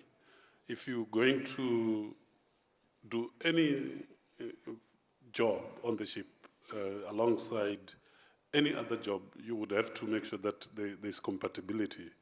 So there's no rule that says you can't dive when there's bunkering taking place.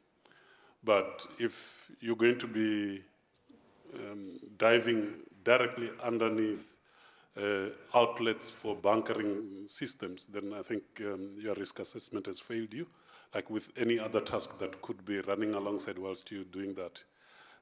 During my time when I worked at sea, any diving, we would say there's no other work, whether cargo work, bunkering, whatever, are alongside the area that we would be working. So that's, I don't think that's something we can provide a specific rule other than in your own risk assessment, ask the person who's doing the job, is it safe to do that when there's bunkering taking place? I would think no, but the answer is on your risk assessment. Okay, thank you. It is now exactly 29 minutes past 1. Our lunch break is from 1:30 until 2:30.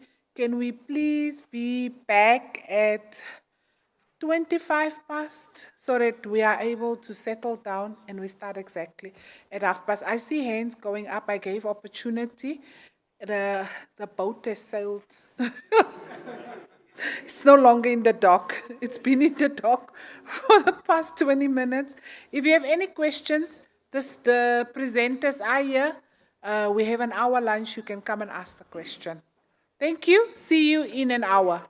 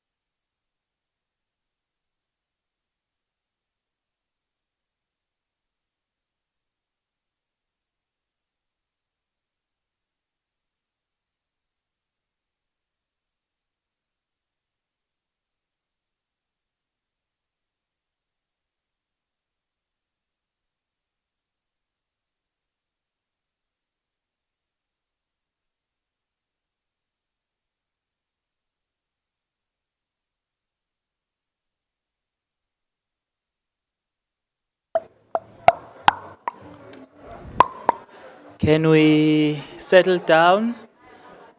And can we call our friends? And get ready. Yeah. Just a minute to make sure we settle down. Where's the program? Huh? Oh, directing the program. Yeah, that's it. I'm directing a program. The speaker is. This is his shown by.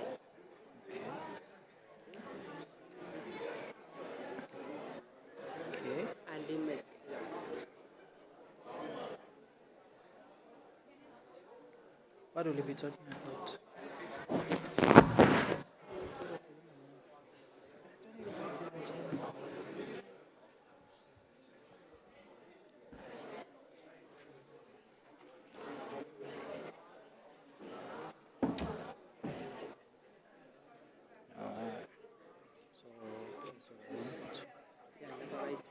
Okay, then we're done. Ladies and gentlemen, are you ready? It seems we are ready. Okay.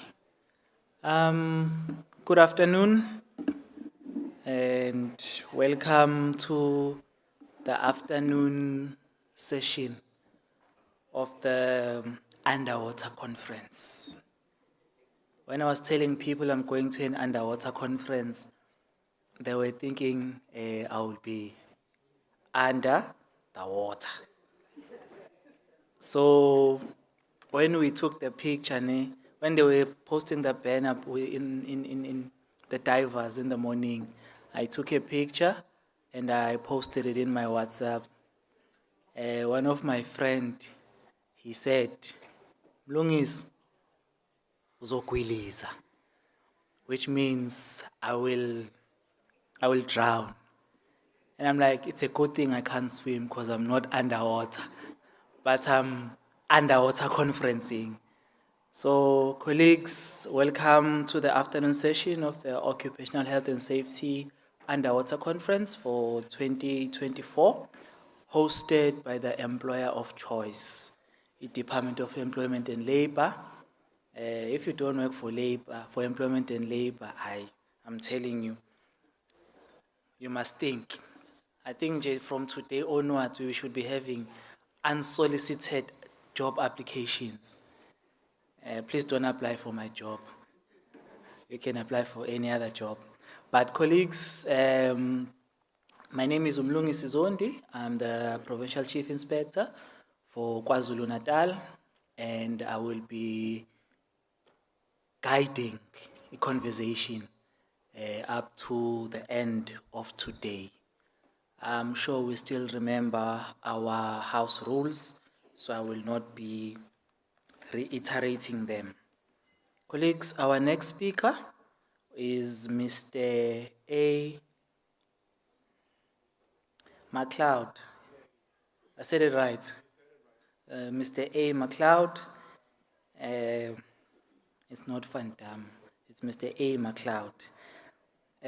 From IMCA. Mr. McLeod joined IMCA over 5 years ago as a diving technical advisor.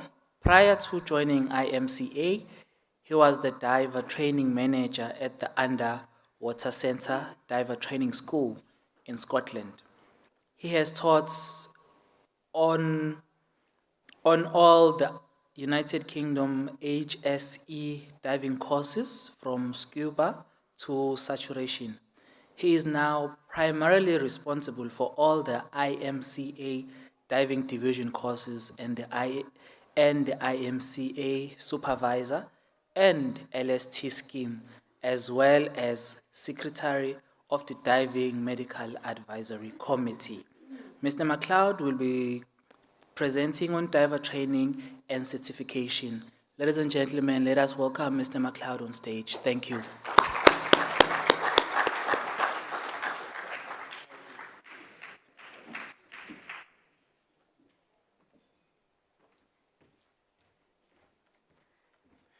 Well, good afternoon, everybody. Thank you for the welcome. And as was just said, my name's Ali McLeod. I've been commercial diving for all of my life, pretty much, or around commercial diving. Since I started at 21, I'm now 54. It's been my career. And as was mentioned, diver training was a big part of my career in Fort William and the west coast of Scotland, where I join you from today. But first of all, thank you for lunch, that was lovely, and thank you for providing an incredible venue for this conference. It really is my honour and a privilege to be asked to speak here today. I don't take it lightly. It's the fact that you'd have Bill and I welcome us, or you welcome us to your conference, means a great deal to us. Thank you very much. So I'm a technical advisor with the International Marine Contractors Association, but really now I'm going to speak from my past life, as it were, and that's in diver training. So the views will be mine via my experience and not necessarily those of IMCA. IMCA is not involved in basic diver training. Many people, probably half the diving population, think that they have an IMCA diving certificate. Well, they don't. There's no such thing. IMCA has never issued a basic in-water diver training certificate. What people are in possession of are certificates which are recognized by IMCA for offshore diving under the International Approved Code of Practice for offshore diving. So going back to my previous life, I taught in all the HSE courses. I taught all the IMCA diving division courses as well. And then I went on to become training manager for all of those courses. And I can remember, we were a big school. We were the biggest in the world by far. And I can remember one day, in my role as a training manager, almost overseeing in a superintendent type role. And we had 2 scuba divers in the water. It was a busy week. 2 scuba divers, 2 surface applied divers, 2 surface applied divers who were learning to weld, 2 divers out of a saturation bell, 2 divers out of a basket, and 2 divers out of a wet bell with hot water suits. And I can remember overseeing and looking around and realizing that, you know, should we ever have an incident, then I would need to stand accountable for all the risk assessments that I wrote or signed off, all the dive plans that I wrote or signed off, all the letters of appointment that I wrote to my supervisors. And I can remember thinking, can we make this any safer than it is? And the answer that came to me was, no, I don't think we can, the way we're doing it just now here in Fort William. And how do you make it safer? Or as safe as it can be, not safer, it should be safe anyway. But it's all, as Ms. Jabu shared with us earlier, it's all in legislation. And that's the first place to go to.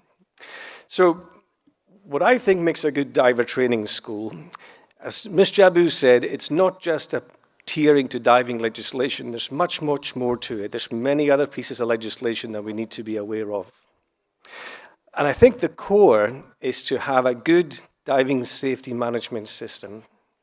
And with that in place, the rest follows. But that's only if people pay attention to the diving safety management system. It doesn't sit on the shelf for all of its life. It's there working, living, and breathing. And that's how we make safe diver training schools, I believe.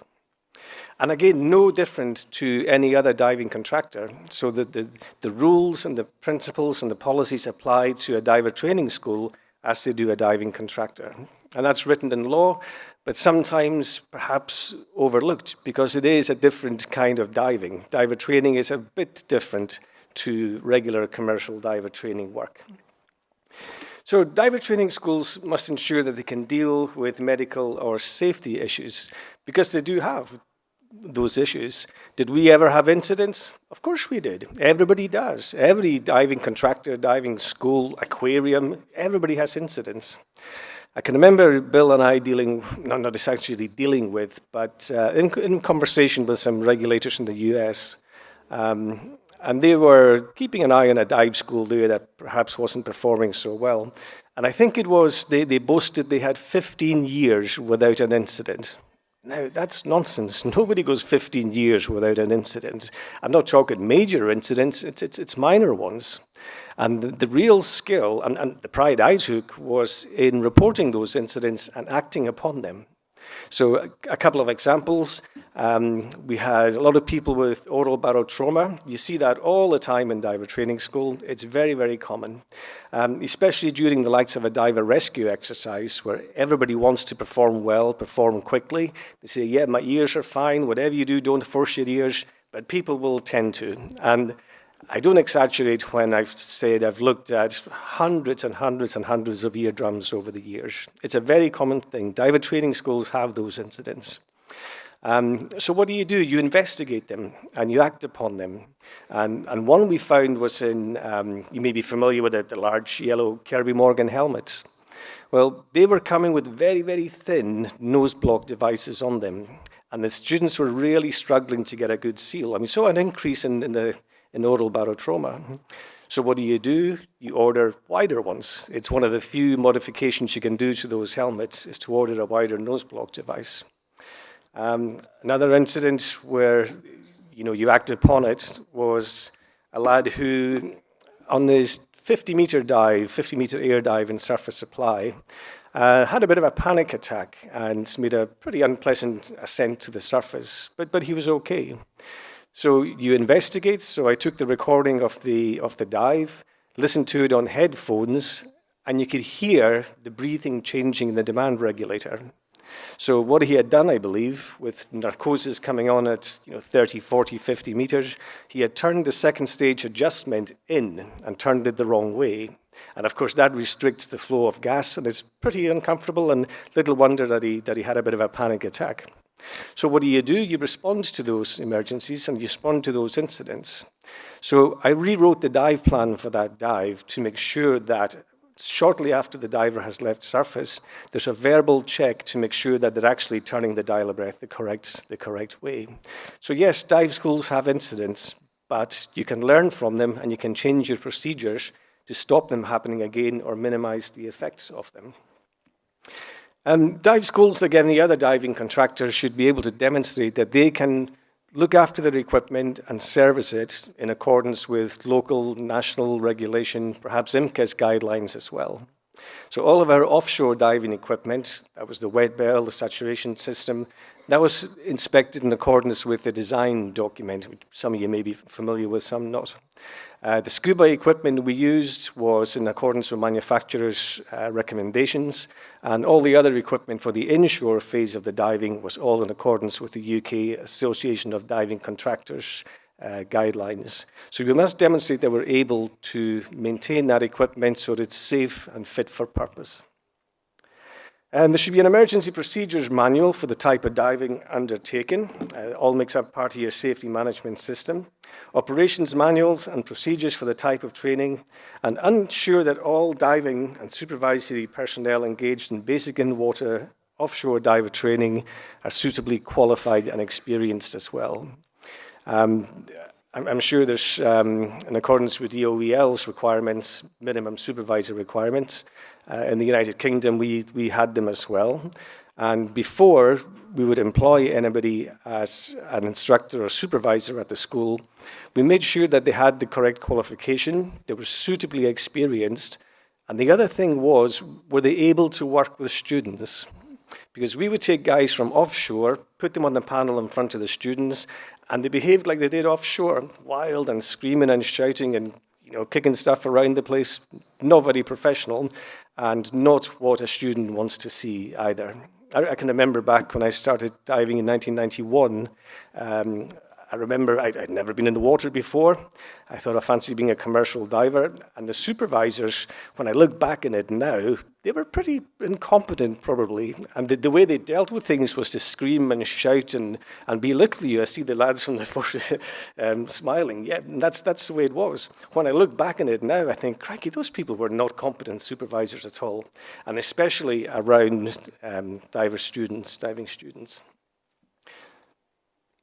So every diving contractor, every diver training school should have a diving safety manual as part of their safety management system. And that should detail all the different procedures for the type of diving that they're going to use. Some examples would be decompression procedures, how it's done. Do you add safety factors on? Is it done in baskets? Is it done on shot lines with what we call lazy shots that run up and down them? What's your procedure for omitted decompression? We used to train nitrox back home. Nitrox is being used more and more these days. It's a much preferred gas to air in many ways because you can avoid the decompression penalty by using your equivalent air depths. So I think adding nitrox to commercial diver training is a good thing. It doesn't come cheap because nitrox panels, clean umbilicals, clean hats, that price all adds up. And one thing's for sure, it's not easy to stay in business sometimes as a commercial diving school. It's pretty challenging. When times are good and the phone rings and you got customers, you'll make money, you'll survive. But when times are bad, maybe associated with perhaps the price of oil quite commonly, and the phone stops ringing, then it's very difficult to survive because you still have your staff bills, you still have your maintenance to complete. So it is a challenging business, that's for sure. But at the same time, it can't be cheap because, I've heard it said, good training is not cheap and cheap training is not good. If you're sacrificing the cost of your course, then something else is suffering, I would imagine. Something else like decent staff, the right staff, proper maintenance of equipment. So it shouldn't be cheap. It shouldn't be cheap, but it's, it should be at a price where schools can survive, because all too often they're closing, and that's a real big problem for the global diving industry. Use of wet bells if you're doing the offshore element of the diving, and deep diving as well. Deep diving brings its risks, as we know, with nitrogen narcosis beyond 30 meters, decompression penalties, and so on. So we build up to the deeper dives. Lifting operations are treated the same as on any other work site. We should and must have lift plans, whether those lifts be on the surface or whether they be subsea. So it's no different to any other diving contractor. Use of tools. What we aim for in diver training is that each dive when the diver's in the water, it shouldn't be a case of blowing bubbles, as people say. It should either be an emergency procedure or it should be a working task, maybe a power tool or hand tools. So we have procedures written on the use and the safe use of tools. And other diving-related emergencies, which happen especially during diver training, people get lost, they get tangled. Communications break, everywhere communications break. You're mixing thin wires with salt water, and they never tend to do very well. So probably the most common breakdown you'll have in diving, whether it be in a school or outside of a school, is communications failure. So we teach students how to deal with those, which is normally to resort back to lifeline signals, which I shall never forget. If you ask me one of them just now, they're locked in here. They'll never, ever go. Course programs. We used to run a 9-week course, and that was from scuba, surface supply, and wet bell training. And we found the minimum time we could do that in was 9 weeks. Now, it shouldn't be rushed.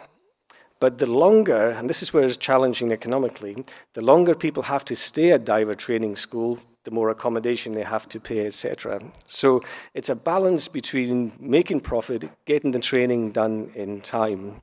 And that training should be in a sensible way, which begins with shallow training, moving on progressively to more deeper training. Typically, scuba is only used up to 30 meters. You can use scuba to 50 meters, but there's a very strong recommendation that because of the gas consumption with depth, scuba is limited to only 30 meters.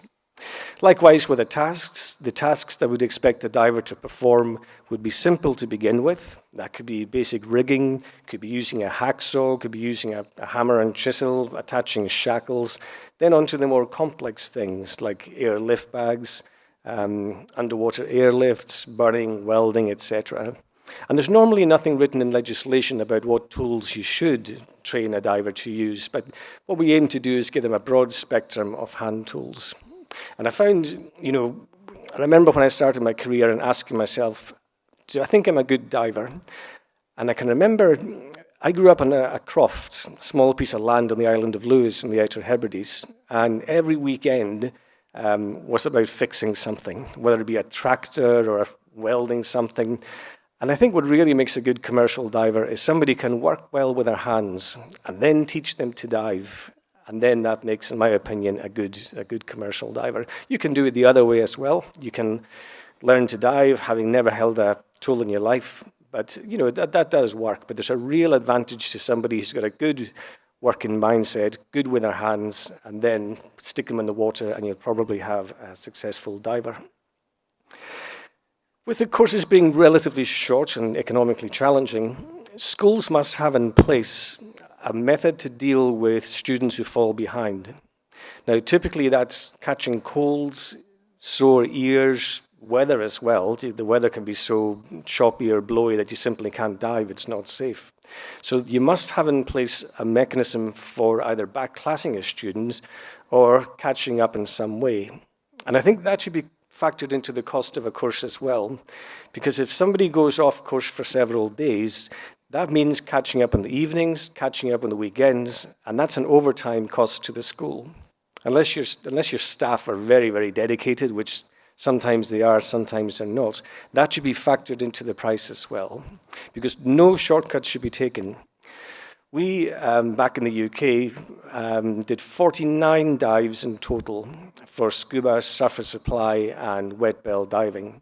And every single diver who left did every one of those 49 dives. It was never a case of, okay, they've got 48, the weather's looking terrible this weekend, surely that's enough. But it's not. The discipline should be every dive is completed, whether that be in accordance with training and assessment dives set by the regulator or the minutes required to pass the course. It used to be more about minutes. A lot of it's about assessments now rather than blowing bubbles and spending time underwater. But all those things should be subject to a management of change assessment.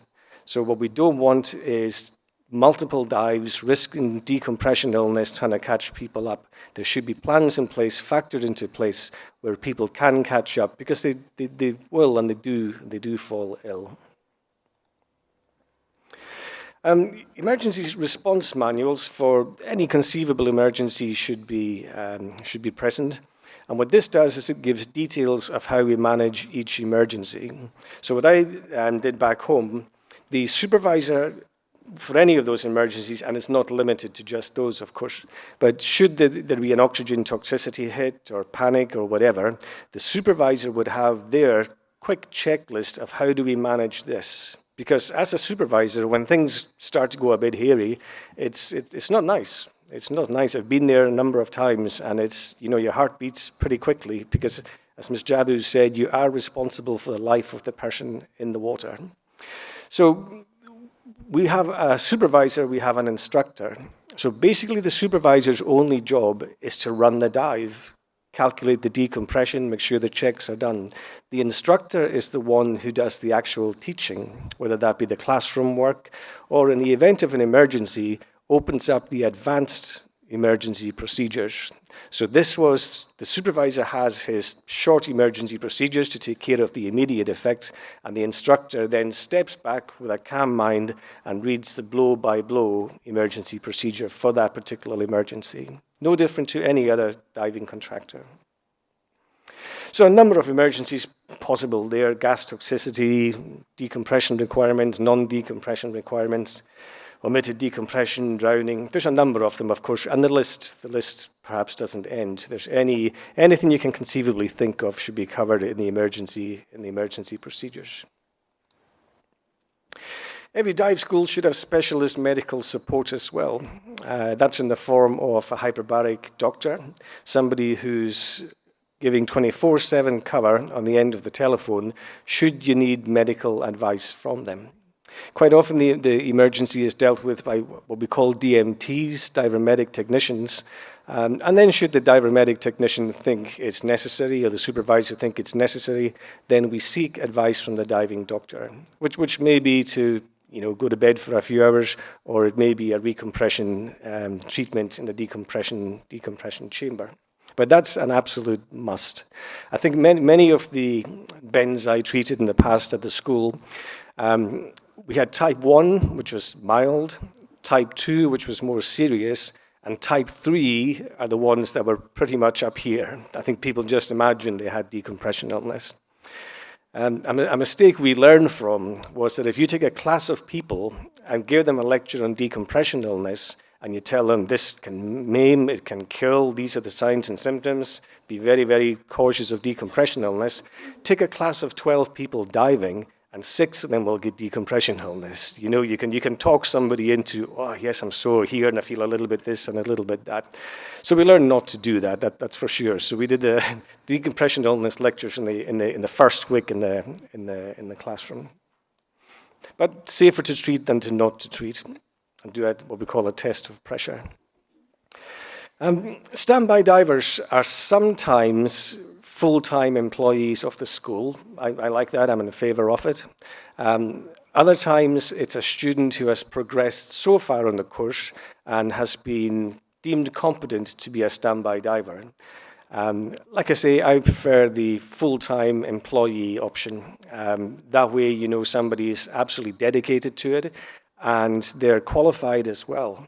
You know, my son passed his driving test on Monday, and I was having this discussion with somebody about standby divers and qualified, and I said, well, I would hope that his driving instructor, who's going to reach for the handbrake and turn the wheel, is actually not a student, but a qualified driver.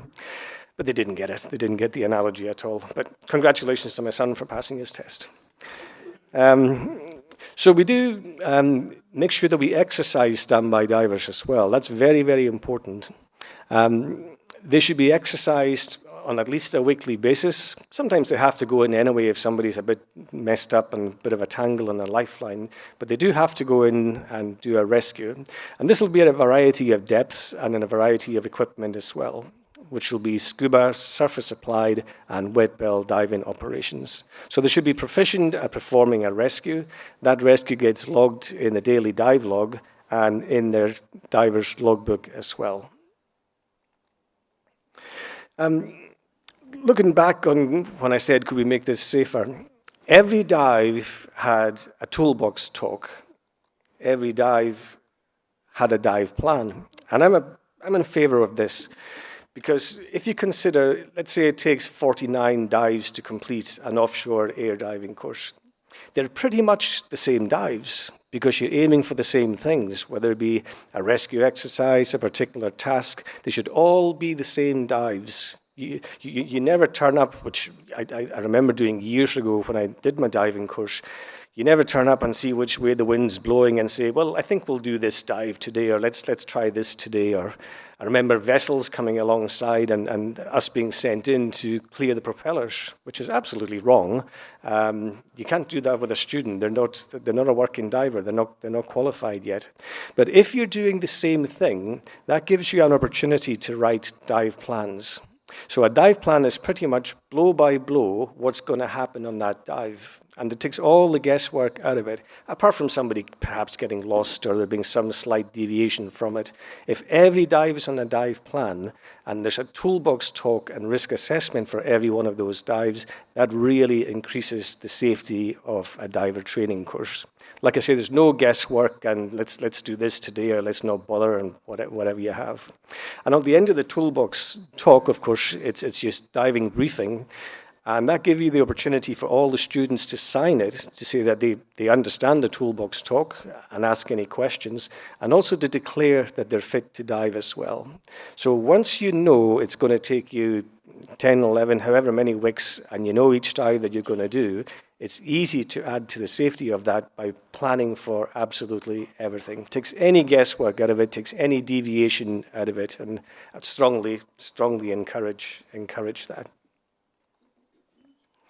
The other thing that's challenging is dealing with student performance on the course. Some students do exceptionally well. They take to it, quite naturally. They've maybe been a leisure diver in the past, which is a bit of a help, that's for sure. Others don't do so well. I mean, they would much love to be divers, but it's really not for everyone. And one of the challenges for diver training schools is putting people off course, which I've unfortunately had to do. It's a tough decision to make because you know it's going to have a large financial effect on them. You know it's going to have an emotional impact on them as well. I've had guys in tears saying, please don't send me off course. But, I didn't do it for no reason. There was a very, very good reason for putting people off course. Not everybody makes it, and many usually won't get a refund because they've taken up that space on the course. Some will refund, some won't do. But that space is gone, much as an airplane seat is gone and you choose not to go on it, you won't get that money back. And it's a tough decision, like I say, but never ever taken lightly. Another problem we faced was people who came to us with basically hardly any English, and depending where you are in the world, in my case, it was an English-speaking course. The first thing the guys do when they get in, or the girls do when they get in, is an aptitude test, which is a simple arithmetic and written and verbal test. And I've sent people home who they've probably got a relative or a friend who's done all the communication with them. They arrive at the school with probably enough English to get through an international airport, but that's about it. So what can you do? It's simply not safe to put somebody in the water if they're not speaking the language of the course. So another reason to send people home, and it's painful, but they have been warned. So what we do at Diver Training School is we prepare students for the world of work. And there's so many more ways to prepare somebody than just putting a hat in their head and teaching them to dive and teaching them to use tools. It's about other characteristics like discipline, always wearing your personal protective equipment, always turning up sober for class. That's another reason I've put people off in the past. But we are preparing them for the world that they're going to go into. And that's something that diver training schools must realize, that this is them ready to go in. And they'll carry the good name of your school if you do that and do the right thing. So we'll continue to train. The training we look for is scuba diving. That picture does not show a bailout, so I don't approve. It's just a pretty picture. But every diver should have a bailout cylinder on their back, which this fellow in this photo does here. There's no reason not to carry a bailout in scuba. Why would you put somebody in the water without a reserve gas supply? It doesn't matter what you're breathing as a primary supply. And I think it's written in legislation, if I remember Jabu's presentation. We like to see surface supply divers dive in dive baskets, because if you go offshore, that's almost certainly what you're going to use. We like to see use of decompression chambers as well. And this is a simple exercise. Every morning, the guys set up the chamber, following the checklist. It's there should you need it for a medical emergency, if that's your nominated chamber. Or it's there to be used for surface decompression on oxygen. This is a method where we avoid most of the water stops, normally from leaving 40 foot in the water to arriving 50 foot in the chamber. There's 5 minutes of surface interval time. So it's a pretty quick run into the chamber to breathe 100% oxygen via the built-in breathing system. We also encourage the use of wet bell diving.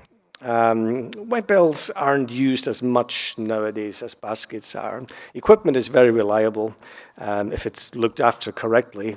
And the wet bell was initially designed to be a safe haven. It's like a canopy over your head locked into a basket. But an upside-down canopy in a basket is not a wet bell. But they're extra heavy, they've got more umbilical requirements, so most people will tend to use a basket rather than a wet bell nowadays. But of course, that can vary around the globe. And very finally, saturation diving. There's a bit of an issue the global industry is facing just now. And that is that there's only one saturation diver training school operating in the world. And that's in Tasmania, an island south of mainland Australia. They're very busy, as you can imagine, but Fort William, where I worked, closed. And it's all down to finances. I was a training manager, not the financial manager, I must say. INPP in France closed recently as well. So a lot of people went to INPP. They have the reasons. A lot of people went there. The difficulty for the global diving industry is that getting into Australia is very, very difficult. Getting a visa to get into Australia is notoriously difficult. It doesn't matter where you come from. So Alan Strong, who owns a school out there, he reckons up to 50% of potential students will be knocked back from their visa. So I'm very happy to say that a friend Grant is going to address that problem for South Africa. Grant has made a significant investment into his saturation diver training school, built probably the nicest simulator, Bell simulator, that I've ever seen, at his own expense, and is dedicated to getting saturation diver training up and running here in South Africa once again. So that'll be exciting times. There's another school in the United Kingdom. They're an air diver training school, and they're looking at this problem as well and addressing the global need. So the desire will be that soon we'll have 3 very good saturation diver training schools in the world, and that'll probably more than fit the need for what the industry requires. But again, notoriously difficult and expensive to run a saturation diver training school. So again, you have to set the price right. Everybody's in business to survive and to make money, but some profit as well, profit for you and your staff, and profit to be able to reinvest in the system as well. Because they're a living, breathing thing, a saturation dive system. They eat money, basically. They never stop. The servicing never stops on them. So, yeah, we wish you all the best, Grant, and we hope to see your school up and running here in Gansby very, very soon. And that's my introduction to commercial diver training. Thank you very much.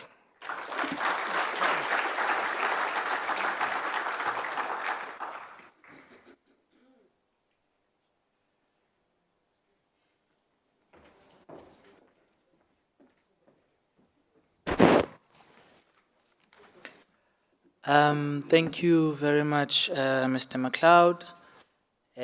Please stay with us for the Q&A so that when they ask questions, you are ready. I also have some questions, but they will wait. Colleagues, please do make sure you jot down your questions so that when we get to the Q&A, you don't forget them.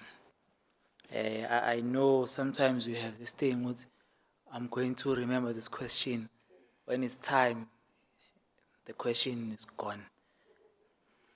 And then you remember it's the moment you walk out of this venue. So now we're going to be moving to our next session. Don't worry, we are still on time. Our next presenter is Mr. A. Jessop, who is the Chief Executive Officer of OSC Marine Group. Mr. Is it J or Ye? Mr. Jessop is the CEO for OSC Marine Group, and he's so ready to be on stage. He doesn't wait for the profile to be finished. We're still on time, don't worry. He's the CEO for OSC Marine Group, a multinational subsea engineering company operating in Africa, the Middle East, and South America. He is a marine mechanical engineer with master's degree in business administration. He started his career as a naval mechanical engineer in the South African Navy in the early 2000s. He co-founded Unique Hydra, an engineering and equipment manufacturing company for the marine, offshore, oil and gas industry. Mr. Jessop has been involved in the manufacture and operations of various diving and subsea systems since 1994. He has presented at many international conferences and is one of the technical authors of the 2023 IMO Diving Operations Regulations. Mr. Jessop will be presenting IMO Diving Regulations 2023, the new development in international codes. Mr. Jessop, please welcome on stage.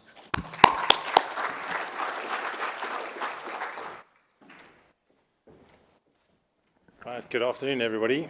I have the afternoon shift, so I'll hopefully make it lively.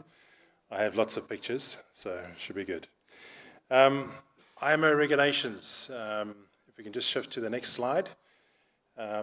They have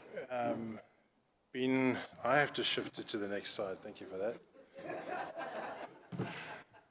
Right, so the IMO regulations were last updated in 1995.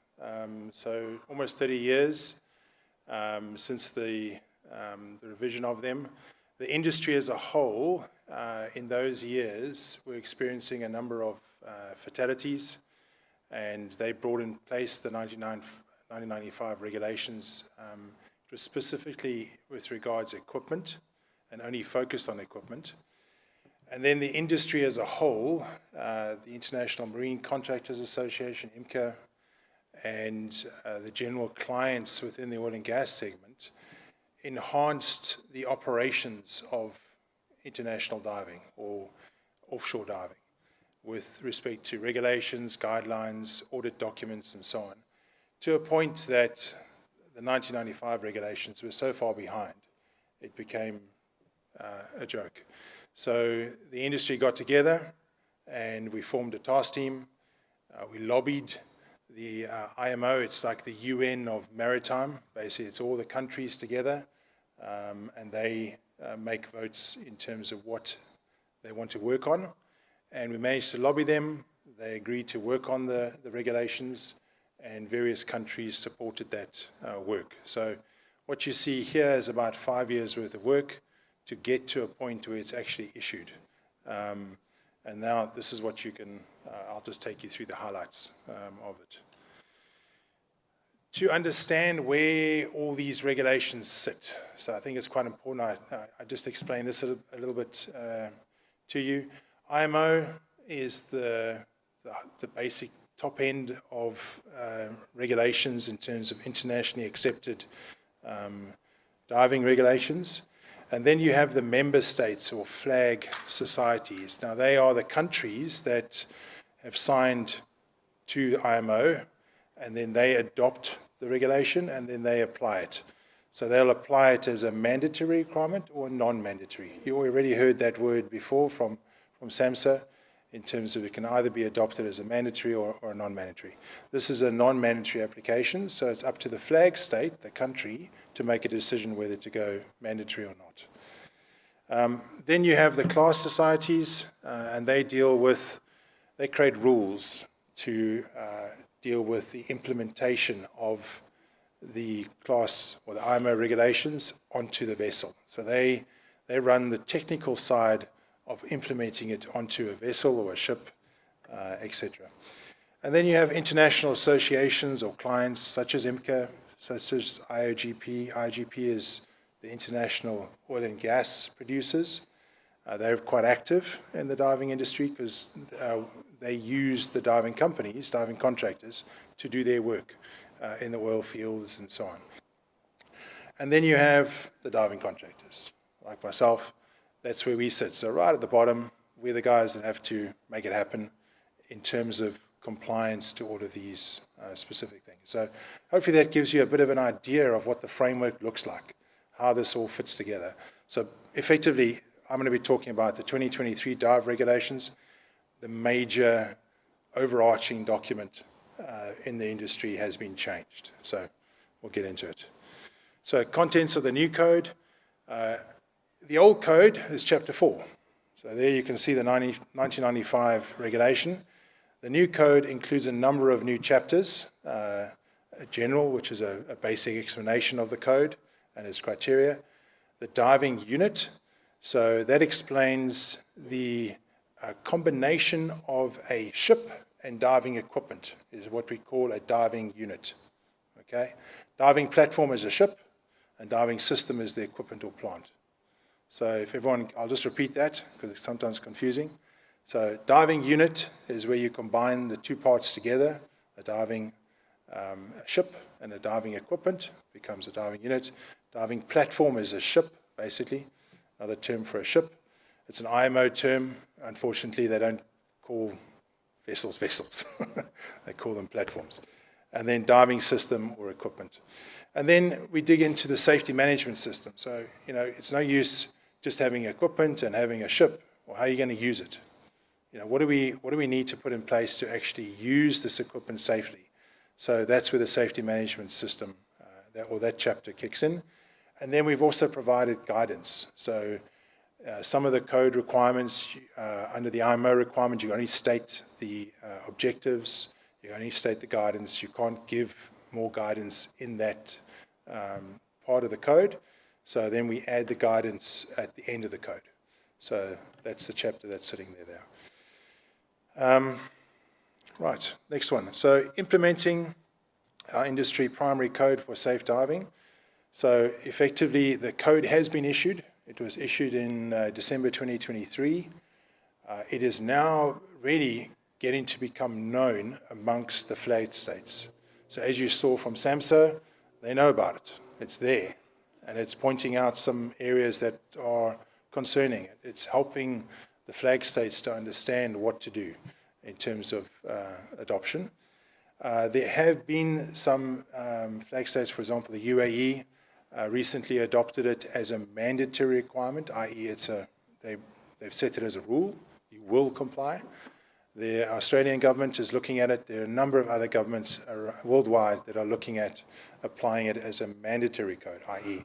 it will be required to comply to that. Class rules will be updated, so the class societies like ABS, American Bureau of Shipping, or DNV, Det Norske Veritas, the Norwegian class society, they are updating their rules to match the changes, okay?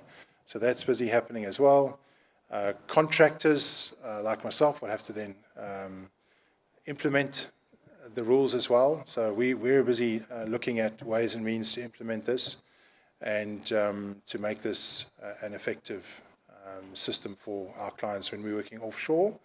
Or if South Africa implements it as a mandatory requirement, we'll have to apply it on our vessels in the offshore waters or in the regulated waters. Or if they apply it even closer to local inshore, then we'll have to look at that as well. So those are all the implications that we would have to look at as diving contractors. It does basically take the industry's learning over the last 30-odd years and puts it into a new document. So all the lessons learned, all the risk assessment scenarios, all the deaths that have occurred over these years, those learnings have been put into this document and have driven it to a better space or a better regulatory space. Vessel owners beware, diving equipment needs some paperwork, so there is some implication in terms of you can't just take any old piece of diving equipment and use it. It does require certification to be a track record for the equipment. Installing diving equipment also needs some planning. You can't just take your diving equipment and plonk it onto a vessel. You have to assess it. You've got to look at where you place it. Does it block certain parts of the vessel? Is it over a hot zone? So is it over an engine room space where if a fire occurs, you'd cook your divers inside the chamber? So there are various scenarios and requirements that are now in place for this. Typical example of a equipment certification report that you would need to have in place for the offshore environment and for local waters if applied is an ABS class certificate for equipment, i.e. that it meets the classification society's requirements, and that would be documented, tested, and signed off. So quite important to understand all of these criteria. Here's a list of class societies. So these are all the class societies that typically have diving rules. Okay, you can scan the QR code if you want, and it'll give you access to any and all of those class societies. There's a whole list of them in terms of what they have. Installation, just a bit of detail here is that if you had to take a diving system and put it onto a diving platform and merge it into a diving unit, I'm just using all the terms from IMO, so trying to get you guys into that. This is typically what you'd go through. You'd go through a conversation with a class, ABS or DNV, and you'd make sure that the applicable class is specific to the vessel, you would design the installation requirements for that particular vessel, you'd have it approved, and you would then go through a process of accreditation and installation requirements. You may have two different class societies, one on the vessel, one on the dive system, so those also need to be looked at, and that's why the new rules also allow for that. It's a two-part system, so there's also, we've allowed for that in the process. What can you do if you're involved in this type of work? Read it. It's available for free. I've shared it a number of times on my social media platforms. You can grab it. If you email me, happy to share it with you. But it's available to you. Meet with your class societies if you're concerned over the application of it. And don't leave it for the mobilization phase, because you'll fail, unfortunately. If you try and implement this without doing the proper planning, you'll be caught in terms of that. That's obviously for larger vessels, for offshore use, or whatever the case would be, and depending if SAMHSA or our government applies it locally, then you would need to do the planning for the local inshore requirements, if it's applicable. Just a pitch, scuba diving and ship's husbandry, the silent killer. We've been doing this, I've been presenting this presentation all over the world. I presented actually in early this year as well here. And just to highlight again, you know, it's the area that we have the greatest risk in our industry. In other segments, I hear your emergency services, maybe not, but certainly in the ship's husbandry segment, it's what is seen as a big killer of our people, you know, and we need to make a difference. We need to change the way we think in terms of the process. Just simply, you can see the diver working there. He's above surface, so you can actually see him, but you would never see anything underneath there. So look at the environment he's working in. It's no vis, high current, in an environment. He's got no hard hat on. He's got no head protection. If he comes off and you lose him, he's lost, completely and utterly lost. There's no way you're going to get him. It will be the emergency services after the currents died off to go try to find the guy, because he's going to be stuck somewhere. So it doesn't have to be this way. It really does not have to be this way. So if we can make a difference in 2025, you know, just simply ban scuba dive in the workplace in terms of the commercial space in ship's husbandry. Ensure your commercial diving contract is audited to an acceptable standard, regional or international. Ensure a chamber is available within 2 hours of that site, and ensure you have competent supervisors that understand the risk that you're sitting with. They are the key. In, I think it was March this year or February this year, we had the IMCA Europe and Africa presentation here. At that, we lobbied for the CPD, the CPD scheme to be opened up to more than just the IMCA supervisors, and they've listened. So coming shortly, the CPD scheme will be available it'll be a 3-month delay, but for supervisors that are maybe working in a different space and not in the international thing, you can go through a process of putting them onto the CPD scheme. And it's a phenomenal scheme. It shows people, it understands that all the safety flashes that have come out in the industry are explained, the procedures are explained, methods are explained. There's a considerable amount more information that's been driven in terms of just highlighting the risks in the industry and enabling people to have a competent understanding of what the industry faces all the way through. So it's a great thing that's coming out. If you want to email me for the IMO document, you're welcome to scan that. I'm happy to send it to you. But yeah, any questions? Well, I won't say any questions. That's for you to deal with. Thank you very much, everybody. Appreciate all that.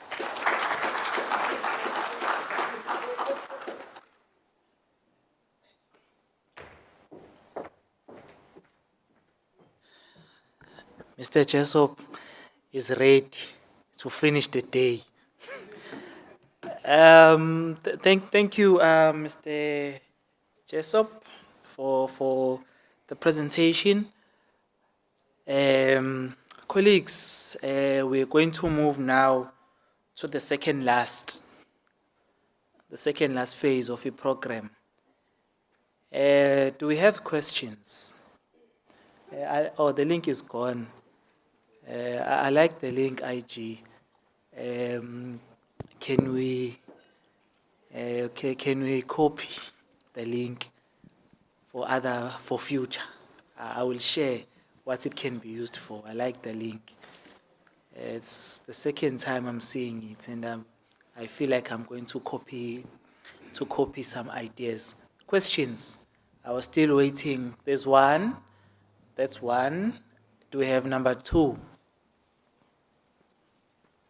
Do we have number 3? We still don't have 2, but other people don't like 2. They prefer odd numbers. Do we have number 3? Okay, so only have one question. Okay. Yes, sir. Okay, this is actually for the gentleman sat next to me, so it would have been easier just to talk to him, but for the benefit of everyone else in the room. Again, it's me, Bill Chilton from IMCA here, and I heard what Ali was saying about diver training, and the industry is very, very concerned about it on a number of levels.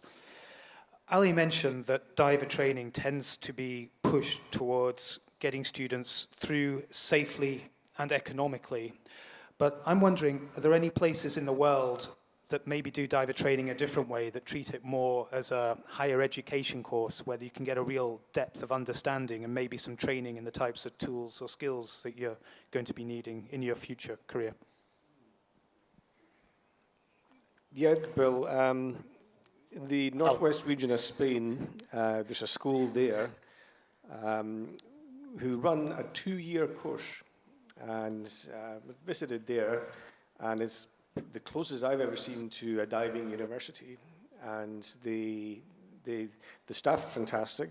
They have a diving doctor on site for all of the time. They have the chamber on site. The skills they learn, I think, are excellent. They're everything from the diving skills, and they've got a great dive site just out the front of the school, to the hands-on practical stuff that I think a lot of people miss. One thing I used to love teaching was, if we were ever down on weather or whatever, teaching about engines, teaching about 2-stroke, 4-stroke outboard engines, because some people have never known, how to check the oil level in a compressor or a petrol engine. So I think they've really, really got it right, Bill. 2 years, it's an absolutely solid immersion into commercial diver training. So they would certainly get my vote. In Galicia, I think, in the northwest of Spain. Thank you for the response. Let me ask again, one last time, just to make sure. Is there any other question here before we take the online one? Okay, let's go to the online. I will read it, it's very long. It's from Andrew Witte. Thank you to the presenters for their presentation. The focus, as generally it should be, is surface supply diving. However, do we make training for commercial training for small-scale fishers, researchers, diving, and non-recreational diving? Through Operation Pagisa and the Blue Economy initiatives, how do we structure and make training more accessible and affordable for South Africans? What technologies can we aim at developing? Thank you. That's the question. I think it's directed more to Mr. McLeod. And I think it's for Mr. McLeod, if I'm not, yeah. That's where the diver training is.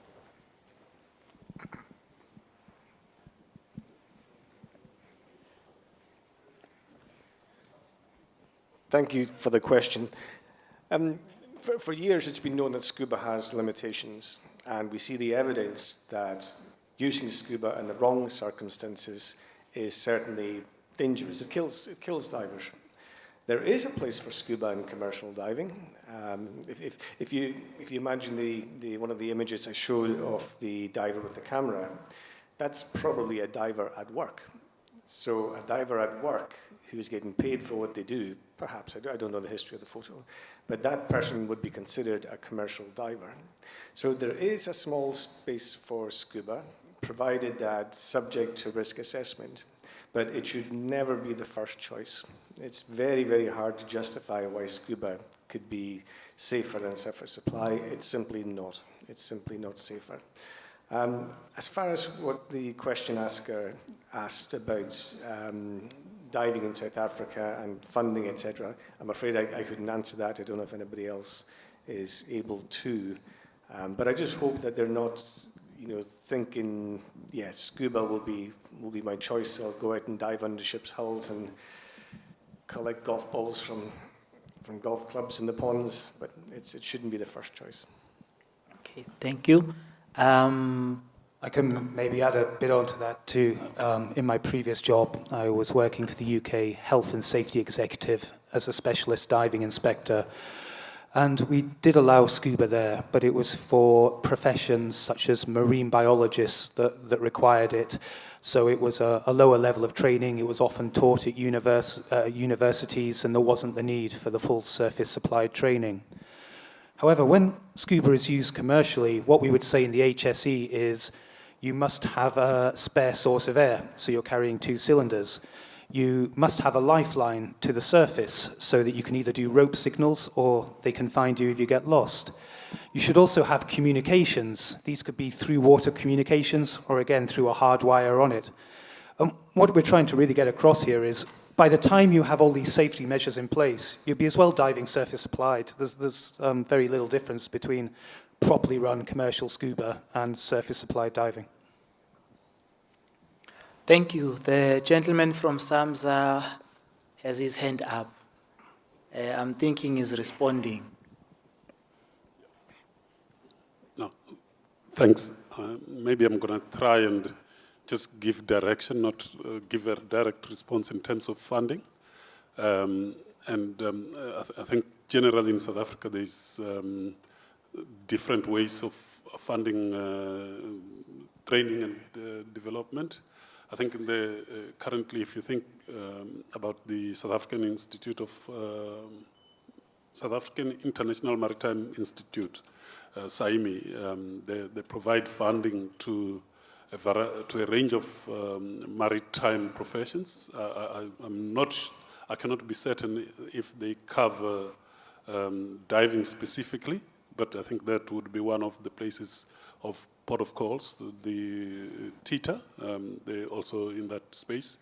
And if all else fails, the National Skills Fund can be lobbied to provide general funding at an industrial level or at a general level. So I think maybe as a way of direction, that could be a starting, those places could be a starting place in terms of funding. Thank you. Thank you. We seem to have motivated more questions now. Let's start with, anyone wants to take questions? Okay, that's 1, and then 2. Do we have 3? Can you also indicate who the question is directed to? And also do introduce yourself first. Thank you.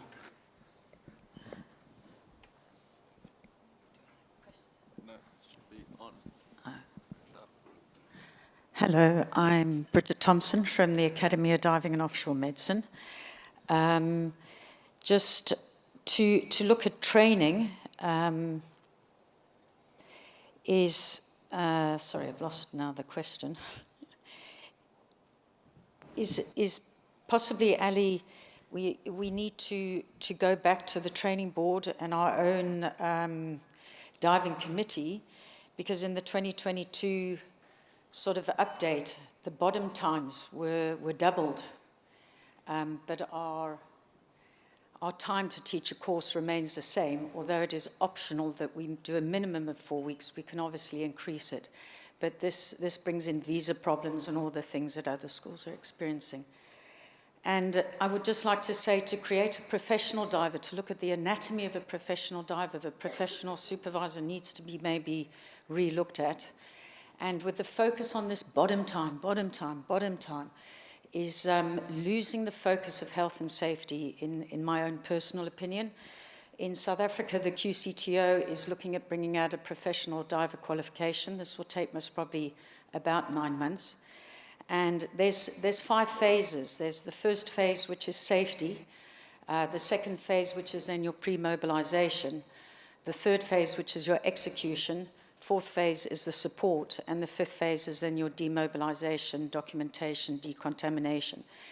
And if we were to look at these 5 phases, we would make a more, I believe, safer diver with a better health and safety culture approach, rather than sending your teams out day after day, just get the bottom time, get the bottom time, get the bottom time. So we've lost our focus, I do believe. And I also agree, I'm just going to read here, it's something I wrote to my staff the other day, that a good assessor unlocks the potential within each learner through assessment of skills and looks for the opportunities for improvement, providing guidance that inspires learners. The assessor is the guardian of standards, the keeper of feedback, the maker of dreams, and yes, sometimes the breaker of hearts. So you can't always just push a student through. We follow the principles of our Prof Maverick in South Africa, that is, you get star performers, you get solid performers, you get underperformers, which could be coached, and therefore we defer them, and they keep repeating until they either meet the average or we kick them off course because they become an underachiever and they're not fit for the job.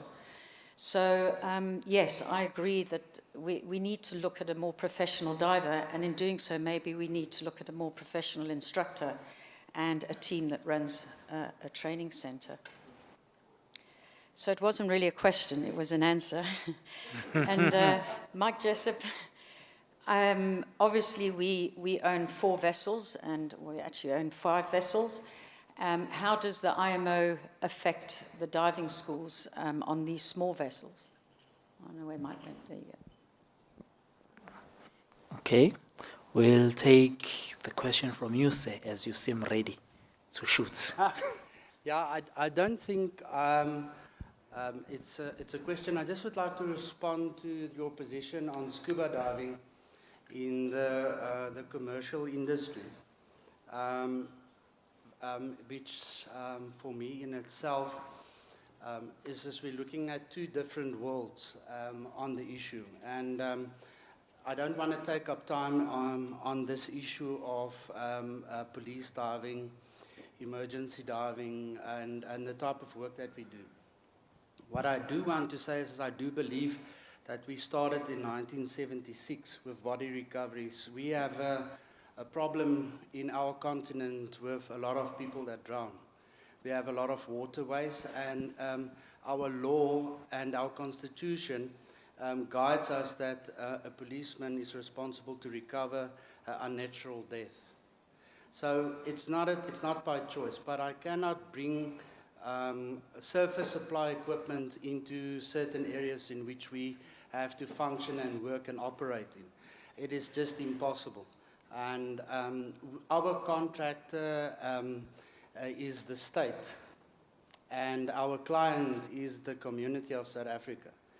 And they have third world issues, third world problems, that we need to render a service within this environment that protects each and every police diver in the mode that we can dive in, where we can carry our equipment in for kilometers to get to a site to do a 5-minute dive.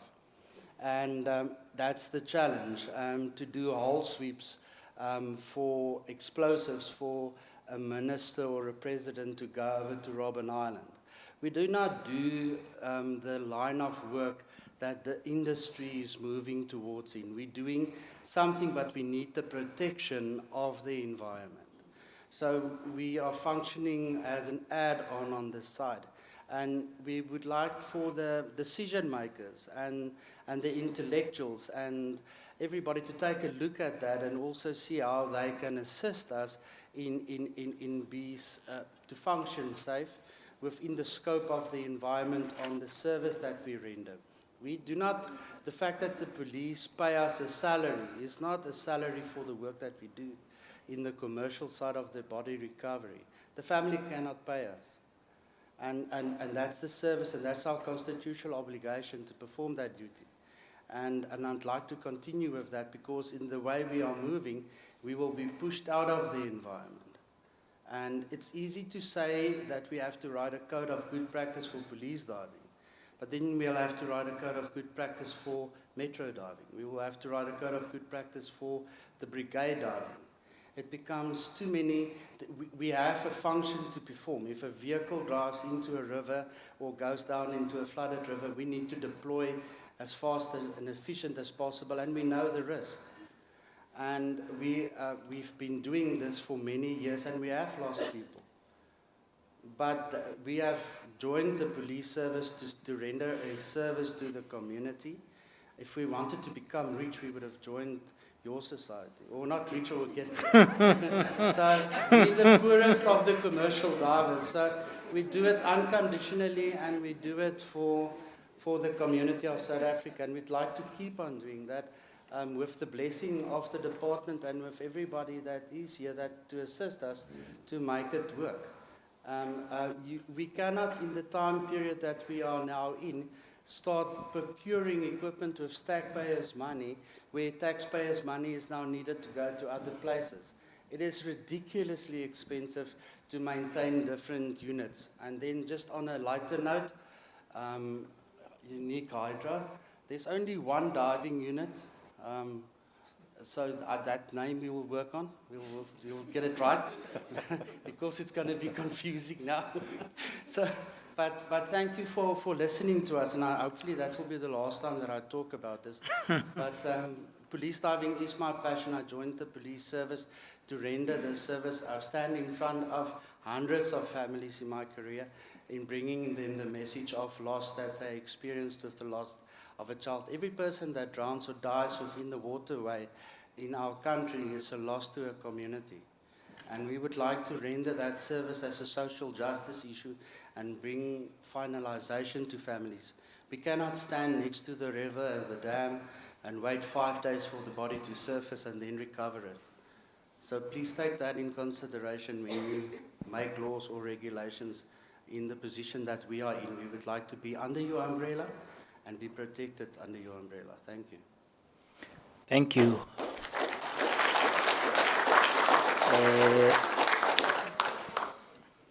You forgot to introduce yourself. We'll just say the policeman. Okay, so tomorrow we will all dress in our official uniforms. We came undercover today. But we'll be dressing tomorrow. The problem is there's police units and stuff, logos on it, but we'll take the jokes. I am still Captain Sutton earlier on from Water Policing and Diving Services in the Western Cape. Thank you. Thank you, Captain. Mr. Jessop, I believe the questions were more directed around your presentation. Thank you. Yeah, to answer the question, there are 3 types of vessels. In the SAMHSA, one of the SAMHSA slides, it indicated the 3 types, if you can recall there. There were small boats, less than 25 gross tons, and then between 25 and 500, and then 500 and above. Now, the IMO regulations apply specifically to the 500 and above, which you definitely don't have in your application. You may have between them. However, in the IMO regulations, it does allow for the flag state to adopt parts of the code to smaller vessels. So it could be that, depending on how it progresses, they may decide to adopt parts of or adopt the full code in the smaller vessels, etc. So hopefully that helps.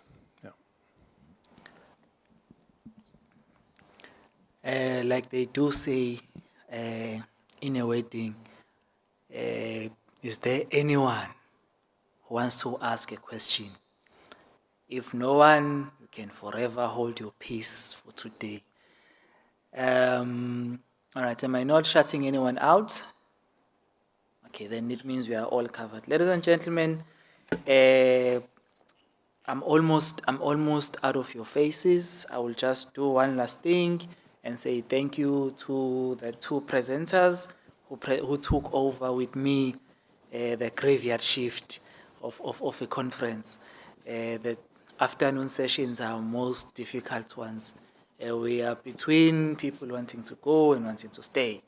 Thank you very much. And then, ladies and gentlemen, I will ask you, Mr. Jessop and Mr. McLeod, to please come on stage, whilst I also call, I don't see her anymore. Oh, Miss Jabu, okay, then I will abuse my powers. Miss Huna, can you please come on stage to come and hand over the gifts?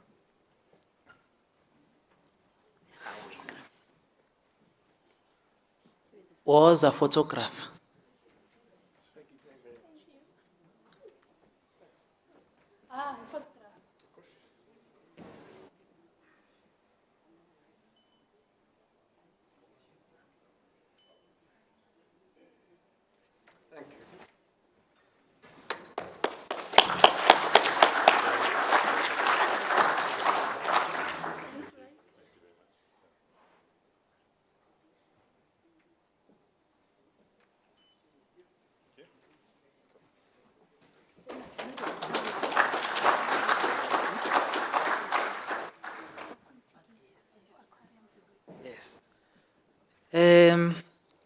Before I call, they said Fezega to do the closing. I have just two announcements whilst Fezega is coming. The announcements are: one, parking tickets. They can be collected at reception. I believe they've been validated. Yes, they've been validated. They will be collected at reception when we were entering, where we signed the registers. That's where your parking ticket is waiting for you. The second one, I think you remember we were getting stamped. IG, I called it 2666 because I can't see it, but I'm stamped. As we got stamped, it was our pass in the aquarium. So you can do aquarium viewing after a session. It's still on, it's still there. They can see it, but we can't. So for the Bible people, it's 666. And then, Fezega, I don't see you. I need to keep, I'm thinking I'm thinking that side. Okay, you are nearby, thank you. Let me hand over to you to do a closing remarks for today. Ladies and gentlemen, let's clap for Fezega.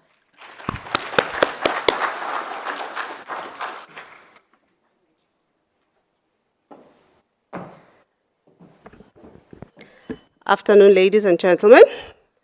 My name is Feze Gangalo, special. Afternoon, ladies and gentlemen. Much better, thank you.